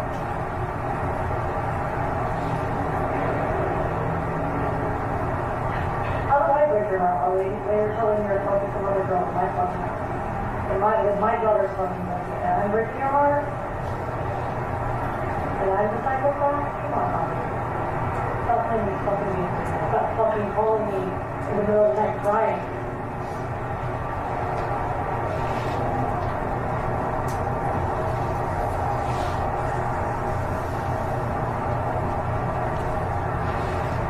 I fucked a stripper too from Pacers.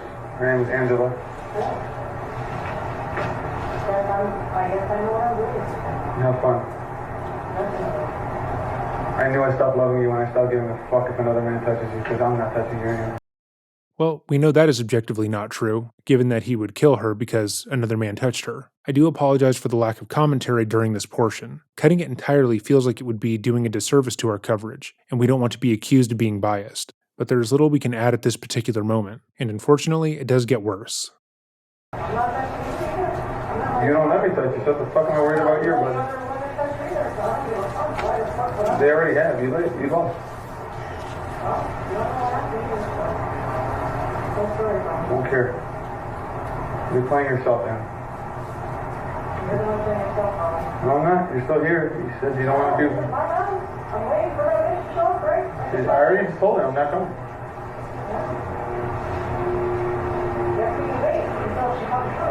You're not coming to. I already told her, don't come to. Now leave me the fuck alone, man. You're fucking retarded. You are so manipulated. No, I just put this on to make you feel special. Yeah. I don't care. You don't make me feel special anyway. So why the fuck you come to my house? Yeah, where's your clothes?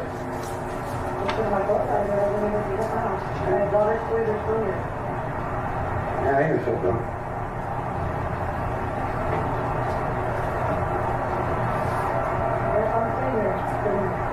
Cool.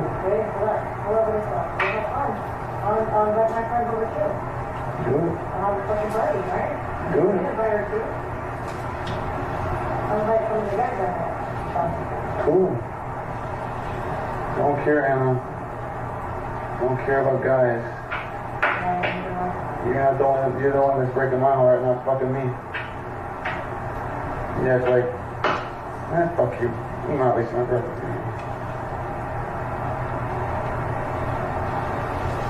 Go see you guys. He's fucking emotionally destroyed me. You took a good man and turned him into shit.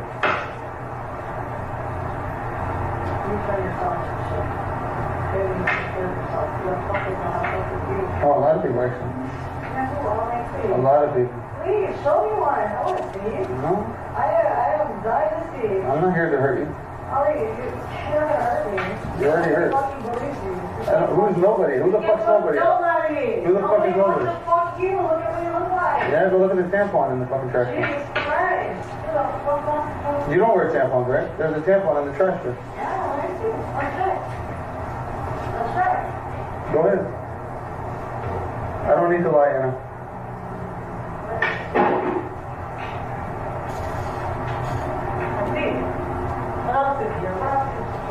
You can check her hair in the tub, too.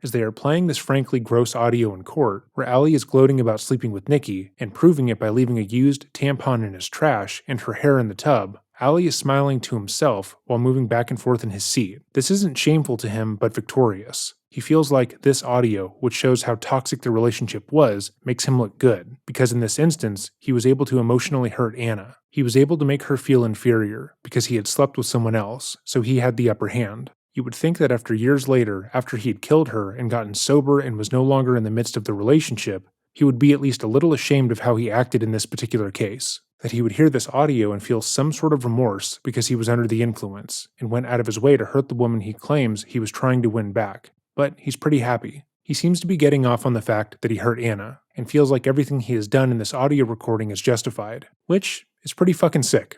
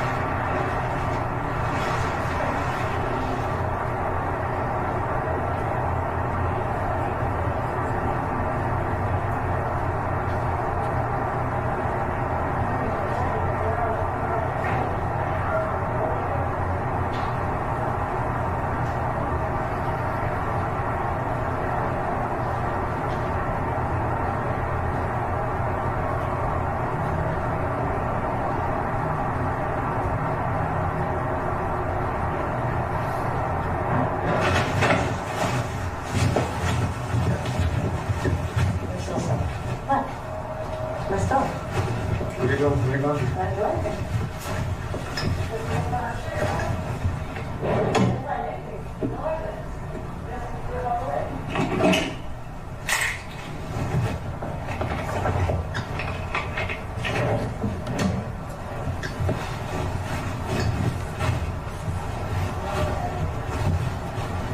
Her period is on the That's not here.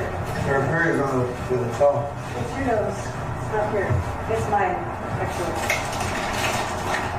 Oh, you waste your time. You don't want to be with me. You don't want to fuck me. I have no use for you. I have no use for you. So I don't know why you're acting like you give a fuck about me. Okay. 3 days will be gone. You go. I'll play it, right? I'll grab it.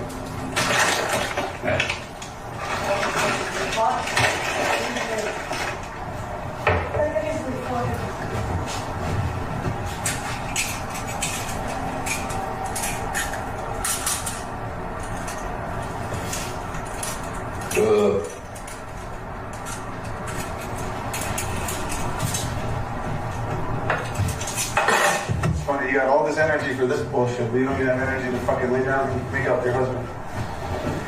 Interesting. Interesting.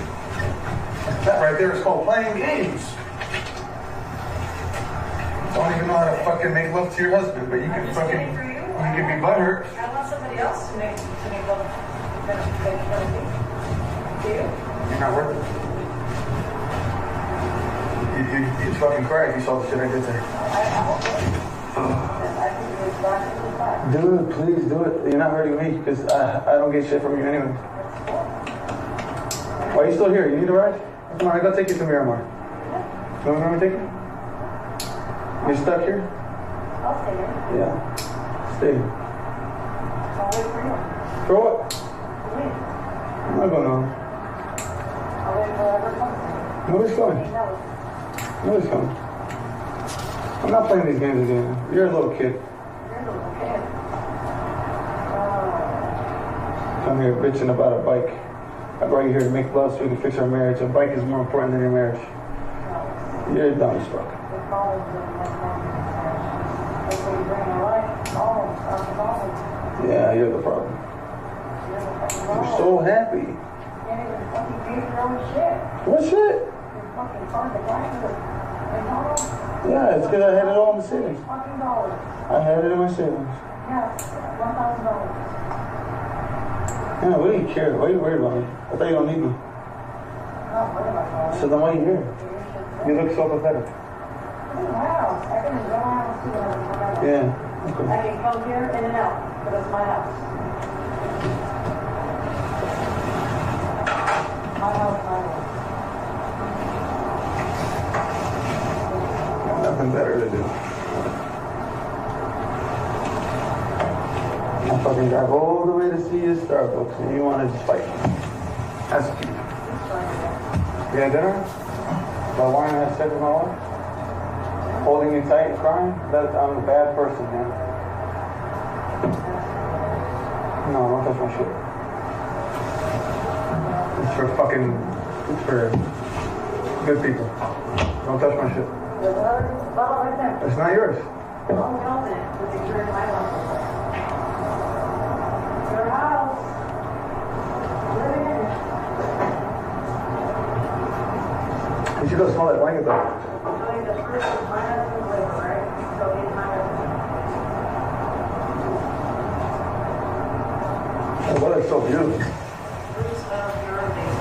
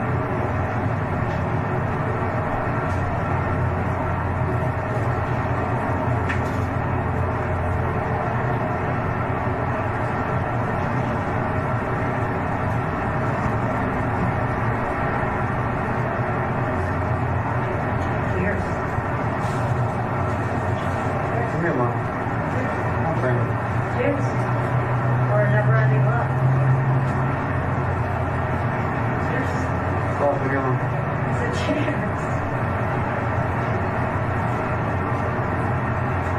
said cheers. I don't want that stuff. Cheers. Cheers. Leave me alone, Anna, please. Take a shower. Take a shower.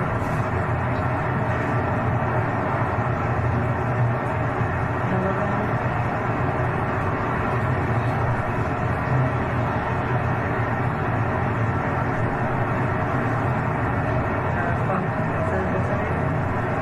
Rosette, or whatever the fuck her name is, the fuck things are chopped up.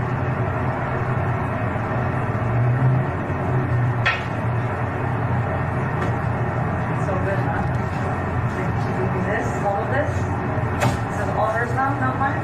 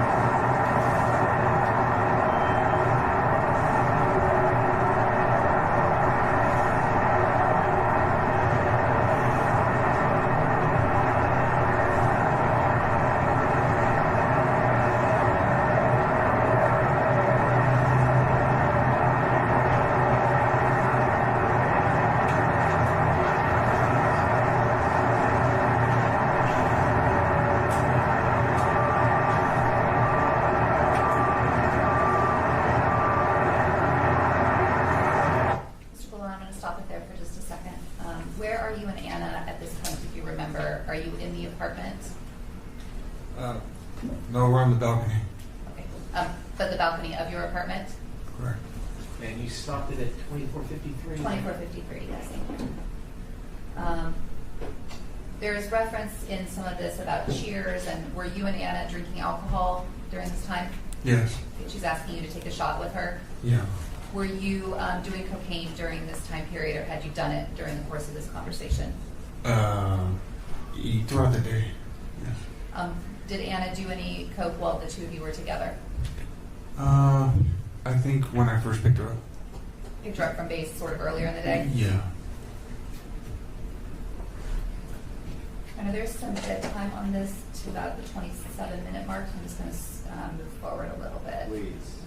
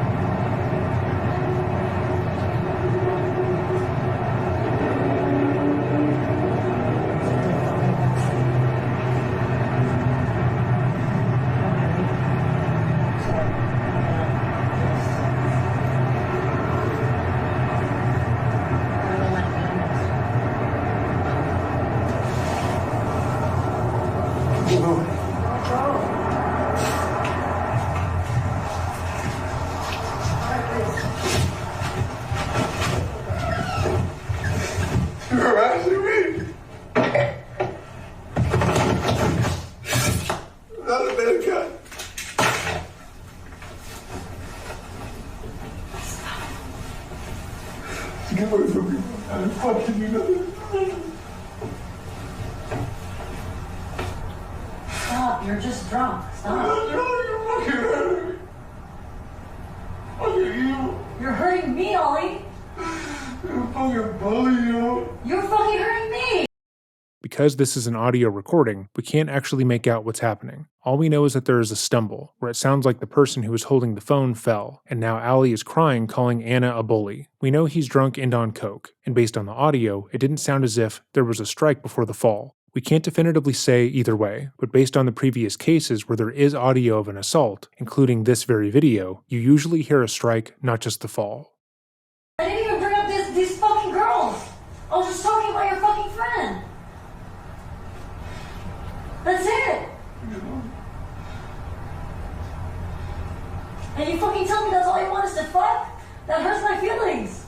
I didn't come here to fuck. I came here to see my husband, to talk to my husband. You hurt me too, Ollie. That's what you don't understand.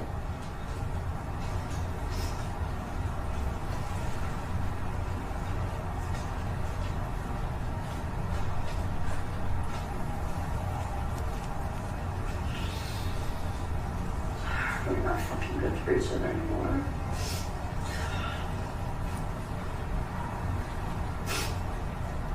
I don't want to lose you, baby. I'm sorry. You fucking love me, baby. I don't want to. You fucking pushing me away. I'll fight for you, asshole. It's okay. I don't want to lose you. You want to fucking do this, asshole. I just want to be happy again. Please don't. Fucking.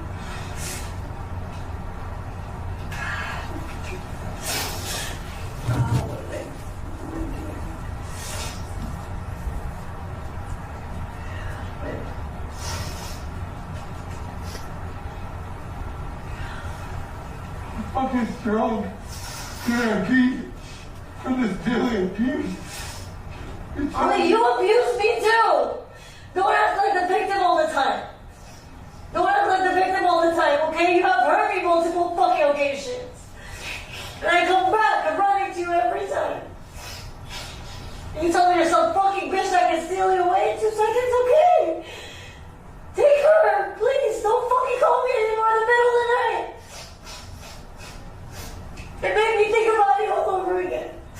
Because I want to forget about you if that's what it's going to fucking take for me to be happy again.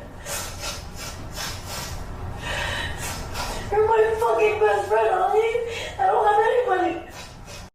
So Allie is now crying in court, which is strange, given that only a few moments before he was taking pleasure in hurting Anna on the audio recording. He was getting off to the fact that Anna was upset at the idea of him sleeping with someone else. But now that she is crying and saying that she isn't happy in the relationship and that they both feel like the other is abusive, he's upset, which feels forced. We stated earlier that getting out of an abusive relationship is extraordinarily hard, and that is perfectly put on display here. Anna had been abused by Allie for 7 years at this point. She'd been with him for nearly a decade, and from the beginning, he was controlling and would routinely assault her. But we are now listening to her talk about the relationship and why she doesn't want to leave. She's not happy, she feels hurt and alone, but she views him as her best friend. They did build a life together, and they have a daughter. And despite the physical and emotional abuse, they have had good times together. Leaving in a panic out of fear and necessity is one thing, but as time passes, the urgency fades. The victim forgets how scared they were in those moments, and begins to second-guess their perspective.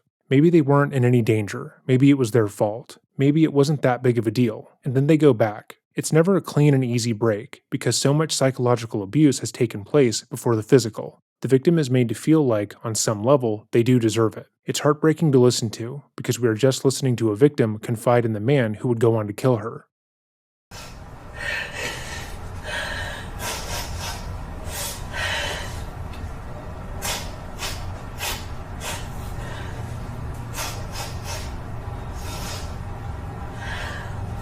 Man.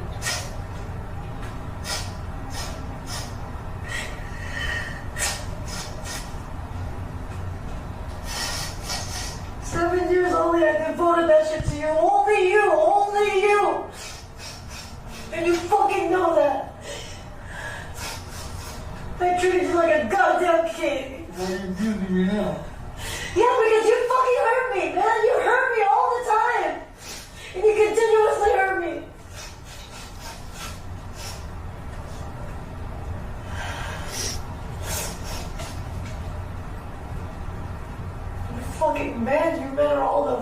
fucking same.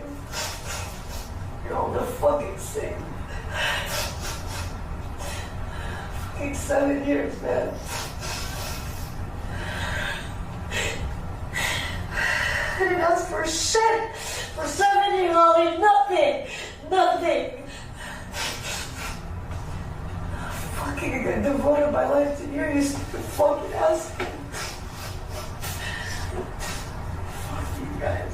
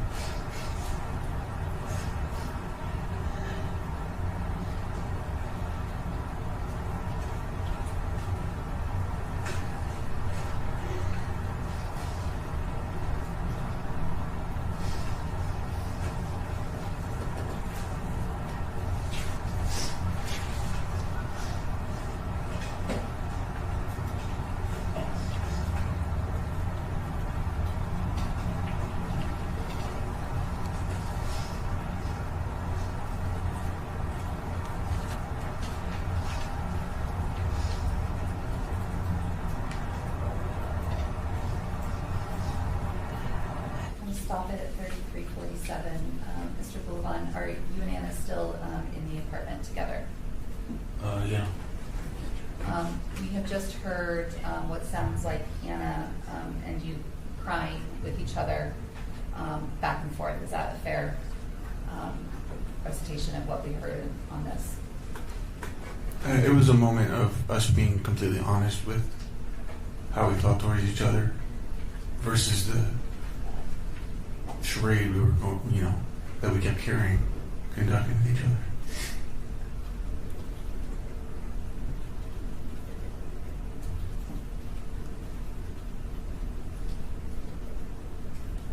Let's skip ahead to 3458.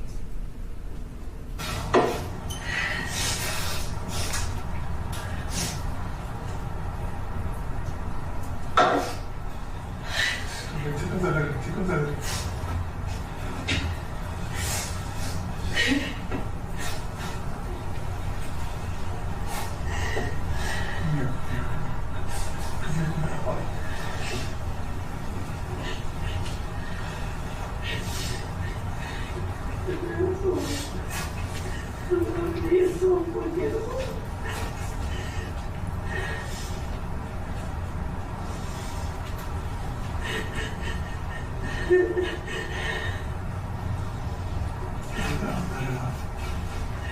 don't have to be the tough guy all the time. You don't have to be the tough guy all the time. Just let it out. Real emotion. Real fucking emotion. We're both fucking hurting, man. We're fucking bullying each other. It's not helping.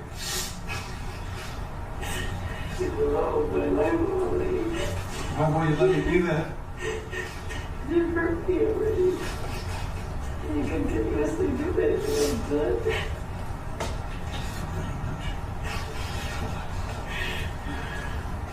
Get something real.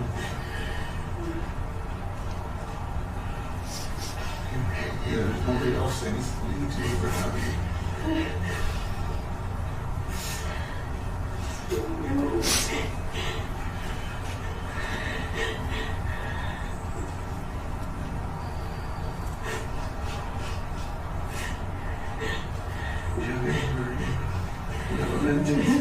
For me, you hate me, you want to get at me so bad, I don't know why. Did I hurt you that bad? I never wanted to hurt you. If you have this vengeance, this hate and fire in your heart, you want to hurt me so bad. I don't want to be hurt, and I'm not trying to hurt you. I'm trying to heal. I know. But hurting me is not going to make you feel good. Hurting me is not going to help you. Hurting me is not going to help you because you are hurting me. That's not how.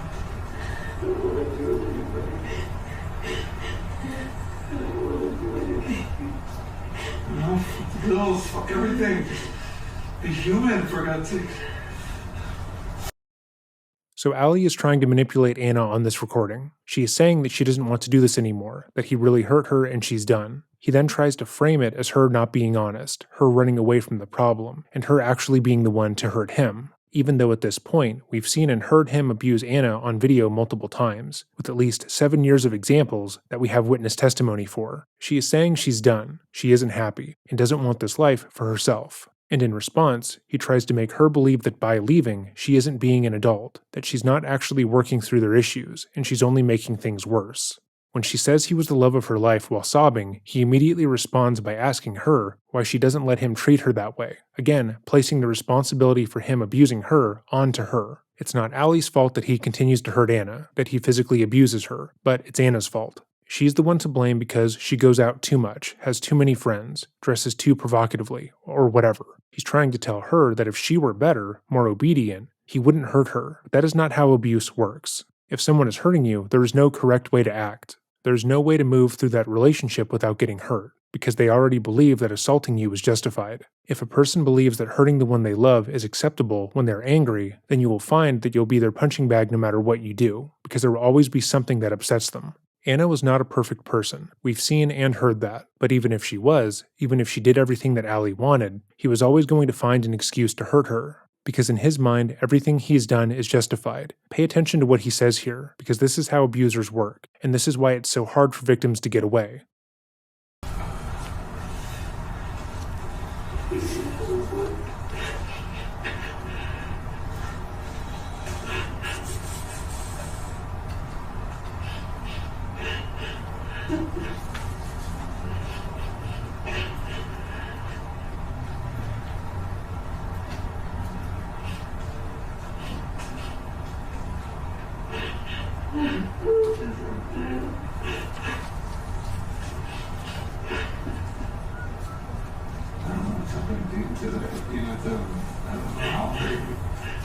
I'm hurting you because you're hurting me. It's like a never-ending fucking fight.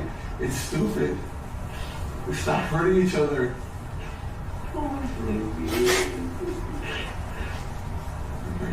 Everybody always. I'm not leaving. I'm trying to stay. I see the perspective. I'm the avoiding man. I'm trying to stay. I chase you down. I ask you 20 times, get lunch with me, get lunch with me. No, you ain't no woman. Get lunch with me, get lunch with me. No, I still ask you. Why do you think, you stupid? Just worry. Don't come back. You pushed her away. She was here. It was my strength. She was here, and she was in school. You can't hurt her. We gotta fix ourselves first. We gotta figure out what the fuck's going on. Stop being fake. You don't have to be tough with me. I'm not tough with you. Think I'm being figured out? No, I'm saying. I don't want to give up, man. I don't want to do this anymore. Just tell me how you're feeling. Take your mom. I your mom. Take me back home. Where's home? I don't want to be here. Where's home? Take me back home. Where's home? Give me back to my family. I don't want to be here. I didn't know I was very good at this one. I didn't know. I don't want to be here. I don't want anybody here. You're doing good. You have friends that love you. You have nothing to do. You're just fucking her up. You're just fighting with me all the time. You don't have to. I'm not going to control you ever again. I'm not going to control you ever again. You guys stop fucking with my head. I have a heart too. You don't know about me. I don't have a heart. How do I? Oh, fucking heart. Where's the heart when I'm trying to be nice to you? You hurt me me a lot. I've been telling you that I'm hurting and you don't know how to fix it. How? You don't know. You always fight me. Because you're not even fucking doing anything to fix it. You don't know. You don't know shit. You just want to fucking hurt me. I just wanted to be left alone. I just want to be alone.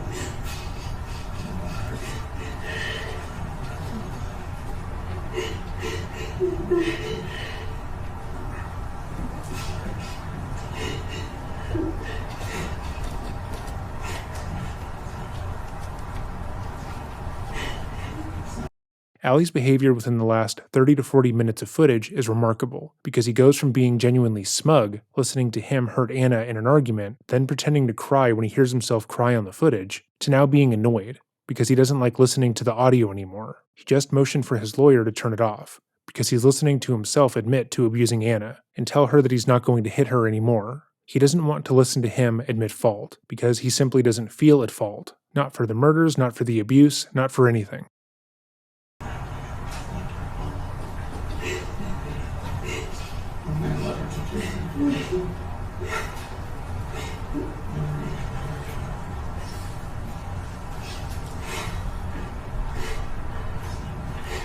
Love you for so long. Oh, yeah, I love you for so long.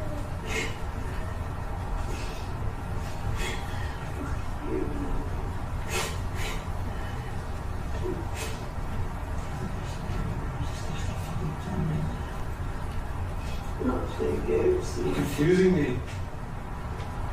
I just want you to get better. Is that What's wrong with me? Nothing's wrong with me. You're still doing the same shit. And you're getting worse.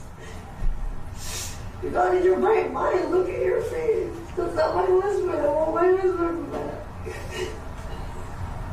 I want the fucking guy back. Please. Fucking laugh anymore. We don't fucking do anything. You can see that. We did that earlier. You're not letting me. You're not letting me have anything. I'm here. I've been trying to do that, guy. You're not letting me. You have this vengeance in your heart. Because I'm hurt. I know. I want to help you. You fucking leave me out there in the middle of the night. You fucking hurt me. I'm hurt. No. How do I forget it? How do I forget it? Let me fucking fix it. How do I forget it? Love me. How do I Love. fucking forget it? Love heals. Love. Love heals. How do I forget it? It's a good memory. No man does that shit. Nobody does that. Nobody does that. Here's what I get. What else we find? You don't do anything for me.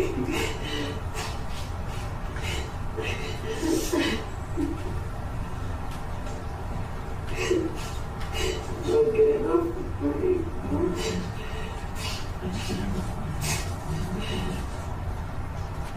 This would be love, honey. Instead, real love.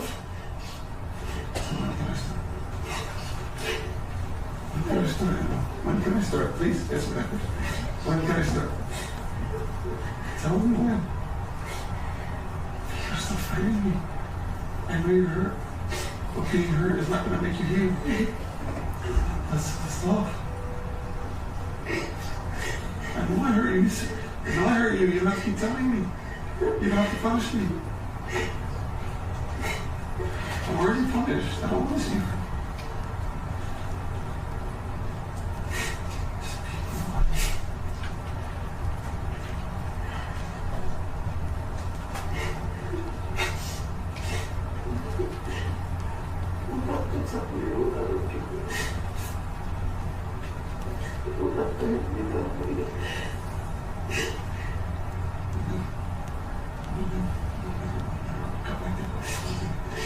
I just don't know how else to fucking believe.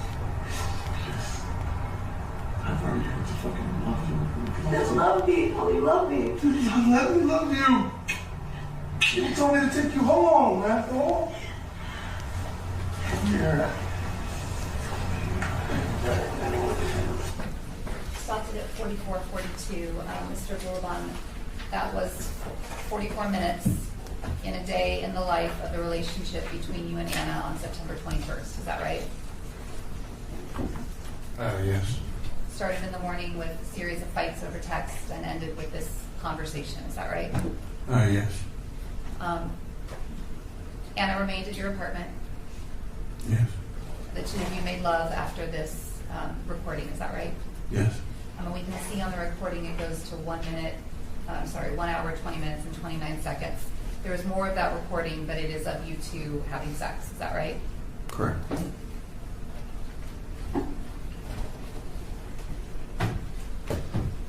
Anna was in the apartment with you up till the evening time. Then she went and left and went to Claire's, but came back. Is that right? Yeah, I believe she went to go grab the remainder of her things. Because her plan was to continue to stay with you at the apartment. Yes. She did stay with you that night at the apartment, but while she was gone getting her stuff at Claire's, the two of you were texting back and forth with each other. Is that right? Yeah. Talking about this and being intimate, and it was clear to you based on those text messages and the in-person conversations that Anna wanted to be back with you. Is that right? Objection leading. Based on his observation. Yes, and she told me the next morning. Sorry about that, Your Honor. Time's up. Happens every trial. The good news is it wasn't my phone. So based on the things that she was saying to you and the way she was behaving with you and the rest of that evening. It's my own call. I apologize. Sorry. Oh, no problem. What were you understanding from the way that this evening ended? That we could finally get past the petty behavior the toxic behavior that we've been displaying with each other, and to pick back up and continue. You say petty behavior, but there was more to it than that, right? The way you had treated her? It was a combination. I was misunderstanding some of her actions, like leaving the house. Anna wouldn't show her emotions a lot. That's why I would say things like in that transcript, I'm like, you don't have to be so strong all the time, just let it out. A lot of the hurtful things that I said was because I was trying to get a reaction. I wanted some indication that my words or my feelings mattered to her, but she was very good at making me feel like I didn't matter to her. When you would have these conversations and they would keep escalating and getting bigger and bigger and bigger, and they would result in, the two times on September 8th and September 11th that you ended up touching her physically, pushing her and pushing her over and pushing her into the fridge. Those were things that were clearly upsetting to her. Of course. And I wasn't realizing it. I mean, obviously I know it's bad. But in my state of mind, my coke state of mind, I wasn't understanding the impact it had on her. Because her instinct was to get up and run off with Julia for God knows how long, or Claire. And I wasn't seeing whether or not she was crying. In my mind, she's out partying, like as if nothing happened. But this was the first time where she's telling me, you fucking hurt me, I need time to heal. These are things that I thought she wasn't feeling because she was so good at masking these emotions.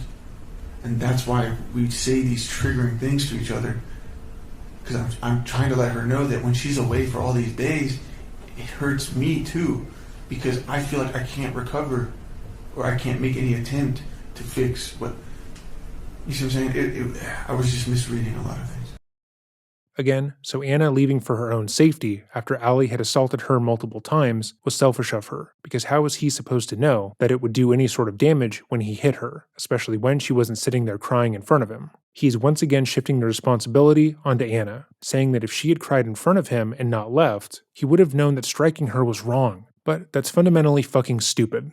Every person knows that hitting another person hurts them. It's why they do it. He wasn't under the impression that hitting her would cause an emotional breakthrough in the relationship, or that she was acting like nothing happened afterwards. He wanted to instill fear in her so she would be more compliant. The way Ali is discussing the audio is alarming, because he is trying to state that he was the victim in all of this. He was just trying to get Anna to see reason. He was trying to get her to let her guard down. He was trying to make her see that they could be a family, if only she would just listen to him at all times and do every single thing that he wanted. But of course, that's a ridiculous assertion to make. We've watched Ali attack her physically multiple times, as well as bar her from exiting the home, and more. We've seen that all it takes for him to fly off the handle is her trying to get some air, or talking with another guy in a friendly way, and he genuinely feels as if she is the root of the issue.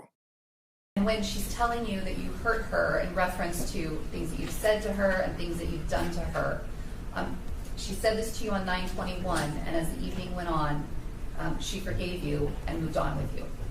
Yeah, the next morning she was super cheerful. We were joking again. It felt like a dream come true. I mean, we were like the Anna I knew, you know? Like the what? I'm sorry. The Anna I knew. That is where this portion of the footage ends, as the court adjourned for the day. The following is the remainder of the testimony that has been made public. Again, there are clearly gaps in the testimony, which is frankly fairly annoying. As of now, we are 40 pages into the script, not counting the previous video. Hopefully we can keep this one as one solid upload, but my apologies if that is not possible. If it makes anybody feel any better, I don't know why it would, but I'm really tired of this guy's fucking face, and would like this to be over as quickly as possible. So, here we go. Mr. Abulaban, when we left, we were talking about leading up into the morning, the evening of 10:20 into the morning of 10:21. You having sent that message, making that video and sending it to Anna. You were telling us that you had not slept prior to sending that message from the night before, and that you had been using cocaine. Does that summarize where we left off for you? Yes. So we don't know what video they're talking about. But what we can ascertain is that the night prior to the murders, Ali made an aggressive video towards Anna, as he usually did when he felt slighted or upset with her. They also emphasize that Ali had not slept and was heavily using cocaine, because they want to punctuate the fact that he wasn't in his right mind when he killed her and Rayburn. Ali and his lawyer's only goal from this portion of the footage onwards is to establish that he was not in his right mind, that Anna was the one at fault for the murder, and that Ali was unable to control himself that morning. They need to discredit any and all evidence of the contrary, like the security camera footage of him behaving calmly while entering Anna's apartment building, or his behavior when he picked up his daughter from school, and his denial of killing Anna while awaiting trial. If that seems like an impossible task, it's because it is. To be frank, there is no argument that even the best lawyer could create that would discount everything that Ali has already said while on the stand, or his actions following the murder. This entire trial is essentially a waste of taxpayer dollars because his narcissism and ego refuse to accept that as being the truth. Despite what we saw in the video of you exhibiting signs of being tired, yawning, and things like that, you did not go to sleep after making that. No, I did not. What did you do after making that video? I started doing coke. I was just on my phone, just contemplating everything, and also preparing to hit the road soon. At some point, did you decide to send Anna some groceries? I did. What were you thinking in doing that? Around 8 a.m., I figured this would be the time when she would drop off Amira to school. And I knew that I would start hitting the road at some point. That was when I wanted to do, like, kind of one last nice gesture before I leave. You know, I wanted to let her know that I still care about her and Amira, and I wanted to take care of them and feed them for the week. Because I had been staying at the house, but I had not been cleaning it. I had not been getting groceries. So I wanted to do that for them.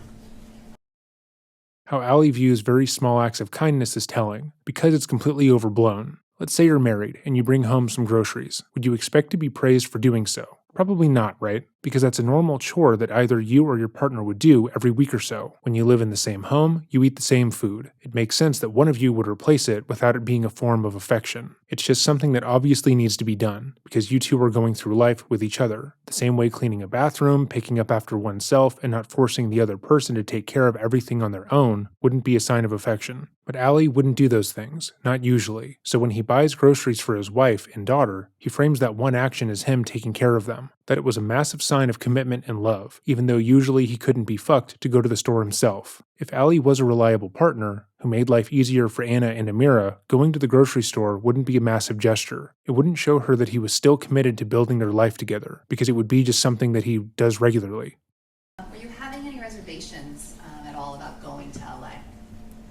Well, yeah, because every time I go to LA, Anna gets upset.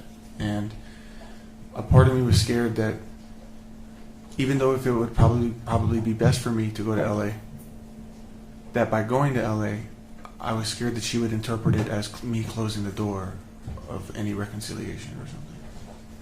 The grocery order that you placed, do you remember placing it at about 7:20 in the morning? Yeah, about. Anna texted you at about 7:50 that morning, thanking you and saying that she had listened to your video. Remember that? Yes, but I'm not sure she was thanking me for the groceries yet. I'm sorry. The message is thank you and I listened to your video. Right, that's at some point she acknowledged the video I had sent. And she told you at 7:50 a.m., I'm glad you finally understand. Yes. Then at 7:51, she said thanks for the groceries. I forgot to mention, I also added roses in that order of groceries. Why is that important? It's extremely important because I wanted her to know that I love her and... Objection not responsive to the question. Go ahead and finish your answer. Thank you. I included the roses because I wanted her to know it was more than just me being a parent. I wasn't just getting groceries to be a parent. It was just, this is me showing you I want to step up, take care of my family again. Buying roses for someone is a gesture of affection. However, it does bear repeating that Allie didn't pick the roses out himself, or try to find ones that Anna would like the best, or do anything besides place the order on an app. He's trying to establish that buying these roses was some momentous gesture of love for him, that he was going above and beyond for her in this moment, but so little effort was given in that moment that it's laughable. Again, Allie had beaten Anna countless times, both in public and private. He had spent the entirety of their 7-year relationship assaulting her, telling her she was worthless, and that she would never do better than him, and he thought that roses from a grocery store would win her back. You and Anna were communicating over text that morning until about 8:46. Anna said, I got food, thank you. And then she asked you if you got paid. Is that right? Yes. Now, at some point, we know that based on the Spire surveillance video from that morning that you went over to the apartment in about the the morning hours of 10:21. Do you remember that? I do. Why did you go over there that morning? Well, I was so... When I had made the order for the groceries, I was really hoping that the roses would make an impact on her, a positive impact on her. I was really banking on it. I was really hopeful. I was waiting for the notification that the groceries were delivered. So I was just really, really anxious to hear what she would say about the roses. I got the notification that the groceries were delivered. So I'm like, okay, cool. She got it. She's probably bringing it in at now, or bringing it into the house at this time. She's going to text me any minute. She doesn't text me. I'm not getting anything. So I thought that was strange. So I texted her first. I said, hey, is everything okay? She immediately responded, hey, got food, thanks. And that really caught me off guard because it's very dismissive, it's very short. She did say thank you, but she didn't acknowledge the whole, she didn't acknowledge the roses. And I thought that was so strange. Objection not responsive, narrative. Overruled. Keep going. Okay, I think the next question. Okay. So you're waiting for an acknowledgement of what in your mind was a nice gesture and a romantic gesture. Correct. She responded to the groceries, which you recall receiving a thank you for that. Correct. But as you're waiting, did you ever receive any acknowledgement of this romantic gesture that you had done for her? No. To to be clear, if you need the other party that you're doing the nice gesture for to acknowledge and praise your said gesture, then it's probably not being done with good intentions. Allie didn't want to give Anna the roses to be nice. He wanted her to feel indebted to him, to think that he was such a good guy and immediately allow him access to her again. But she didn't. And her not thanking him, not reacting in the exact right way that he wanted, was enough for him to go over to the apartment and destroy it outright. But let's also discuss how he is presenting this to the courtroom. He's not ashamed that he thought this way. He doesn't think that he was behaving irrationally in this moment, like his mind was clouded by cocaine. He is poised, calm, and collected, and fully stands behind what he is saying here. In his mind, he is in the right. Him breaking into the apartment was the exact right way to handle that situation, even though it's in his best interest to say otherwise. At some point, did you try to call her before you went to the apartment? I believe so. And I'm not sure she responded or answered.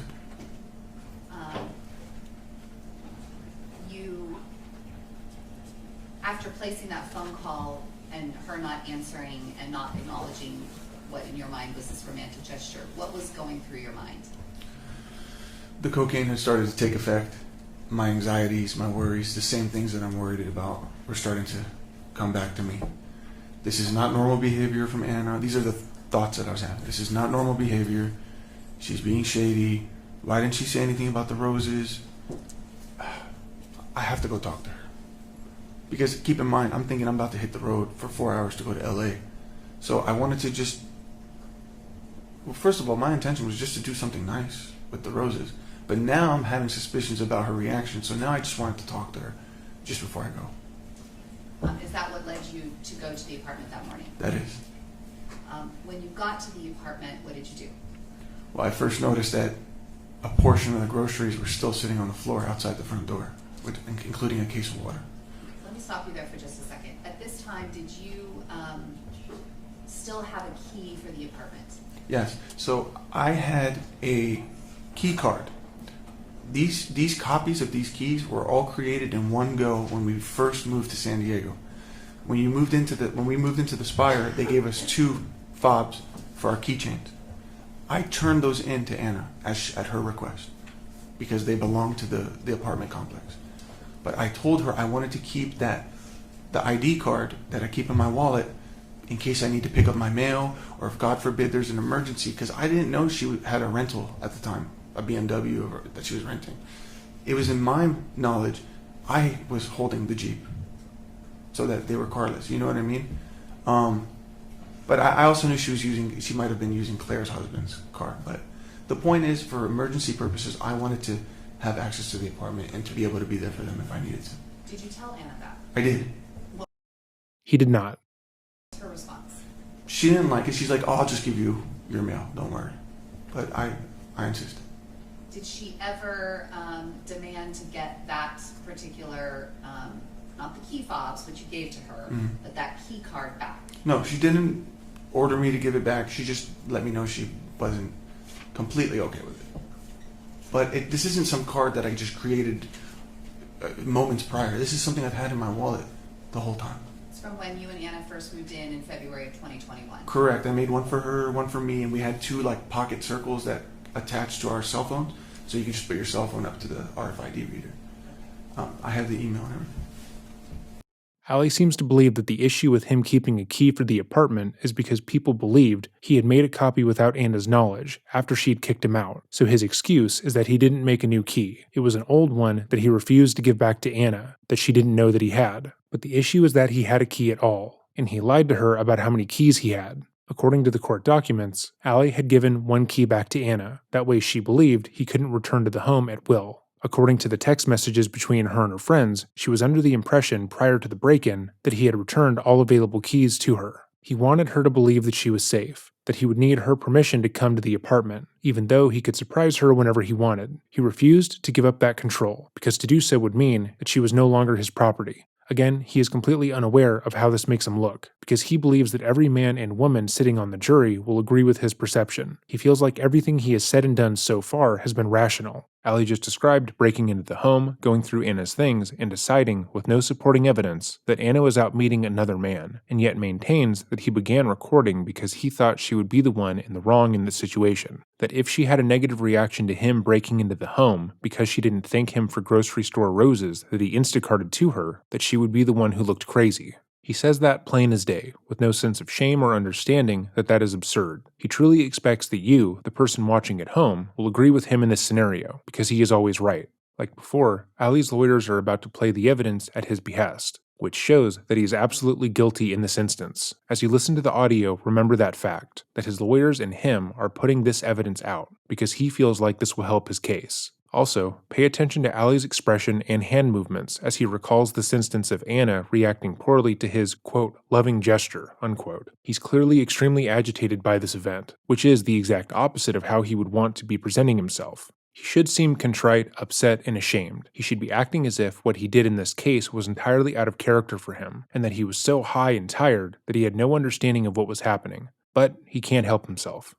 So, when you're thinking to yourself, all of these things are starting to build in your brain, the suspicions are coming back, you're thinking things aren't adding up, not making sense, you decided you needed to go to the apartment to talk to her. Yeah, I thought it was really strange, and I had just given her in my mind, I gave her a beautiful video of me owning up to things, and then I did this nice gesture with the roses, and I'm like, she's still being cold with me. What's going on with that? So you went to the Spire building. Did you know, from having lived in the Spire building for all of these months, that there were security cameras in the building? I only knew of cameras in the elevator. So then them being in the hallways or in the lobby or in the parking garage, were you aware of that? The hallways where people live, there's no cameras. But yeah, I'm familiar with there's a camera in the garage. So you knew that before 10/21? Oh yeah. So when you got to the building, you used that key card that you had. First, sorry. Go ahead. First, I texted Anna, said, "Hey, I'm here," and then I politely knocked. I didn't just barge in. Did you then use the key card to go into the apartment? I did, because I didn't receive a response. What did you do when you got inside? Well, at first, I was just observing. I was right at the front door. I immediately noticed all the groceries were on the counter, including the milk, that she had not even taken the time to put it in the fridge. And the first thing I see is my roses, or the roses that I sent, on the counter, and they're crushed by this like mini luggage makeup kit that she had, this makeup bag. That makeup bag doesn't usually leave her vanity. She does it in front of the vanity mirror. So for me to see my roses crushed like this, and her makeup bag right on top of it still open, I'm trying to piece this information together. I'm thinking, okay, first of all, she didn't give a shit about the roses. Second, her makeup bag is here. It's open, so that tells me she's quickly putting her makeup on to go see somebody. That's how I interpret it. As you were standing in the apartment, did you start to go through some of the things that you were seeing in the apartment? Yeah, I immediately realized she's not there. So I started looking around. I first opened up the second bedroom, which is the office, what used to be my computer room, and where Amira would sleep too. It was a huge mess. Just there was 2 luggages there, partially open. It was a lot more organized, but I started to rummage through it and throw things around. When you went into the apartment, prior to entering it, did you turn your audio recorder on your cell phone? Yes, because again, I expected that this was going to be another one of those interactions with Anna that might go not the way that I had intended. So yeah, I started recording. When played you a recording that you made from inside the apartment? Can I see? You're going to hear it in just a second. I was texting Anna also at the same time. Sorry. This will be Defense Exhibit 27 for the audio and Defense 28 for the transcript.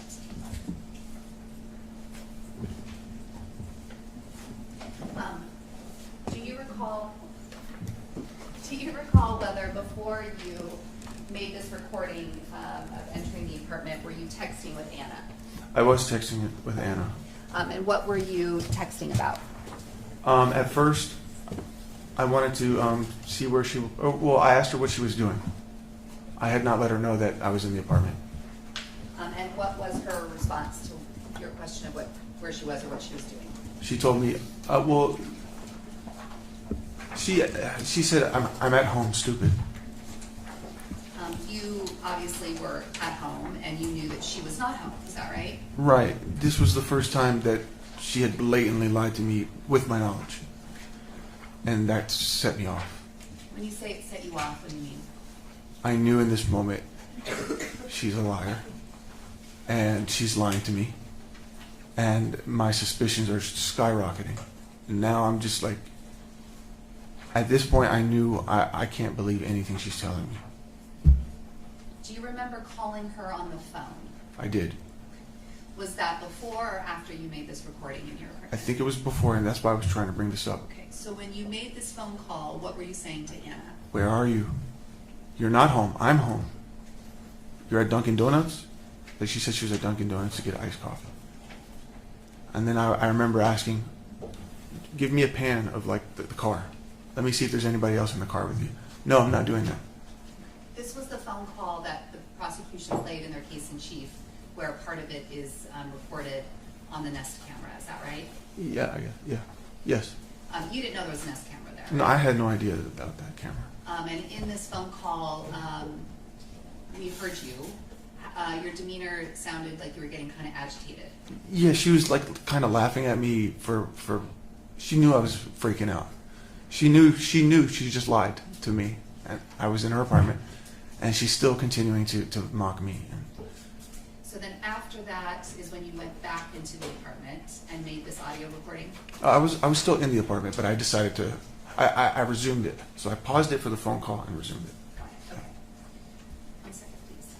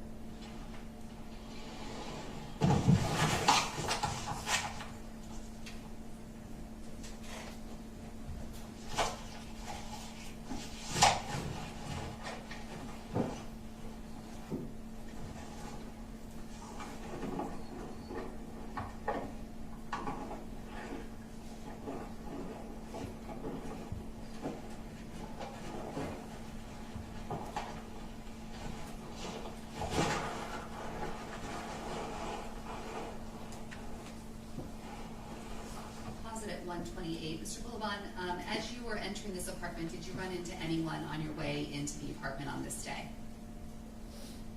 No. You didn't see the neighbors or anything like that? No. Okay.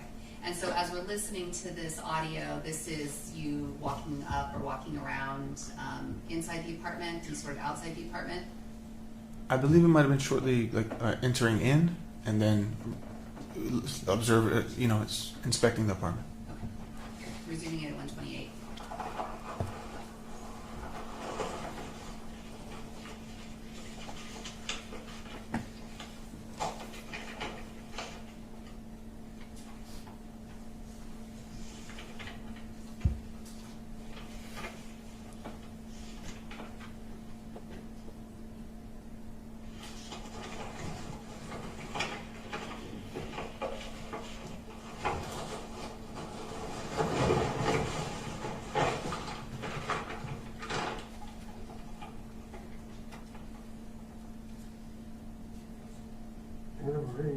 AIDS.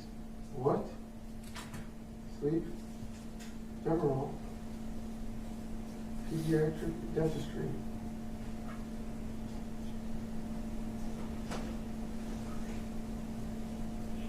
What is she giving my kid?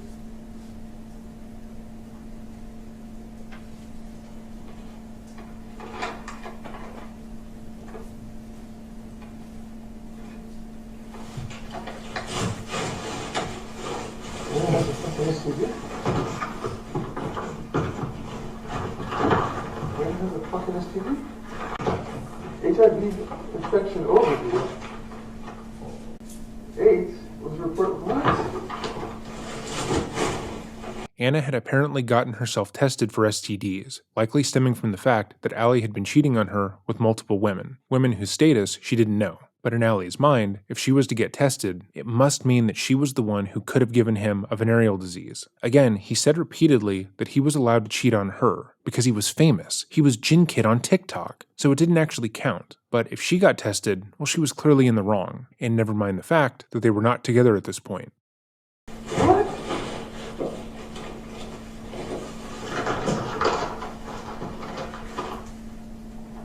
Because there's no vaccine for AIDS. What the fuck?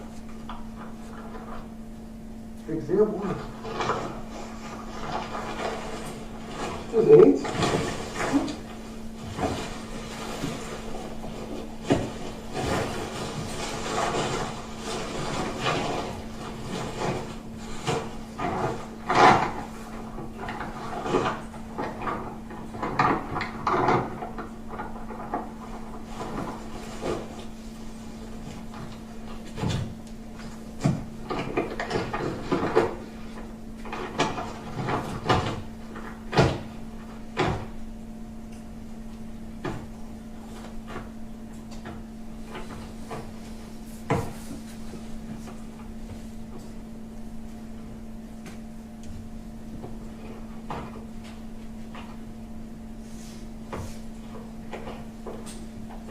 What? Fucking hell.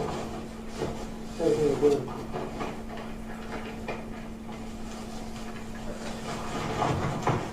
Fucking throw up.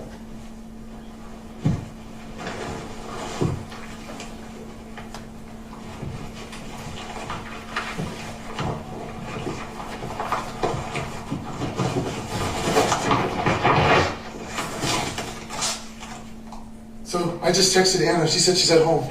I'm at home. She's lying.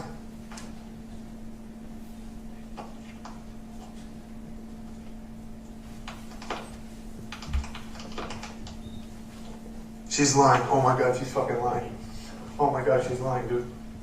She's lying. She's fucking lying. She's cheating. She's cheating on me. So we just heard in real time how quickly Allie jumped to that conclusion. Never mind the fact that they were not together at this point, or that he had broken into the apartment, or that it was early in the morning, so Anna was likely taking their daughter to school. In his mind, if she said she was at home when she wasn't, she was probably cheating on him and deserved everything he would go on to do. And while Allie and his lawyers are trying to argue that this reaction was outside of his character, that it had not been for the drugs and lack of sleep, he simply wouldn't have done this, his response in court is telling. He's not ashamed of his reaction here. He doesn't feel like he's in the wrong. If anything, he feels like the audio recording showcases what a good and loving partner he is, and how uncaring Anna was. There was no way that his attorneys wanted to play these recordings on their own. They would have fought him on these points, but obviously he didn't listen. She's cheating. Oh my god. She's fucking lying. Send me a screenshot.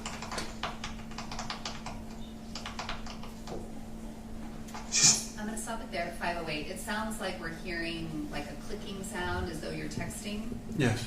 Who were you texting in that moment? Anna. And so as you're talking into your phone, you're also texting Anna back or texting with Anna? Right, I'm kind of narrating what's happening. Fucking lying. She's fucking lying. Oh my god, she's lying.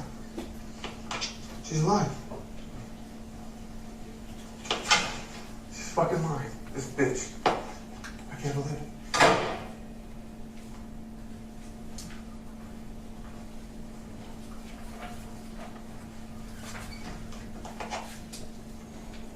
She's lying to me. She says she's on a fucking new hire training call.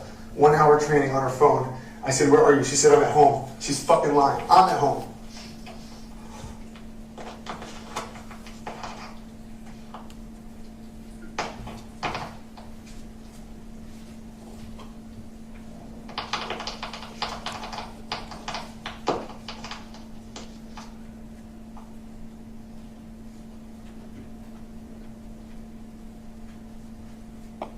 Pausing once more to state that if this is your immediate reaction to your partner lying to you, you're probably not in a mentally healthy place to be in a relationship. Was that you texting again those sounds?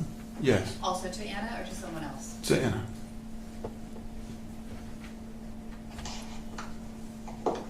As I fucking suspected. She's cheating on me. She's fucking cheating on me. She said she's home. She's not home. She just blocked me because I wanted to fucking find out where she is. She won't answer my call. Fucking cheating on me. Alright, Anna. You wanna fucking cheat on me? That's fine.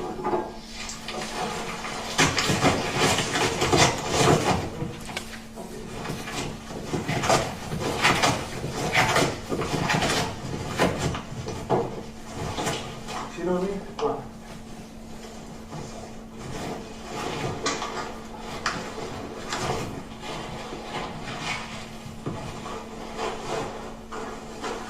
Cheat on me? Okay. Oh, you gonna cheat on me? After you fucking drive me crazy, you gonna cheat on me? Alright.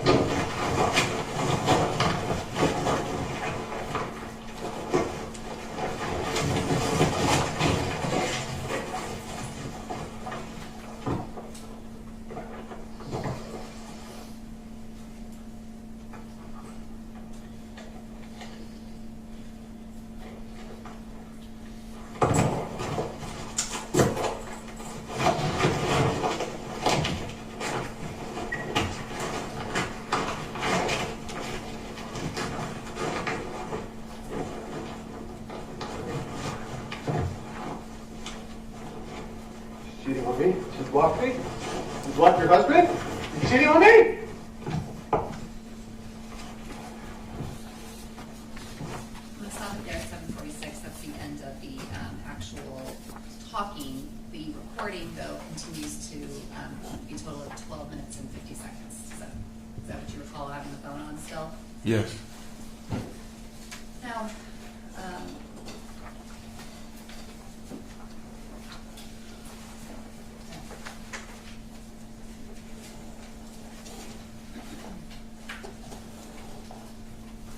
when you were talking in this video, when I stopped it, you said that you were narrating it. We heard later, after the shooting incident, on the Nest camera that you didn't know the Nest camera was there, right? Right. We hear you in that Nest camera talking to yourself then as well. Do you remember that? I do. Is this something that you were doing on a regular basis during this time period? When I'm alone, yes.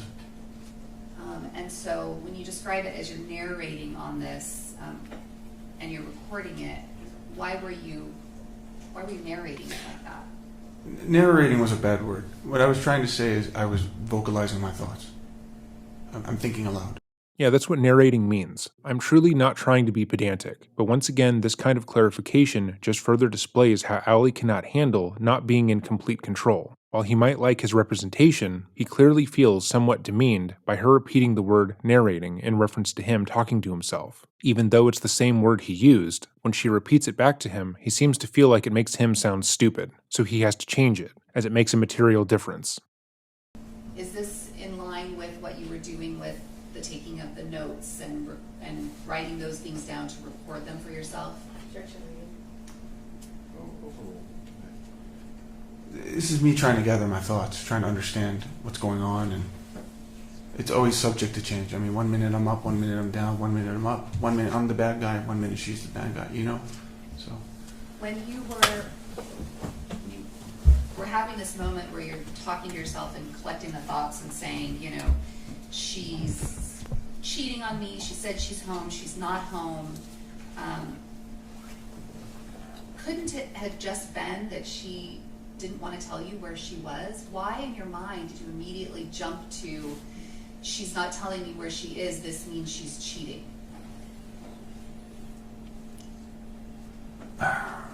well, there's a level of I know Anna. I know why she does certain things or what certain things could mean. But also it's the buildup of like leading up, you know, the circumstances of what I'm seeing. My roses crushed, the makeup bag open, her saying she's home but she's not, the lack of acknowledgement of my. I mean, the cheating thing was going on. I mean, the suspicion of that she's cheating on me has been going on for months. And I'm constantly, 1 minute I'm thinking it's happening, it's prevalent, and then sometimes I just brush it under the rug. Maybe I'm just crazy. And then again, I start to think. And then sometimes she'll tell me something, and I believe her, that she's not cheating on me. So the whole cheating thing, it's just been going on for so long. Like the whole me suspecting that she's cheating has been going on for so long. So that's, of course, going to be my first conclusion. Okay.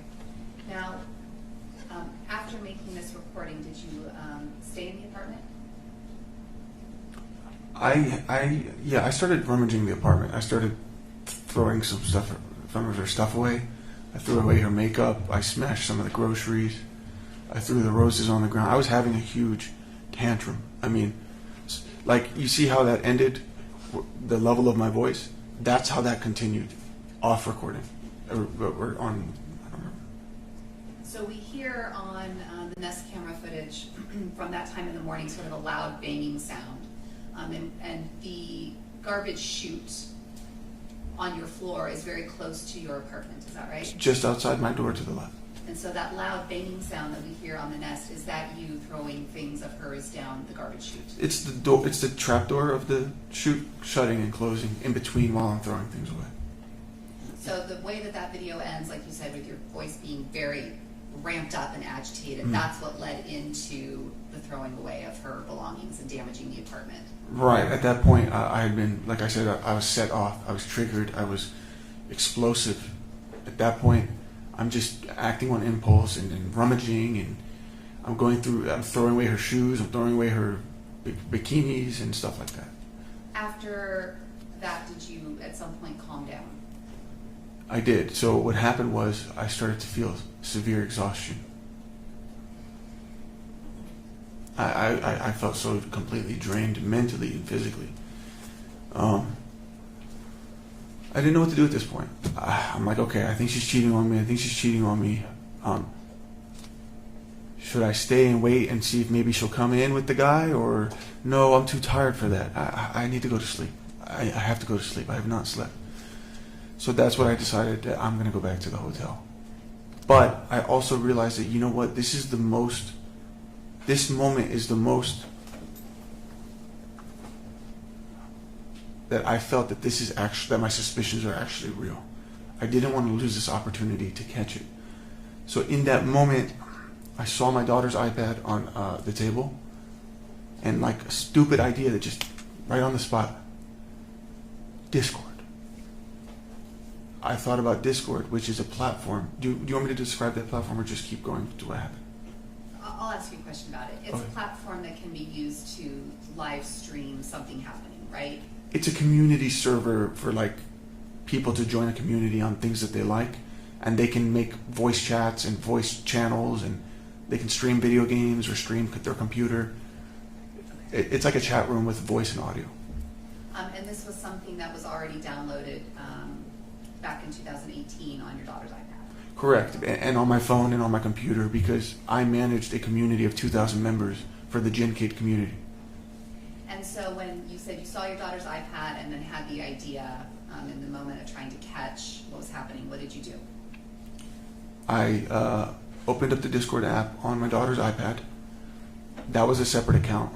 So I had him join the open voice channel. It wasn't a call. It's not something you can hang up. It's just a voice chat channel. And any user who hops into this voice chat channel, by default, their microphone is turned on, unless you hit the mute button. So it's just for places for people, as many as they want, to communicate. So the iPad joined in the channel, and then I joined it with my phone. After you did that, where did you put the iPad? There's behind my bed. There's like this strange little cutout area. Looks like a little cubby. I don't know if it was by design or what, but I placed it there because obviously I wanted to be discreet about it. But I wanted to catch them having sex. I knew if they're gonna have sex, they're probably gonna do it on the bed. So I placed it there. I plugged it into the charger, and I left it at that. After doing that, you said you left the apartment. Immediately, After leaving the apartment, where did you go? I went back to my hotel and I took off my clothes, and I fell straight to sleep. At some point, do you remember being woken up? I did. Do. What is the first sort of memory you have as you're waking up? What are you hearing? I woke up and I hear giggling. I hear a man laughing, and then I hear Anna's voice, and I'm half asleep, and I'm just absorbing all this, and then immediately I'm like, oh my god, that's Anna. Oh my god, who's that man? Who's that man? Oh my god, there's a man. I'm saying this out loud to myself, freaking out. I mean, I feel like I caught Bigfoot or something. Like, you believe he's there, but you don't have the truth. But then now there's this evidence, and it's just like I'm freaking out. So. What did you do next? I quickly put my pants back on. I gathered my keys. I grabbed my Coke. I started to do a couple bumps because I knew, okay, there's a man in my house. I need to be focused because I want to be in the zone here. You know what I mean? Because I was still half asleep. So I was just slamming back some Coke, and yeah. How much Coke do you think you did in that moment? I want to say 4 or 5 bumps consecutively. How much is a bump in your usage, if you know? It's like a tiny little, but it's effective. Do you think it totaled half a gram that you used there? Or maybe even a gram. When you said that you got up and kind of were gathering your things and put on your pants, at this time, were you always carrying your gun on your holster on your belt? I had been for the last few days. Is there any particular reason why you were doing that for the last few days? Well, I'm a concealed carry permit holder in the state of Virginia, so yes, I used to wear regularly concealed every day. But that doesn't apply here in California. However, when I had moved out, or when I left the apartment on the 18th, all my expensive belongings were in my Jeep. My Jeep, my iMac computers, my personal property, it's all there, laid out in the open. The windows are not tinted. So I wanted to carry conceal in the event that I found a break-in or a robbery or something like that. So when you put on your pants, your belt was on your pants? Correct. And the holster was already on your pants? And the gun, yes. So you throw all of that on and you get into the Jeep? Correct. And where did you head from there? I had that gun on me when I visited the first time that morning. Okay. Yeah. So when you were at the apartment earlier that day, you also had the gun on you? Correct. So this is just something I was carrying, basically. When you got into the car, where did you go? I put the GPS on for Spire. When you were in the car driving to the Spire building, is the Discord app still running what's happening in the apartment? It's like running in the background. Yes, I can hear the audio in real time. Yes. What were you hearing as you were driving over to the apartment? So I'm already like freaking out, high out of my mind. I'm already amped up. I'm driving over 90 miles an hour in an attempt to hurry up and get there so I could hopefully catch it before it happens, or, stop it with my presence, because I just didn't want it to happen. I was hearing, I heard that they were making fun of me. He was like, "Did Ali make this mess?" I didn't know who he was. He's like, "Did Ali make this mess?" She says, "Yeah," and he bought me these cheap ass flowers. Let me just tell you, when you hear your wife talk shit about you to an undisclosed man, that is fucking painful. And this is while I'm driving 90 miles an hour, already like freaking out. But then what happened was the voices stopped. Suddenly there was silence, and I'm like, "What? Why don't I hear anything? Why'd they stop talking?" Next I start hearing R&B music playing. Let me stop you there.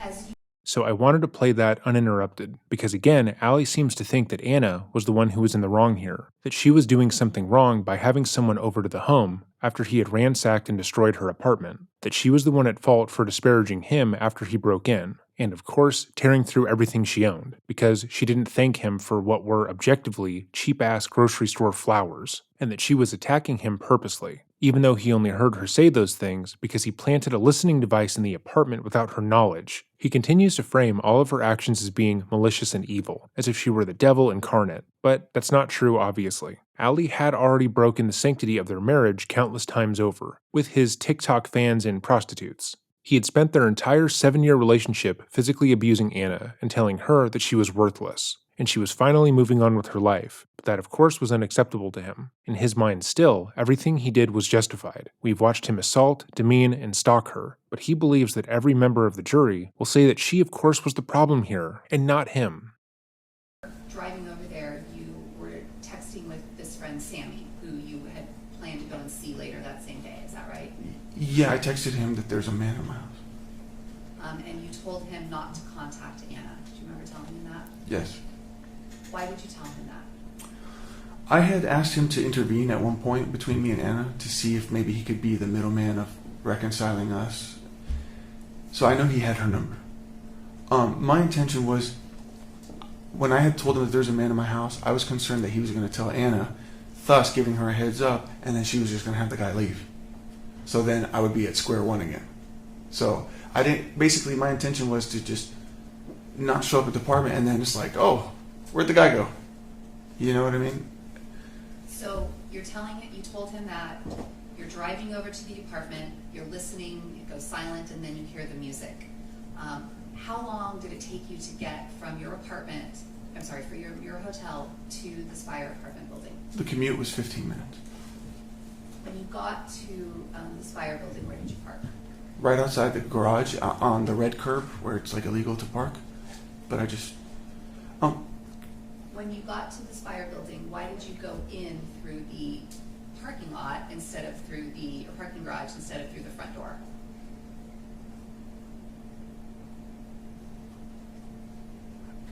well, there was an important detail about the R&B music. Okay. Sorry.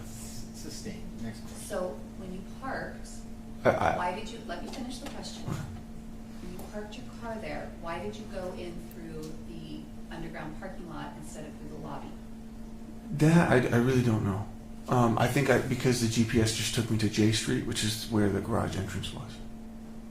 When you, we saw on the surveillance footage, when you went first into the parking garage, you then came back out. Why did you do that? Because I had ran all the way to where the elevators are, and there's a black gate that requires you to use your key card. I had forgot my key card in the Jeep.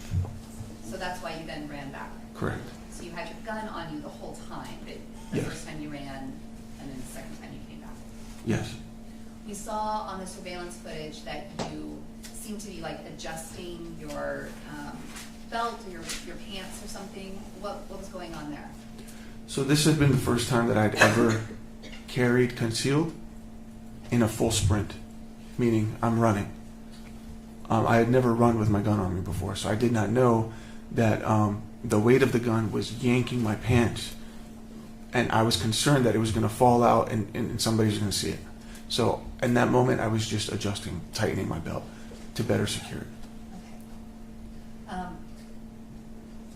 You use the security key or the key card to go inside the gated area of the complex, and then you took the elevator up. Do you remember that? Correct.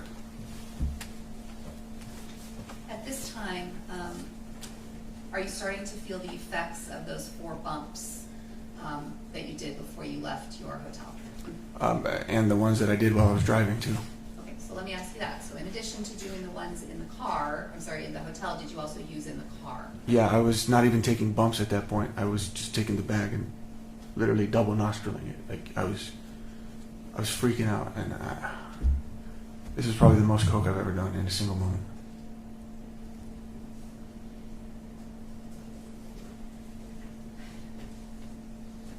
When you're on your way up in the elevator, what are you thinking? I'm thinking, oh my God, she's probably having sex right now. I wonder who it is. Hurry up, we gotta get up there. They kept stopping on floor after floor after floor, and I'm trying to stay calm, and I don't want to startle anybody. I put a smile on my face, but you can see that I'm constantly pressing the closed door every time we land on a floor. I was trying to prevent more people from coming in, because I just wanted to go. I'm thinking that, like, this is happening right now. I need to, like, get there so I can at least hopefully try to prevent it from happening with my presence, or get there before it happens. Allie doesn't realize what he just said completely undermines his argument. Again, Allie's defense is that when Anna rejected him, when he heard Anna in discord with another man in their apartment, he snapped. He no longer was able to differentiate between right and wrong, and so he killed Rayburn and Anna in the heat of the moment. But he just stated he had the presence of mind to try and act natural in front of the other residents, that he was able to discern that what he was doing and how he was acting was alarming, and he took steps to ensure that he wouldn't raise suspicion. Those two things cannot be true at the same time. But Allie has already established that he lives in a world where everything he says and does is justified, and anything he doesn't like is the worst thing that has ever happened. Because you knew that you put the iPad with the Discord channel on in the bedroom, as you're coming up and getting ready to go into the apartment, what are you expecting to find when you open that door? Well, I put it in the bedroom because I was trying to catch them having sex. So when I heard their voices loud and clear, my mind thinks they're in the bed doing whatever. So I thought that by entering my apartment, I would have that little leeway from the front door to walk to the bedroom. I thought I'd have that cooling off point to be like, okay, I don't know what I'm about to see, just calm down. I thought from the front door I'd be able to just kind of bring myself together a little bit. Their objection calls for legal confusion. Overruled. Let's discuss what he just said here, because it's truly bullshit in every way possible. Allie is seemingly trying to argue that had he not seen Anna and Ray on the couch together, he wouldn't have killed them. That had they been in the bedroom, he would have had the wherewithal to not shoot them both at point-blank range. That is stupid. He heard them talking in the apartment when he was at the hotel. He then immediately got dressed, did more cocaine, got in his car, proceeded to do some more coke, drove to the apartment complex, did more coke, then took the elevator up to the fucking apartment. That took, by his estimation, at least 15 minutes. This guy is living day to day like Hunter S. Thompson. It's crazy. Those last couple of seconds weren't going to change what happened. He wasn't going to miraculously calm down while storming into the apartment with a gun. He was always going to kill Anna and whoever she was with that day, because she was his possession. He could not handle the fact that she was finally breaking away, seeing her with someone else, hearing someone else make her happy, and realizing that she could live a life without him was something that Allie could never allow. But even now, he's attempting to frame this one choice that Anna made as being the reason why she is dead. In the end, no matter what actually happened, he was always going to find a way to make her death her own fault. So you were thinking, because you put the iPad in the bedroom, we know from the way your apartment is set up that you would open the door, walk in, there's the kitchen, a little bit of a dining space, and then the couch. And then off to the side of that is the bedroom. Is that right? It's almost straight ahead, but to a slightly slanted. Yeah. And so you expected, because of what you were hearing, that they were going to be in the bedroom. I'm like prepped to hear moaning and just very disturbing things. And so when you walk in, You're expecting that you're going to have time to walk from the front door through the kitchen, small dining area to the bedroom door before you actually see what you are hearing and expecting you're going to find in there. Correct.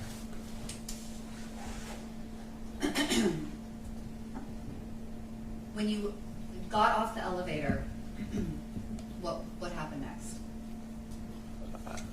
As you can see, I was in a hurry to get in there. I didn't even wait for the door to open. I was running. I used my key card. The only thing I had in my hand was my key card. I opened the door. I barged in. I was immediately startled.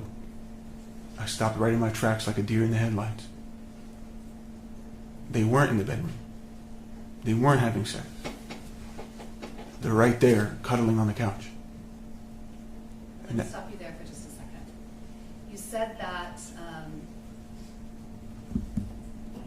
based on prior times that you had shot this gun, when you had your gun on your belt, in your holster, was it capable of being fired the way that it was at that moment? No. So when I used to carry conceal, or when I carry conceal, here's the thing with Glocks specifically, that type of firearm, they do not have a safety lever or button which prevents the trigger from being pulled. There's no safety feature on the Glock. That is concerning to me. So I never carry with a round in the chamber, meaning it's not ready to be fired. If you pull the trigger, it's going to go click. We saw, and you described for us, running off the elevator to the apartment. You had your key card in your hand. You opened the door. You described it as barging in. So you came in and you saw them on the couch. Correct. When you saw them, did they recognize or see you? Well, at first, I saw Anna. I couldn't see who the man was because she was kind of leaning forward a little bit to see who's at the front door. So I see Anna, and then the man leans his head forward. He leans his head forward, his eyebrows arched.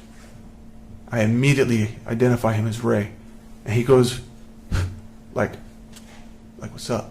And for the record, you're moving your head and chin sort of up. Yeah. In emotion. Yes, nodding up. You stated that kind of in the way of saying what's up. Did he say what's up? No, he did his usual, like, what's up? What happened next? Allie is once again trying to frame Anna and Ray as being the aggressors in this situation, even though he has now admitted that, for the second time that day, he had broken into Anna's apartment.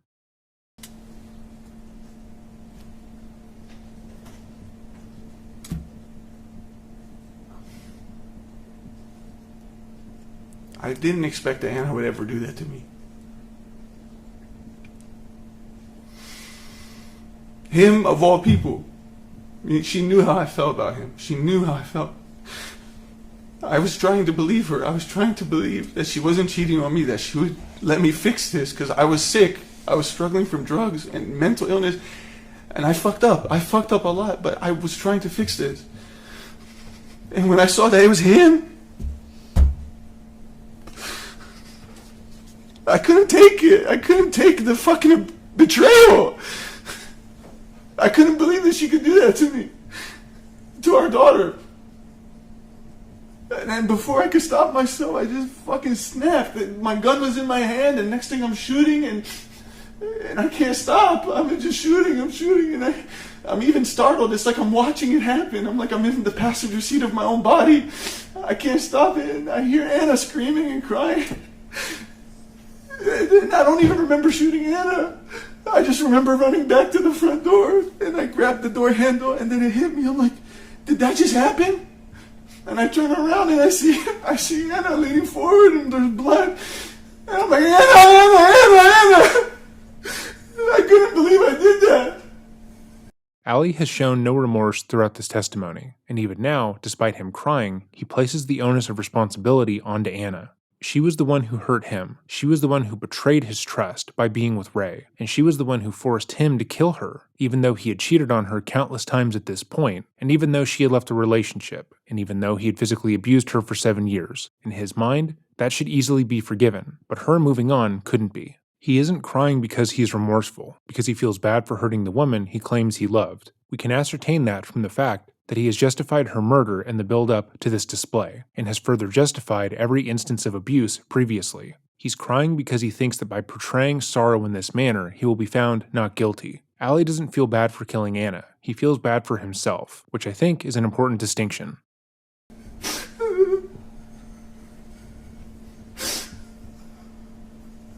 I don't know. I didn't mean to do that.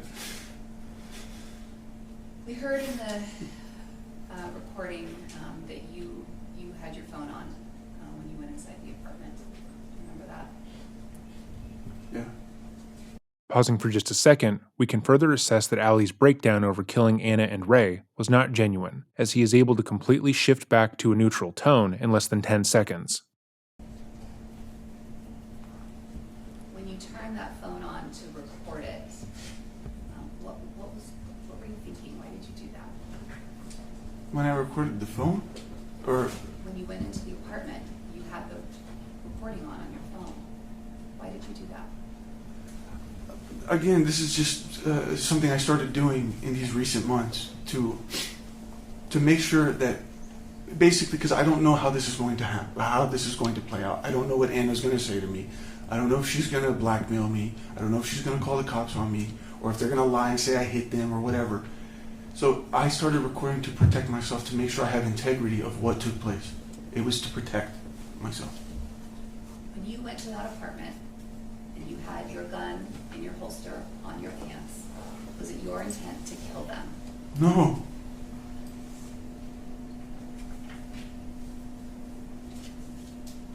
You said that when you walked in, you saw her and saw him.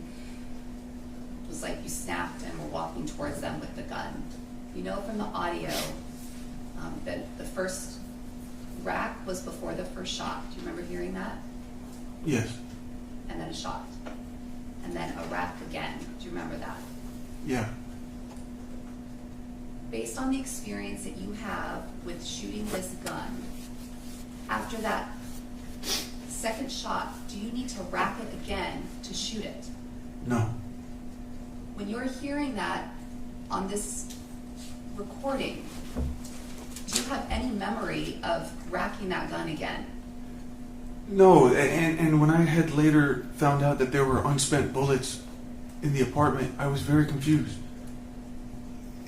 That's not even proper weapons handling. That's not the way I would use that firearm. There's no need to rack it again because it's a semi-automatic pistol. It automatically refills the bullet. So it didn't make sense to me why I'm racking this gun at random intervals. After the second racking, we hear 4 consecutive shots. And then a final racking, and then a final shot. On that video, after the first shot, someone yells out, "Whoa!" Was that you? That was me. Do you have any memory of saying that? No. But I remember being startled. I was startled by the sound of the gunshots. Had you ever fired a gun inside of a room before? The shooting range that I used to go to was outdoor, so it's outdoor, and we would wear ear protection. This was the first time I ever fired a gun in an enclosed space, but also without ear protection. We know, Ali, that at some point you took a photograph of what happened, of what you did to them. Remember that? There was a photograph, yeah. Do you remember taking that photograph? Not really. Do you have any memory of why you took that photograph?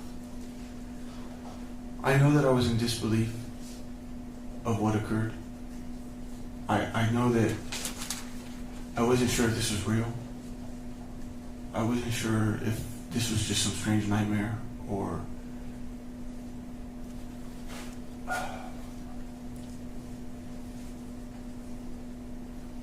Yeah, I didn't know how to... I wasn't thinking clearly. I didn't know how to process this information.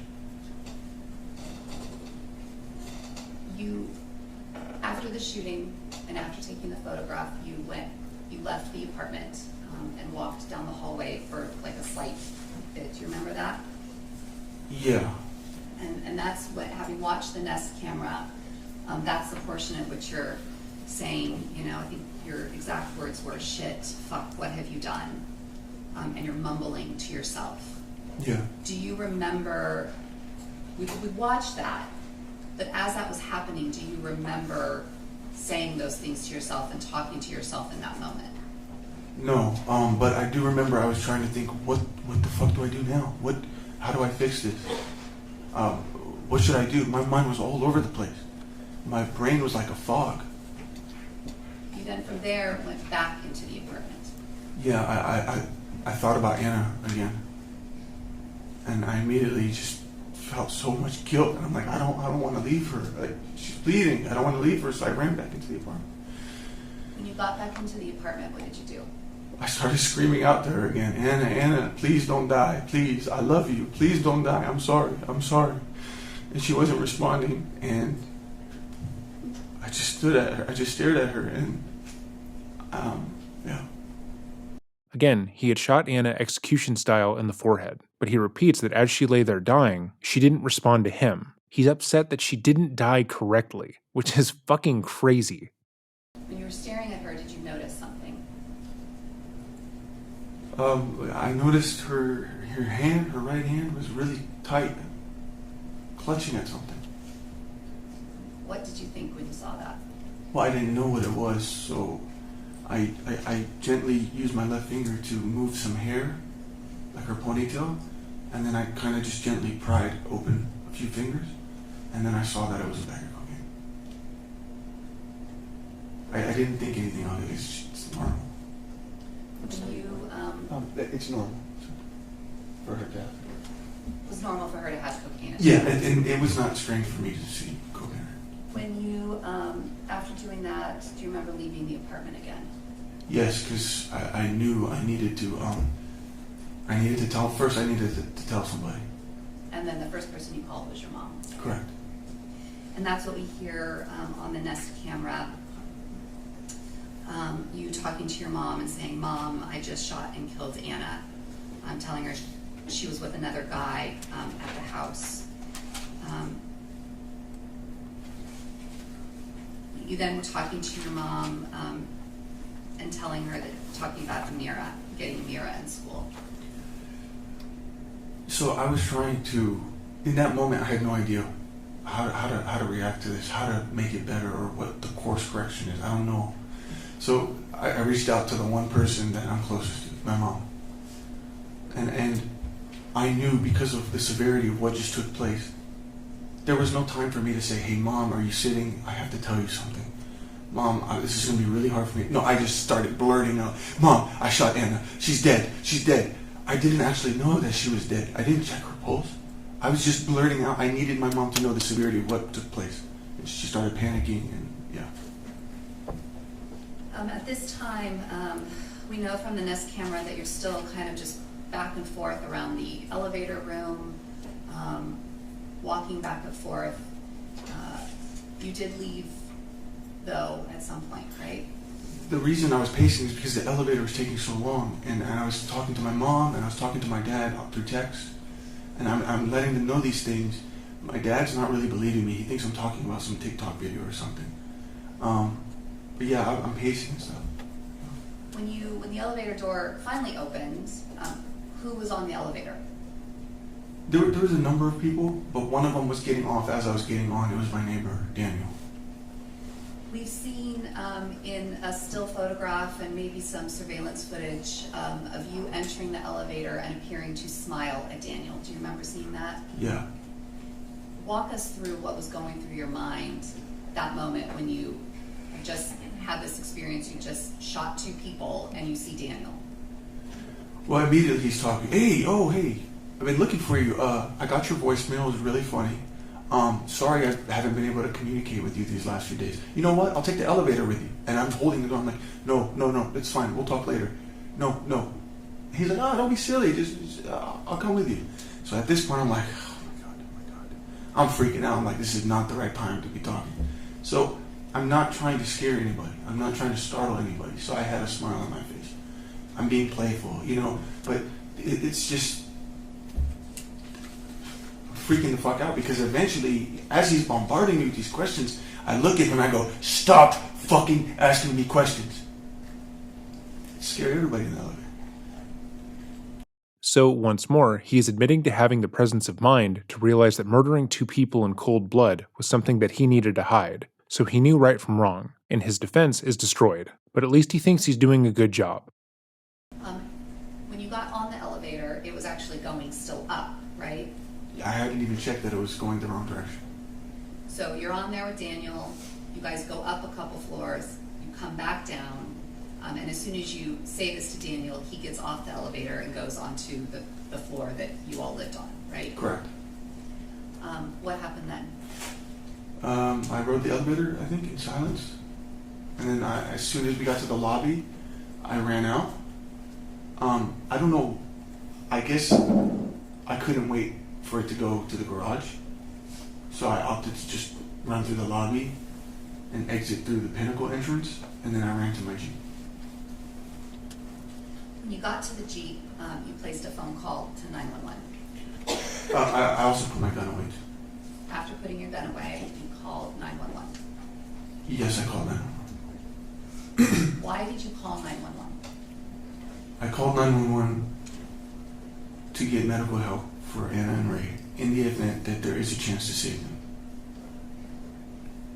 I was not ready in that moment to say, hey, it was me, you know, like I knew that my mind was on getting them help, and my mind was on the fact that my daughter's all alone in school. And I expect that her mother was the one to go pick her up. I didn't want to, you know, leave her there and have her watch all the kids get picked up by their parents, and she's thinking, where's mom and dad, you know? And I knew I had to turn myself in. I wanted to at least just secure her. You know, I was coordinating with my mom, like, can you meet me, please? I just want to give you a mirror. Okay, Dad, what about you? Can you come meet me?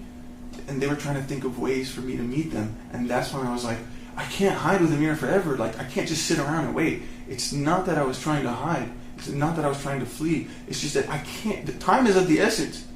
I need to turn myself in. I can't just sit here with Amira. When you called 911, you gave them your name. I did. You gave them the address of the apartment building. I did. You gave them the floor, the specific number of the apartment. I did.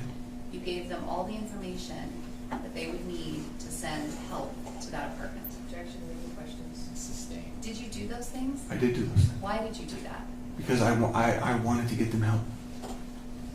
And when you were on 911, you told them that. Yeah, they kept asking me questions, and I'm just like, stop asking me, just go fucking help them. Like, go save my wife, go save them. I said that, and I hung up. I wasn't trying to deceive police. I wasn't trying to make an alibi or anything like they said. I was just trying to focus on the matter at hand, get them help, and I needed time to go just secure my daughter at a safe drop-off point.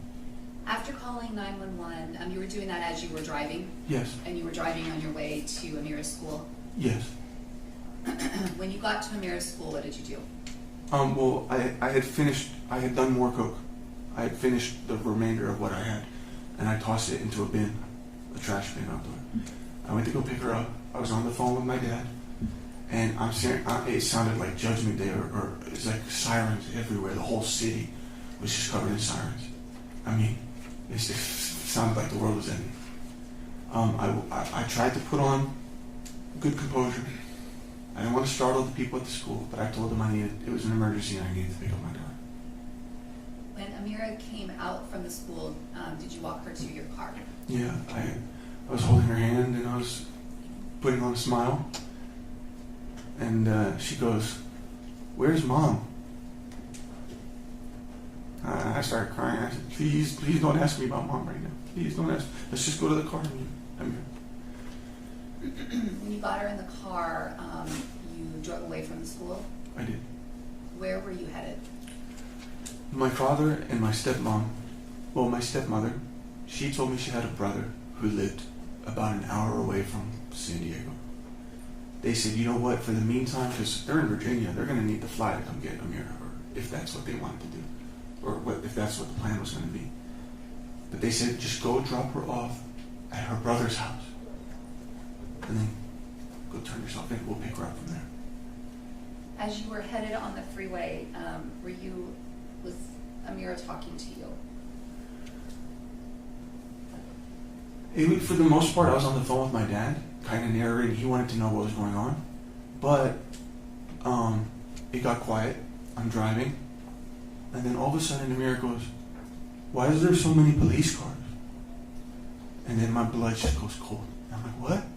And I look at the rearview mirror, and every single lane of the highway is covered in vehicles, police vehicles, sheriff vehicles. And I'm freaking out, like, oh my God, Baba, they found me. Okay, Ali, khalas. Just go pull over. Like, khalas means enough. Khalas. Enough. Pull over. We'll pick her up from the police. They did not pull me over. That's what one of the strange things was. There was no lights. They were just following me. And I thought it was so strange and bizarre. But I was on the rightmost lane, and as soon as I hit my right blinker, they knew exactly what I was doing. I was pulling over. At some point in the car, did you tell Amira, excuse me, that you had hurt her mom? When I knew that I was found, and I was about to pull over, I said, Mommy, or Amira, I hurt Mommy. I have to go away now. When you pulled over, do you remember the police giving you commands on what to do?